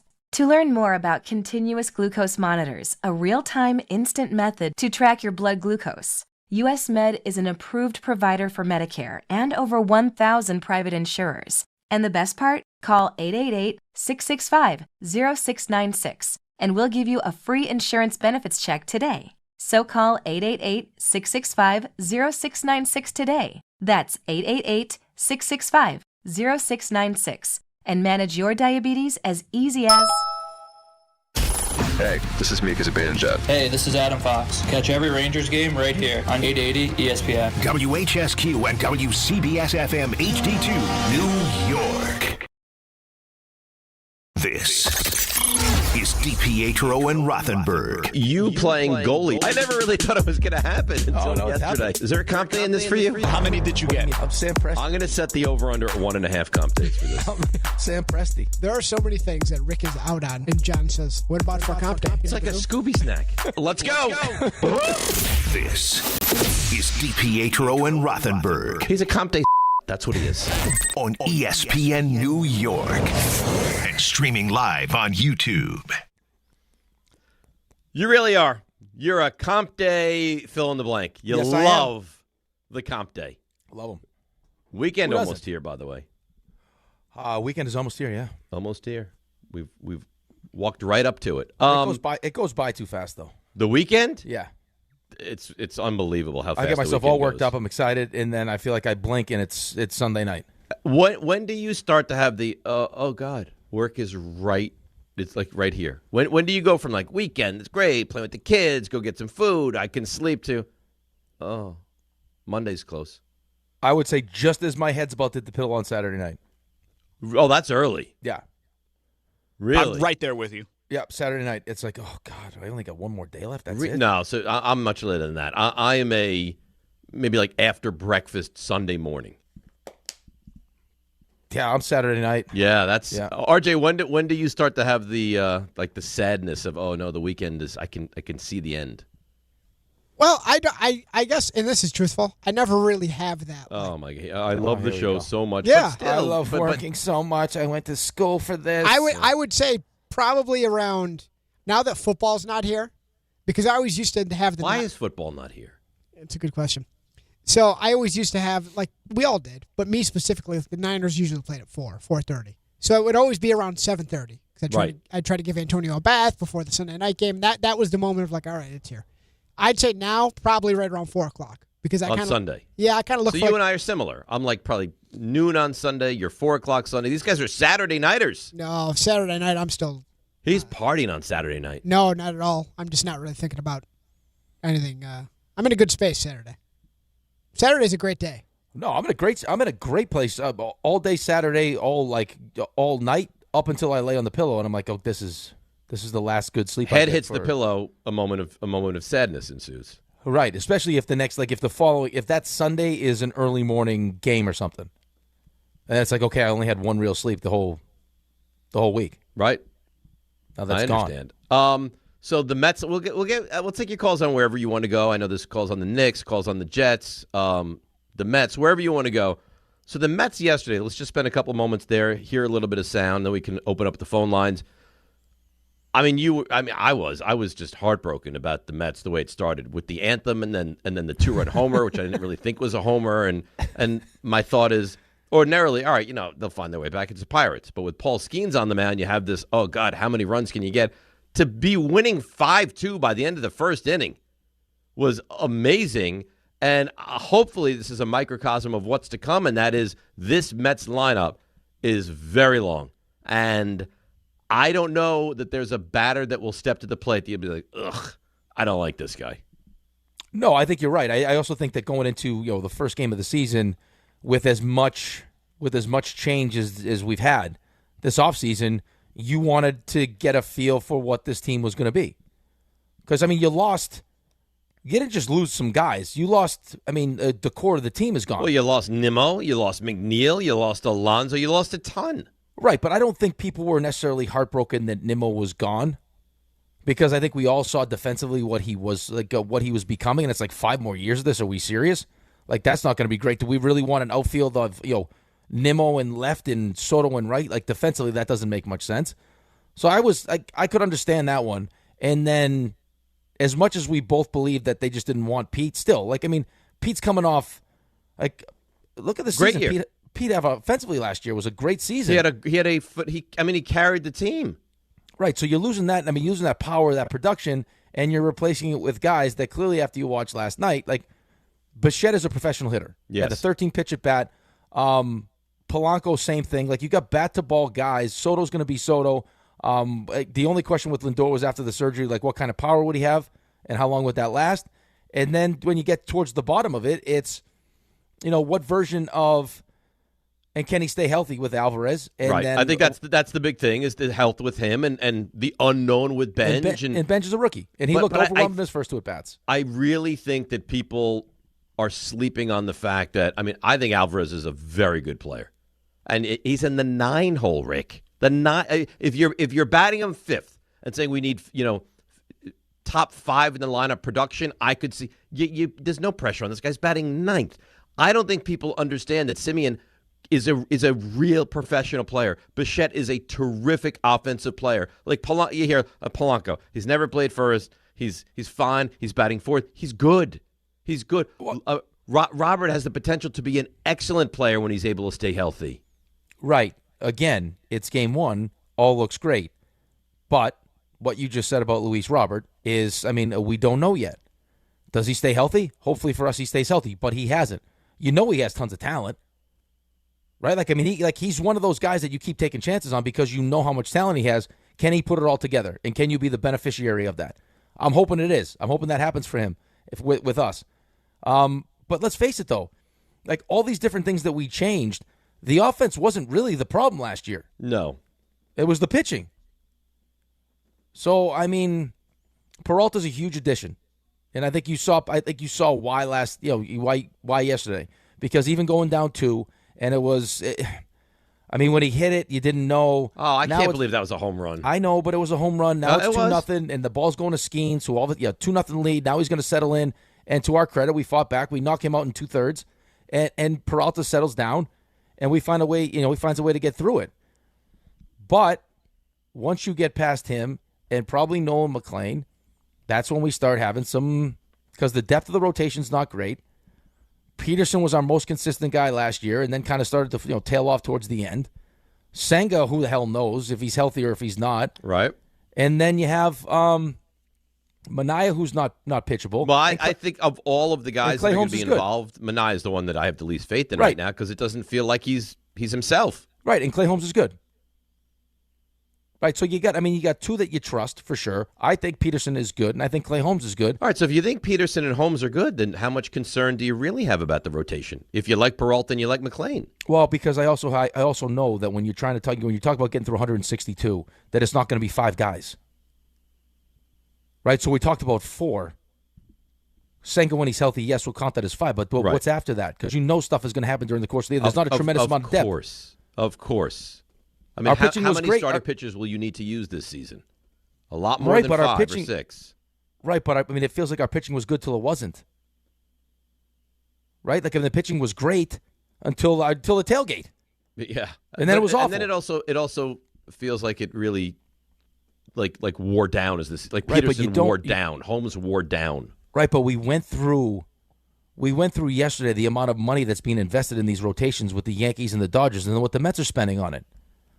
Sometimes it is true you get what you pay for. Right? Like, you bring in Peralta because and again, he's going to get more money. Like, he's up for a deal, so he's what's he making, $8 million bucks because he signed a bad deal previous to this one. So he's being underpaid at $8 million for what his production is.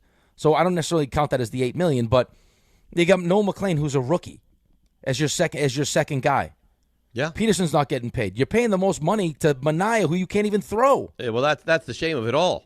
That Mania is unpitchable right now. With the Yankees, you know what Max Fried is. When Garrett Cole comes back, you know what Garrett Cole is. You know what Rodon settled in. The Yankees' rotation is better than the Mets' rotation. There's no two ways about it. That's going to be ultimately what we have to figure out. Because I think you're right. I think we all feel like the lineup's going to be good. Are we going to miss Pete because he was Pete? And he's the polar bear, and he's homegrown, and he's our a franchise leader in home runs. Yeah, we'll miss that. Did you see him yesterday, by the way? I thought it was really cute. He was lying on the field, Camden Yards, with his son. Yeah. I saw something, too, where his jersey's one of the best selling in the league, too, still. I think Pete is a really likable guy. I know he's a little bit different, but it's hard to not like Pete Alonso. And it feels like Soto's taken on more of a – it seems like he's got a pretty good relationship with Benj, too. That's the other thing, too. I don't know exactly what the story is between our two best players either. Between Lindor and Soto? Yeah. Yeah, I agree with you with that. Like, you got two alphas. You got one that thought he was the guy and was going to be the captain, and then you got the one that comes in making, $765 million bucks with every benefit in the world. And now all of a sudden Lindor's not the captain, and apparently there was never any. Come on. What are we doing? It feels like it's such a cover-up, right? There was under my watch there will never be a captain. I thought we were like in the midst of the passing of the torch. Right. I thought we were going to name him captain, and now you're like, there'll never be a captain. Well, why would you say that? Unless you want to squash this because Soto doesn't want Lindor to be captain, is what it feels like. So I think that's fair. But is a little, whatever the relationship was with those two guys, is it as bad as what the locker room clubhouse was like last year, which seemed like it was terrible? I couldn't tell you. Got to be better I don't than that. know. I don't know if those were the reasons. I know that it didn't feel like McNeil and Lindor got along great. I don't think McNeil gets along great with a lot of guys. I also think that Nimmo thought, see, that's the thing. I think if you ask Nimmo, he thought he should be the captain. And Lindor thinks he should be the captain. And Soto probably thinks that he should be the captain. Like, it's just, guys, we can all be captains. Everyone do can what wear you do. a C. Be a pro, right? You can. You don't have to have a C to be a leader. I like that. You should put that on a T-shirt. That's the truth, though. Well, I like it though. You don't need to wear the C to be a leader. Rick DiPietro. And then That's we can good. Pew pew, pew pew. No. I was giving you. I liked it. You know what? It always devolves here. I like that phrase. Thank you. I thought it was really good. And then it has to be into making fun of the bozo. Why can't we just take a moment to give the credit where it's deserved? I appreciate the credit, but I also like to highlight you and your skills, and your finger pistols is one of my favorite things you've ever done. Okay?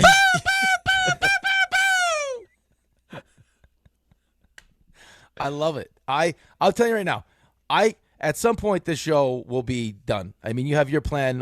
When you're done, I'm going to be done, and then this will be whatever. There'll be some new show. I will make it my mission to have a handful of Dave drops on my phone to, like, when I'm in a bad mood, to cheer me up. To play them? Yeah. Parker Romo, he can make every kick. Joel Pinheiro, he can make whatever his name is. Freddie Pinheiro, whatever Pinheiro's name is. I don't know his name. There'll be a time I'm taking some drive for hockey, and I'll be like, you know what? I need something to put me in a good mood, make me smile, and I'll just rifle out. Like, I'll have a whole file of your stuff and just rifle off all your clips. How many minutes do you think you could listen before you're like, all right, can we stop this now? I got to tell you, I mean, if I put RJ in charge in Raymond, like, hey, make me a best of Dave file. Right, like a CD of Dave's greatest hits. Like, you know, like when you used to be young and in love, you make a mixtape for somebody. Mm-hmm. Like, make me a Dave mixtape. I think, RJ, what do you think of a good song? Dark. Ejection, I want to say 10 minutes, but I feel like that might not be enough time. Ejection, dark. Ejection, dark.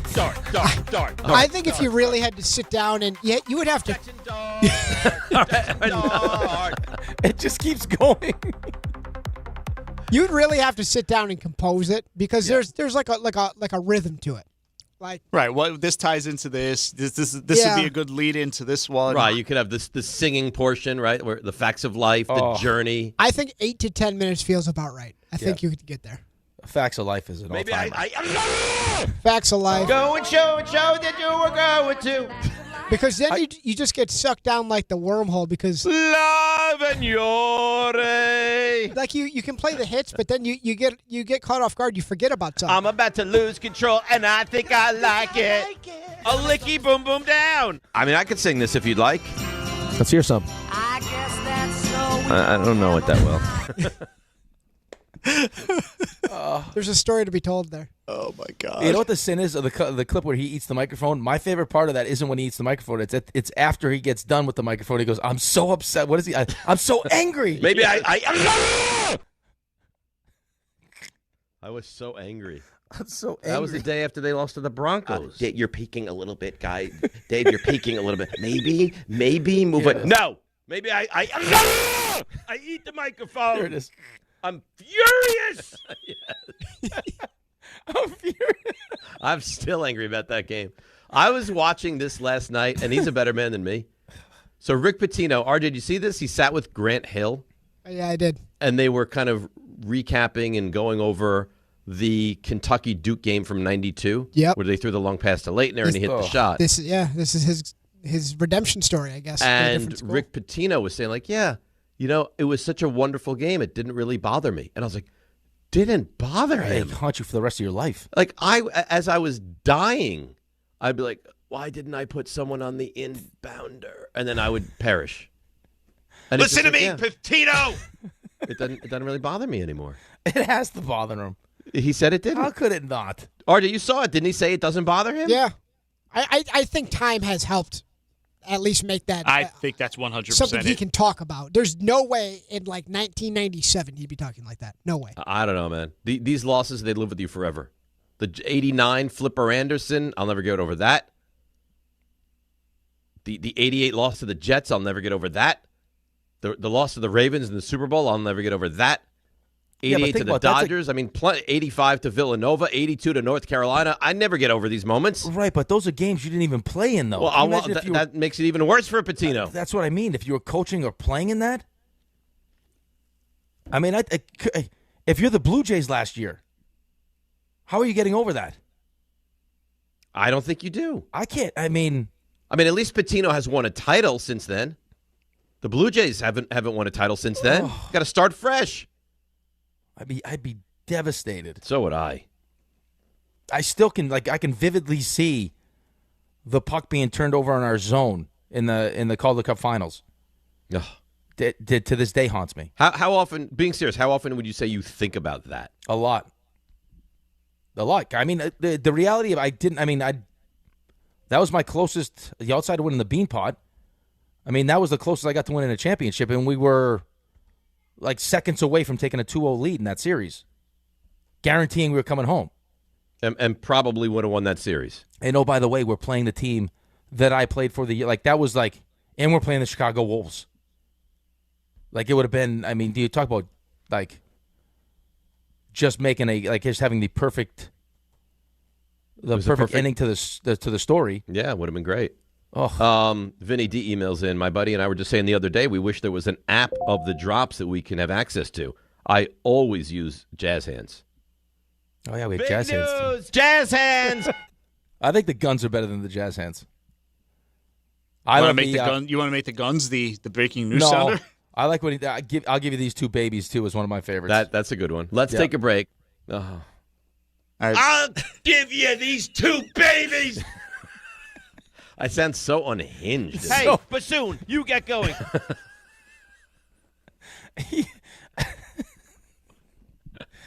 You have such great range. You really do. Why was I talking about a bassoon? Because you said you like because you were a conductor. Oh, I'm like a conductor, so I'm getting the bassoon going. Yeah, but you didn't stop at bassoon. You had bassoon. You all sorts of. That was the one. That was the one that stood out. You get going. Yes. Yeah. Bassoon, you get going. Yeah, but the fact that you brought, you can't get us. That was Siegfried and Royd. That's right. Yeah. Little did he realize that they could get him. Yeah. He tried to play a fun game. You We'll can't bite right back. Oof, that's a tough combo. You can't get that. Yep, you can. And he did. And he did. RJ? Hi. How you doing? Good. Good. What's going on? Just hanging out with my friends, Dave, Rick, and Ray. That's nice. I am hot. You are, yeah. I say that about you often. I'm a bozo is who I am. Stop, please. Don't let Listen, you guys brought it up. You wanted that to hurt me, and it did. I didn't even know it was said until someone in the office. I mean, it's not my fault I have great relationships in the office. Told me, hey, you didn't have to bring it to air though. But here's the crazy part. He walked back into studio like a kid in a candy store. Did you hear what they said about Dave? That did RJ? That did happen. He. I think we were still in commercial break. Here's the craziest part of this, though. You take it as a negative. The person who told me this was actually told me as if it was this great positive.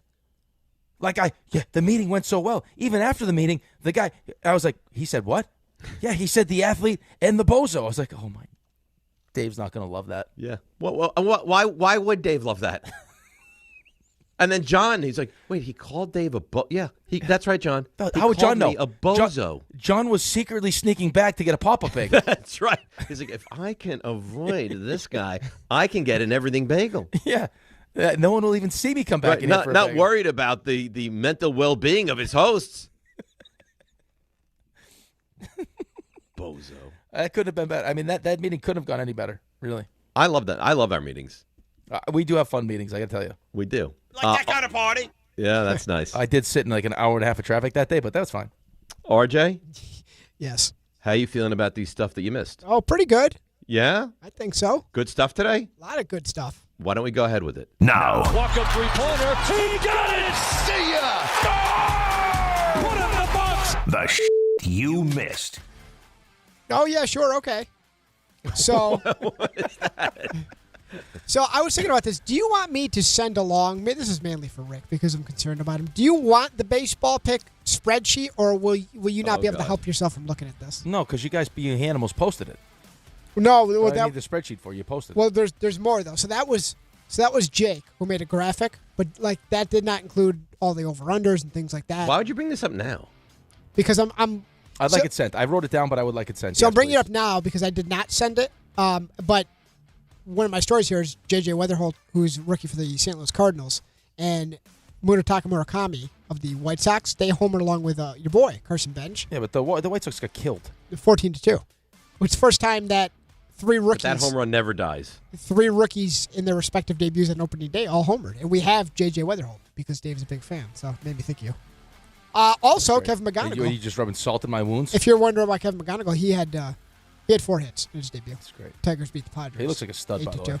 So did Jacob Mizorowski. He had 11 strikeouts. Brewers, in the aforementioned White Sox game, struck out the White Sox 20 times, which is an all-time record. Ties the record with a bunch of other teams for most strikeouts on an opening day game. Game was 14-2, not great. Dodgers started their three-peat quest with an 8-2 win over the Diamondbacks. Jackson Chourio of the Brewers has a fractured hand. He goes on the IL, so not great. That's a big injury. He's really good. Hornets, they beat the Knicks 114-103. The Knicks got taken care of by Knippel, who very sneakily, I don't know if it's so sneaky anymore, feels like he's going to win Rookie of the Year. I still think they're going to give it to Cooper Flagg. Do you? So Con scored 26. How many games has Cooper Flagg played? I'll look it up. Yeah. Thank you, Dave. Con scored 26, had 6 threes. He almost had a triple-double. Yeah, he's the youngest player in NBA history. Cooper's got 61. So Thanks for beating me there, Rick. that was quick. Yeah. He's the youngest player in NBA history with 250-plus threes in a season. In the process, he snapped the Knicks' 7-game win streak. Jalen Brunson had 26 and 13, had a big first quarter. Knicks would have clinched a playoff berth with a victory, but that'll have to wait. They're a game back of Boston. Also, Shams just reported that there are 3 different proposals on the table going to the board for possible approval in anti-tanking methods. Do you care to hear about them? Yes. Quickly. So the first proposal would have 18 teams. That would be the bottom 10 that miss the play-in completely. And then you would take the 8 that qualify for it. So you have 18. All be part of the draft lottery with varying odds. So if you're the 7 seed, you're still part of a draft lottery. Yes. You know what the interesting thing is with that, the 4 teams that make it in each conference, even if you win, you still could be in the lottery, which would be interesting. The second... So you in theory, you could win the NBA title and still wind up with the number 1 pick. If I'm understanding this correctly, yes. The second would be 22 teams. So that'd be the bottom 10 that missed the play-in, the 8 that qualify, and the first 4 teams eliminated in the first round. That would be all be included in the draft lottery. So you have 22 teams. Basically take out the 8 best teams and everyone else is in. Would it be differing odds for all the different teams? I believe so. Uh-huh. And then finally, there'd be 18 teams. You go back to the first method. So the play-in losers. Or no, it'd be all the play-in teams. And the 8 that make it all go into the lottery. The 5 worst records would have the same odds and then descending from there. So it's still the 5 worst teams in the league get the same odds, the flattened odds. I mean, in a quick glance, I would say that's the one that I like the most. But I don't think they're going to have any resolution to this where I'm going to love it. I don't know if I give them credit for trying. I don't know if there is a clean one. I don't think that there is. College hoops last night. Sweet 16 continued, or got back underway, I should say. 1 seed, Arizona, too much for the number 4 seed. Coach Kale and Arkansas go home. Number 3 seed, Illinois, they take out number 2, Houston, to reach the Elite 8. Kelvin Sampson, the head coach of Houston, says he's going to have to think about his coaching future. Number 4, Nebraska. Not a great look. Might have lost the game anyway. Fred Hoiberg, he took blame for only having 4 players on the court in crunch time. That resulted in them being bounced. Put that one on me. It was a miscommunication, and I'm the head coach. Put that one on me. As a result, number 9, Iowa. They advanced to the Elite 8. And a late bucket. Good game between Purdue and the 11 seed Texas. Purdue advances. Dave, you mentioned this earlier. Duke guard Caleb Foster has that foot injury. He's a game-time call for the Sweet 16 against St. John's tonight. That's a game you can hear, 10:50 ESPN and the ESPN New York app. When he plays, they're winning on average 21 points a game. That is why people put Duke in the center of their bracket. Iowa State says that their forward Joshua Jefferson, he's got an ankle he's nursing. He's a game-time decision versus Tennessee tonight, their Sweet 16 game. We talked about Ty Simpson. He's got a private workout for the Jets today. That comes after a dinner last night with, we presume, who's on this trip, which would be Darren Muji, Aaron Glenn, Frank Reich, and the quarterback coach Bill Musgrave. By the way, Arvell Reese also had dinner with the Jets this week in Columbus and the Saints, and had a lengthy meeting with the Giants. Who is this? That's Arvell Reese. Oh, with the Giants. Yeah. Have a little chat. Robert Griffin III, by the way, was invited to try out for the Team USA flag football team. And Tom Brady said, who's 49 now, that he approached the NFL about a possible comeback. They didn't like the idea of it. That man loves football. He loves it. What I don't understand is, why does he have to get approval? If he wants to come back, he comes back. He'd have to divest in the Raiders, of course. But, I mean, he didn't have to ask permission. That's probably it right there. Like, hey, how would this work? They were like, not to mention he's in the number 1. I mean, he's Fox's number 1 booth now. Yeah, but if he wants to play, he's allowed to play. Do you think he wanted to be drafted by the Raiders, maybe he could go number 1 overall. They could just pick. He could pick himself. I wish Tom would just take a break. It's a lot of Tom Brady, isn't there? It feels like he's doing a lot. Yeah, like he's doing a lot, right? Yeah, okay, we can leave it there. I knew Good for him. Poor choice of words by me. Yeah. Matthew Schaefer, 2 assists for the Islanders. Got back. I didn't get that. What did you mean? Move on. Ladies. Just move on. Oh. Okay. 2-1 win against the Stars. See, what I would be doing is I'd be training in jiu-jitsu, and I'd go after, you know who I'd go right after that Giselle. Yeah, but that's a guy that's trained his whole life in the art of jiu-jitsu.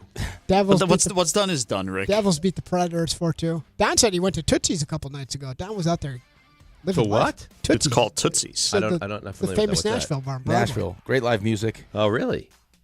You're I don't feel like Don, with his current immune system situation, should be doing anything. Don won't be slowed down. Ovechkin. He poops his pants. I mean, it's a man that's pooped his pants before. That only happens in Canada. And yeah. Alex Ovechkin, 34th career hat trick win over the Mammoth and the World Series of Poker, returning to ESPN on July 2nd, which is nice. I used to love the World Series of Poker. I watched a ton of World Series of Poker. I loved it. That's it. That's it? Dave, unamused by all of this. Yes. That's It nice. feels like he checks out during the segment for the most part. Sometimes. Yeah. I know. I do sometimes. I didn't there. I didn't know if he had more until he said that. I got a good Con Knipple stat. You ready for this? Yeah. So I'm reading an article on ESPN right now that has him as number 1 to win the Rookie of the Year. So he has contributed 153 points above average on offense this season. No other rookie is above 18. Wow. So that's how good he's been. He's awesome. I mean, he is one of the reasons why a perennial loser in the NBA is going to be in the playoffs. Yeah, he leads the league in 3-pointers made, and he's 11th overall. Not for in a net rookie. points. He leads the league in 3-pointers made. Period. Yeah, Wow. he's 11th overall in offensive net points. Just ahead of him is Ant and Jalen Brunson, and just behind him is Cade Cunningham and Tyrese Maxey. Right. He's a real special player in his rookie year. Let's break. Come back. We'll get to your calls, and then we have plays of the week. It's DNR with you, ESPN New York.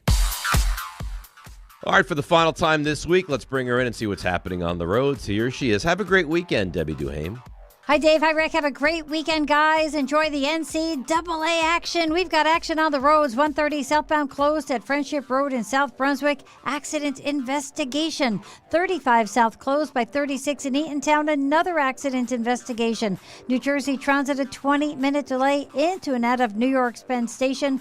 Watch for delays. Southern State Parkway west at Bethpage State Parkway with a crash. Sponsored by Mothers Against Drunk Driving. For victims of drunk and drug driving, your grief is unique, but you're not alone. You always have a place at MAD. Call the 24-hour victim helpline, 877-MAD-HELP, or visit mad.org. I'm Debbie Duhame on 880 ESPN New York. Prizes, flyaways, even cash money. You want it? We've got it. Find a list of all contests and official rules by visiting ESPNNewYorkContests.com. That's ESPNNewYorkContests.com. 1-877 Cars for Kids. KARS Cars for Kids. 1-877 Cars for Kids. Donate your car today. 1-877 Cars for Kids. KARS Cars for Kids.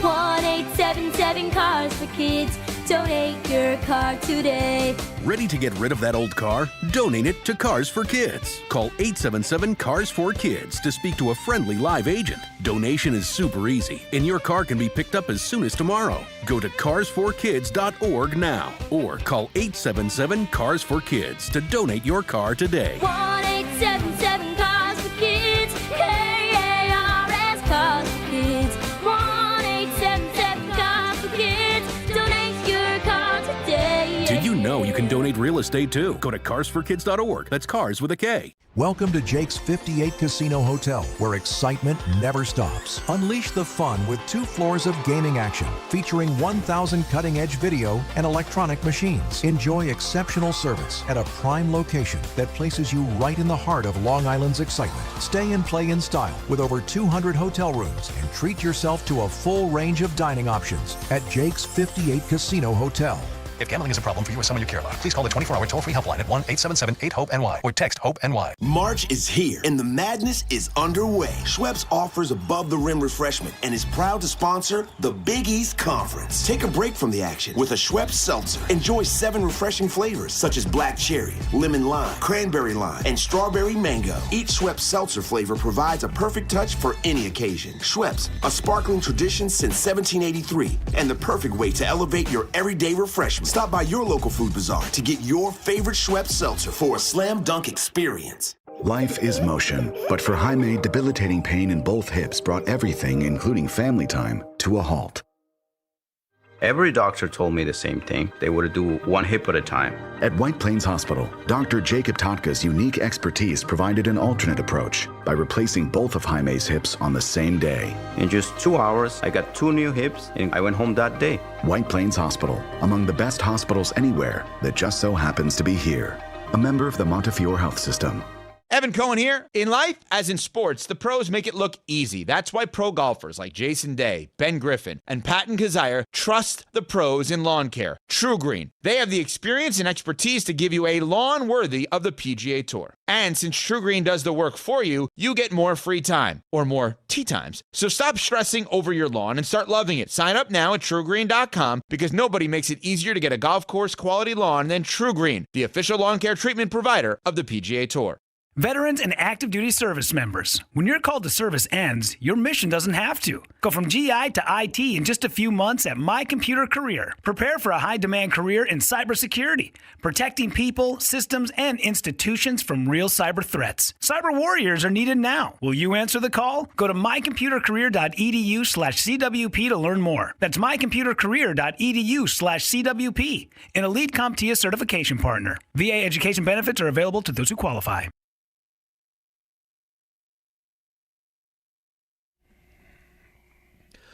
All right, DNR with you. ESPN New York Game Time brought to you by Tullamore Dew Irish Whiskey. When it's game time, that's when it's Tully time. A busy day across the landscape of sports. 4:35 Yankees taking on the Giants again out west. People will be very happy that game will be on, yes. So you can watch the game with Michael and not have to deal with all the pomp and circumstance and disaster that was Netflix. 7 o'clock, Rangers hosting the Blackhawks, a game you can hear right here on 880 ESPN New York. 7:10, St. John squares off against Duke. That's a 10:50 a.m. vehicle.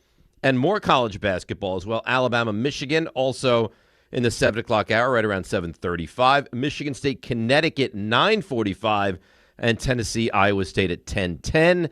And then at 10:30, Nets in L.A. to take on the Lakers. That's your day in sports, and that's Game Time brought to you by Tullamore Dew, the original, triple distilled, triple blended, triple cask matured Irish whiskey. Be sure to grab a Tullamore Dew or try the new Tullamore Dew Honey during today's action. Glasses up to enjoying Tullamore Dew responsibly. Let's get to a couple calls. Then I know you have a special thing you want to tell everyone, and then Raymond will come back and give us the plays of the week. Danny, Long Island. Danny, good morning. How you doing, bud? Danny from Long Island, who was racing up I-95. I flew down to Mom's condo. I shut the condo down, put her on a plane, and now I'm listening to 4 hours of elite radio, and I needed every bit of it because this morning when my mother shows me the checklist to close down the condominium, it's 25 things. You think we were closing down a nuclear reactor. I looked at the list, and it's in my late dad's handwriting. So there you go. That just about buckled my knees. So I got in the car. And you've cheered me up for the past 4 hours. Thank you very much. Good. I'm elite show. Rick, a couple of questions about the draft pick. Now, do you think that the Jets take this quarterback? Are they benching him for the year and learning because he doesn't have much of a resume? No, or if there's any chance, was there any chance he plays? Go ahead, sorry. I think at some point he's going to have to play. I mean, unless you think that Geno Smith is going to have such a good season that the Jets win enough where you keep the quarterback on the bench the entire year.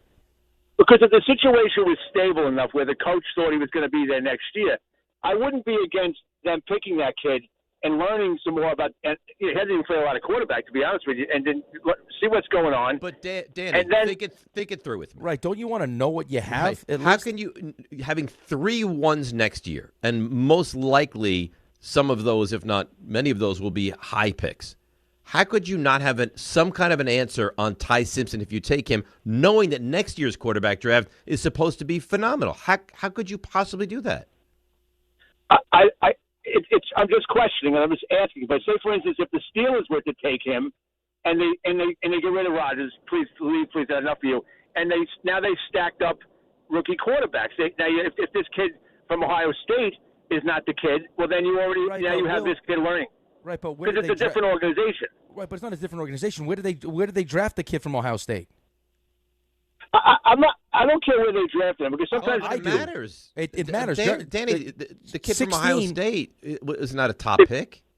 But because certain numbers of teams didn't need a quarterback, that you go in the fifth round. If 7 teams needed a quarterback last year, he would have went in the fifth round. He's a national championship winning quarterback, and he threw the ball all over the yard. Danny, that means nothing. He's a fifth-round pick as opposed to the 16th overall pick. I mean, it's not comparable. I am assuming that he's not going to be an NFL quarterback, and thanks for the call. I'm assuming. And if he is, that's great. If I'm taking a kid 16... He was the 6th-round pick. If I'm taking a kid 16, I need to have an answer.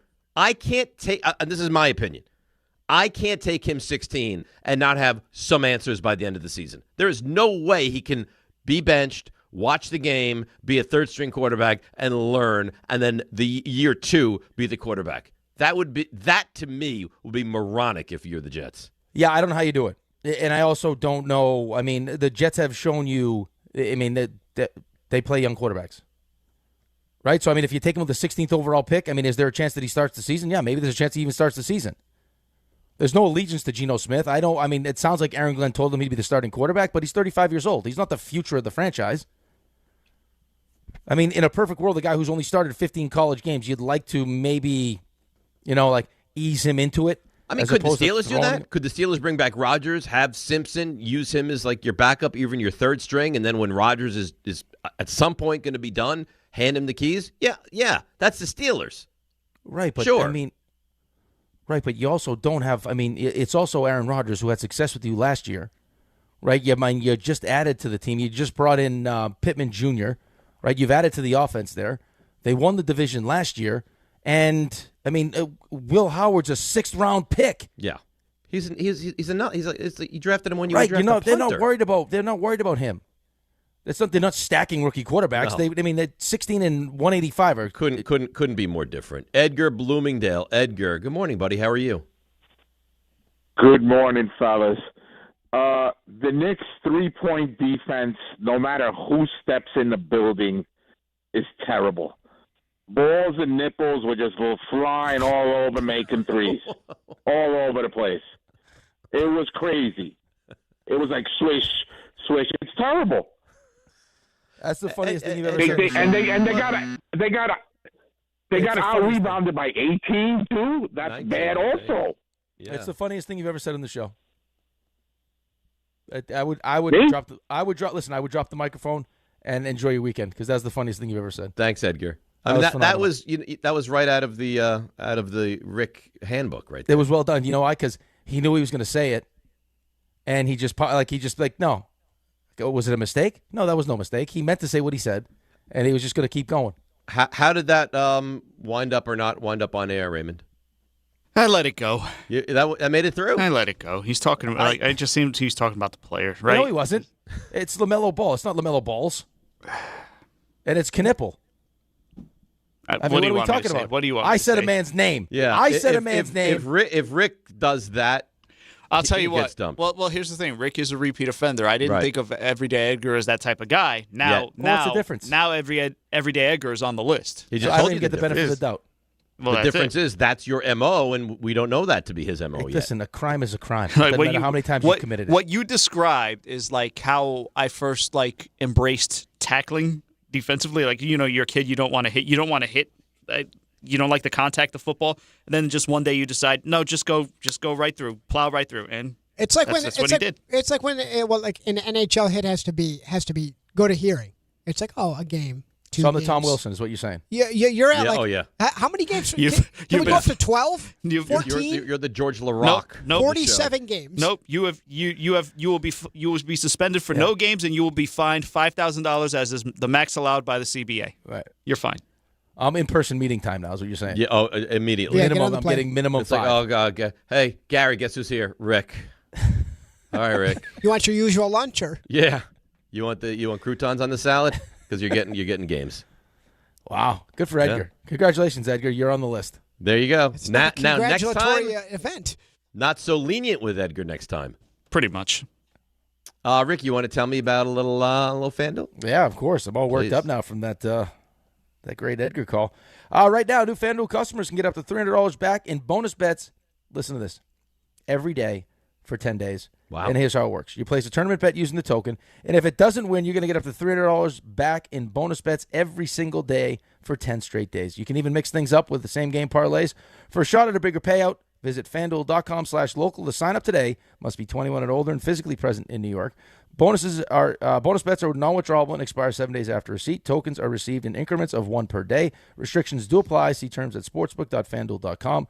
For help with a gambling problem, call 1-877-8-HOPE-NY or text HOPE-NY at 467-369. Very well done. Very nice read. This might be my favorite time of the week because it's a little POTW.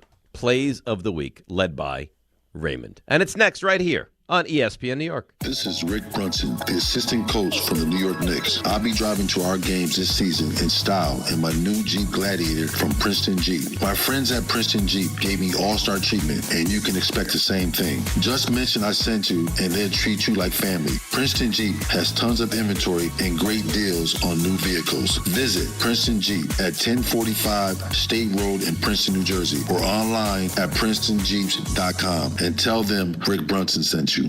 Hey, New York and New Jersey, Boost Mobile has an unlimited talk, text, and data plan that's only $25 a month forever, meaning you'll only ever pay $25 a month for the rest of your life. Who wouldn't want unlimited wireless when it only costs $25 a month forever? If you don't, you must be one of those people who enjoy overpaying for their phone plan. $25 a month forever is truly as good as it gets, so go online and switch now at boostmobile.com. After 30 gigabytes, customers may experience slower speeds. Customers will pay $25 a month as long as they remain active on the Boost Mobile Unlimited plan. Hey, it's Alan Hahn. Rings End is your locally owned Benjamin Moore retailer. They're your store for quality with a full line of brilliant and durable Benjamin Moore paints. They're your store for inspiration with thousands of colors and a variety of sheens. And Rings End is your store for expertise with one-on-one advice for contractors and homeowners. Insist on Benjamin Moore paint from Rings End because the gorgeous color you love can't be matched in another brand of paint.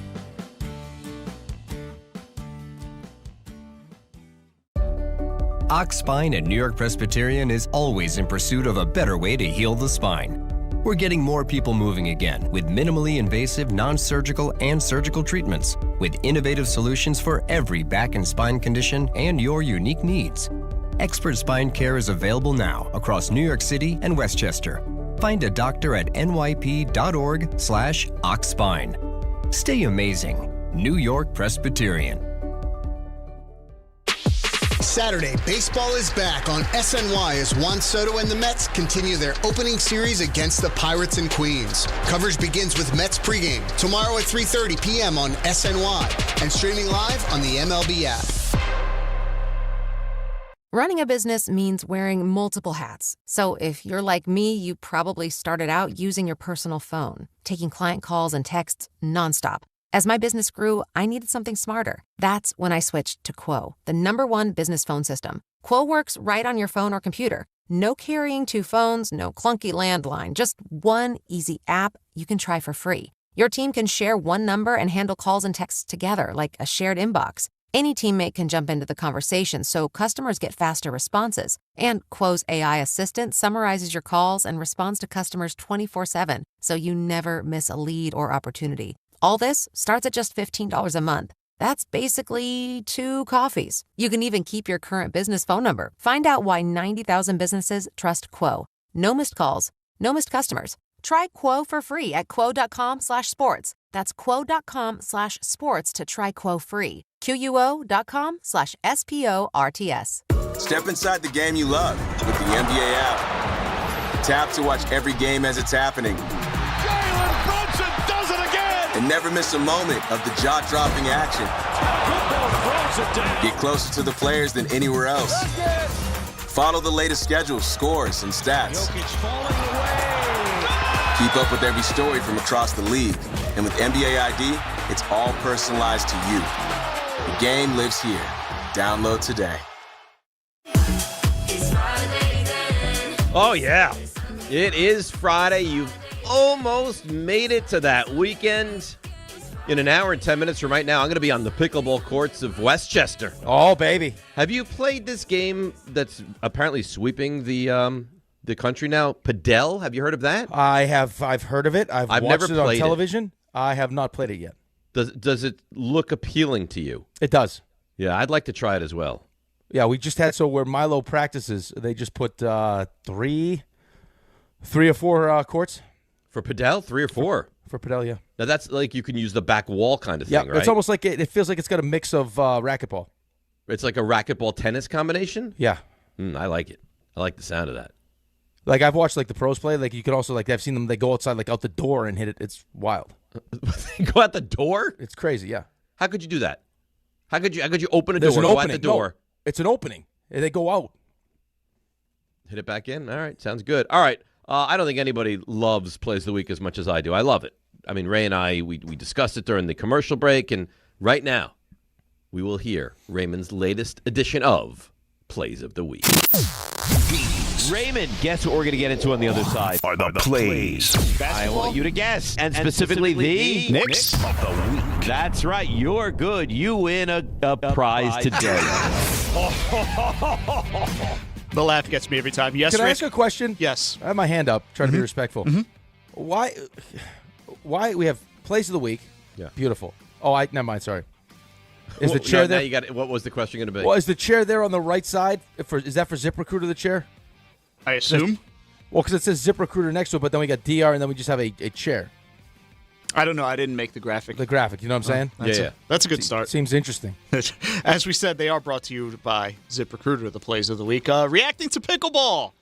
Dave thought he was going to get sick. There was a moment I thought I was going to vomit, actually. And I said that to somebody after, like, how great would that have been? Yeah, it could have gone viral. It would have gone viral if you just vomited on the court. I was like, no, that would have been embarrassing and horrible. Yeah. But listen, showing out, great showing at the Rickleball Madness, and I wish the video had stayed up, but apparently it's not very clean. But people are very impressed with you guys. Some people are very impressed by RJ. As I was there, I saw a man standing, and quite frankly, he was beautiful, tanned, handsome. Something out of a Greek mythology. Yeah. It was RJ. Oh. What you say about him doesn't do justice. He is without a doubt the best-looking man at that station. Josephine's a big fan. RJ's face should be displayed in a museum. It's a sin he's not a model. Gorgeous, gorgeous, gorgeous. Gorgeous, gorgeous, gorgeous is RJ. Not so gorgeous is Dave's little setup in his room over there. What exactly, you see the size of that room, does the little square of soundproofing do in the room? You know, I've always thought that. I was going to be the one to bring it up. And you know what? This is the Saved by the Bell conversation. Yeah, we're all ignoramuses. We don't understand the soundproofing in that room. If I was in here without the soundproofing, it would sound all echoey and tinny and awful. And it may not look great with you obnoxious people, but it sounds phenomenal. I mean, they put only a little bit to absorb the sound. I'd ask you to turn the camera around and no, show I'll us, never get it back to where it is now. Exactly. Yeah, you will never get the shot back. No, There's a lot going on. Congratulations to St. John's. They are playing Duke later today. We are rooting for them. Great shot by Dylan. I'm not. I'm rooting for Duke. Oh, sorry. Can you imagine if him and Randy Johnson were on the same team? You got the big unit and bells. Yeah, big bells at Dylan Darling. I had a bar mitzvah Saturday night. Oh, and they admonished me at the bar mitzvah. Oh, no. Because you were watching Duke. I had the Duke game on my phone. What? It was tied with 15 minutes to go. Okay. And a gentleman came over, and he's like, excuse me, what are you doing? I was like, what do you mean? He's like, you're watching basketball. I was like, right. He's like, I don't know that that's appropriate. And I was like, I don't know that it's not. Well, listen, this is the story of Dave Rothenberg. If you invite him to events where sporting events are going on, you're not going to get his full attention. Just like you're not going to get his full attention with the clock sometimes. All right, so here's what's happened. I killed the clock, and now you're murdering a dead clock. No, we're at the reading now. We're at the service. Clock is dead. Does this clock have a real life?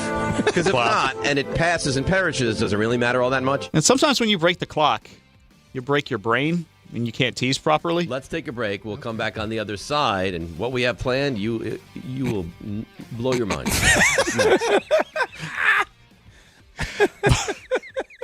Blows my mind is that we can't get a deal done without Dave Rothenberg. Big meetings this week. The place we're meeting with tomorrow is like, without Dave, there is no deal. No. Yeah. Oh, yes. Sometimes you need to be incentivized. We recognize that Dave is only incentivized by money, so we have no other choice. Well, what are you incentivized by? Breadcrumbs? What are you looking for? Comp days? Yeah, that's right. RJ, you know what he is?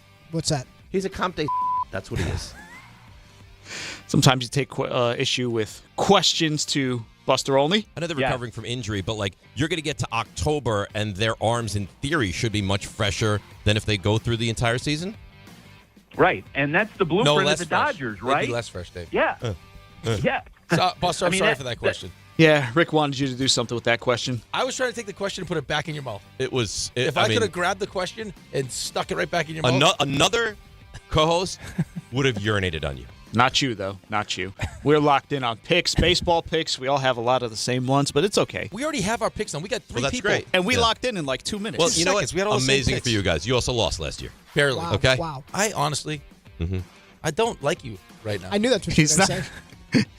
Rick is... Well, it looked like he was growing the mustache. Now it seems like the beard is kind of coming back in, so I don't know. The mustache doesn't look as prominent to me right now, Rick. But And I'm putting down the gauntlet. All right. You're Because laying it down. Because with a mustache like this, I got some things to say. I've been trying to get fired here. They won't do it. Yeah. So, I mean, maybe well, it with that doesn't work. mustache, maybe they will. I don't know. Who knows? Well, you are pushing. Parents are split. One's having another baby. I think that's probably harder than dad's, a bunch of young celebrities. Tom Brady, leave it alone. What? That's what he's doing. They're not dating. I mean, why? We can't tell the truth? That's what he's doing. We're getting in big trouble around here. There's emails floating around about how some of the things we're saying. Some things that may have been inappropriate. Oh, really? Mm-hmm. I'm just pushing past it. Right. There's already a long list of things we're in trouble for today. You're the devil. You're actually the devil. You are the devil. Dave, though, you want Don and Peter to fight. Maybe they should fight. How do you think that would Well, go? let's get some big, like 16-ounce boxing gloves and just let them go at it. One problem, they may not be in the same weight class. I think weight-wise, they're probably close. No. Yeah. No. You think Peter... I think Peter's over 200 pounds. No way. Yeah. No way. Yes. No way. Let's wager right now. Peter did confirm. Oh, no way. Peter wrote back. What do you say? I'm right? Said, I haven't looked lately because I'm fat, but I'm confident I'm at least 200 pounds. Yes. He's probably massively obese. I'm not kidding. I thought he was a skinny man. I didn't realize he was massively obese. I think that's a bit much. Peter might be morbidly obese. I don't think they call it morbidly now, though. This again. 5'8", 212? He's like Alejandro Kirk. We'll wrap it up with the description of the meeting this week. He said, I know sometimes they play the athlete and the bozo. The bozo was getting very upset. Extremely so. You'll have a different bozo here No, with you. same bozo, same Rick, Hey! different RJ and Ray. All of us will be back here. Same Rick, same Bozo, same RJ, same Ray. I love how he tried to clean up the he's massively obese till he's morbidly. It's fantastic. You definitely said you can't say massively. I changed it up. Because that's so much better. Those are the plays of the week powered by ZipRecruiter. When you're hiring, never miss out on great candidates with ZipRecruiter. Try ZipRecruiter for free right now at ZipRecruiter.com/ESPN. I play the game. It's Rule 76. No excuses playing a champion. It's DiPietro Rothenberg. Everyone. Here on ESPN New York and on YouTube. Okay, I'm taking names. I'm taking numbers. We're coming for all of you. March is here and the madness is underway. Schweppes offers above-the-rim refreshment and is proud to sponsor the Big East Conference. Take a break from the action with a Schweppes seltzer. Enjoy 7 refreshing flavors such as black cherry, lemon lime, cranberry lime, and strawberry mango. Each Schweppes seltzer flavor provides a perfect touch for any occasion. Schweppes, a sparkling tradition since 1783 and the perfect way to elevate your everyday refreshment. Stop by your local food bazaar to get your favorite Schweppes seltzer for a slam dunk experience. Let me say this. If you're an experienced superintendent in Jersey and you know you're better than the situation that you're in, Tricon Construction wants to talk. They're building serious multifamily, medical, and industrial projects across the state, and they're looking for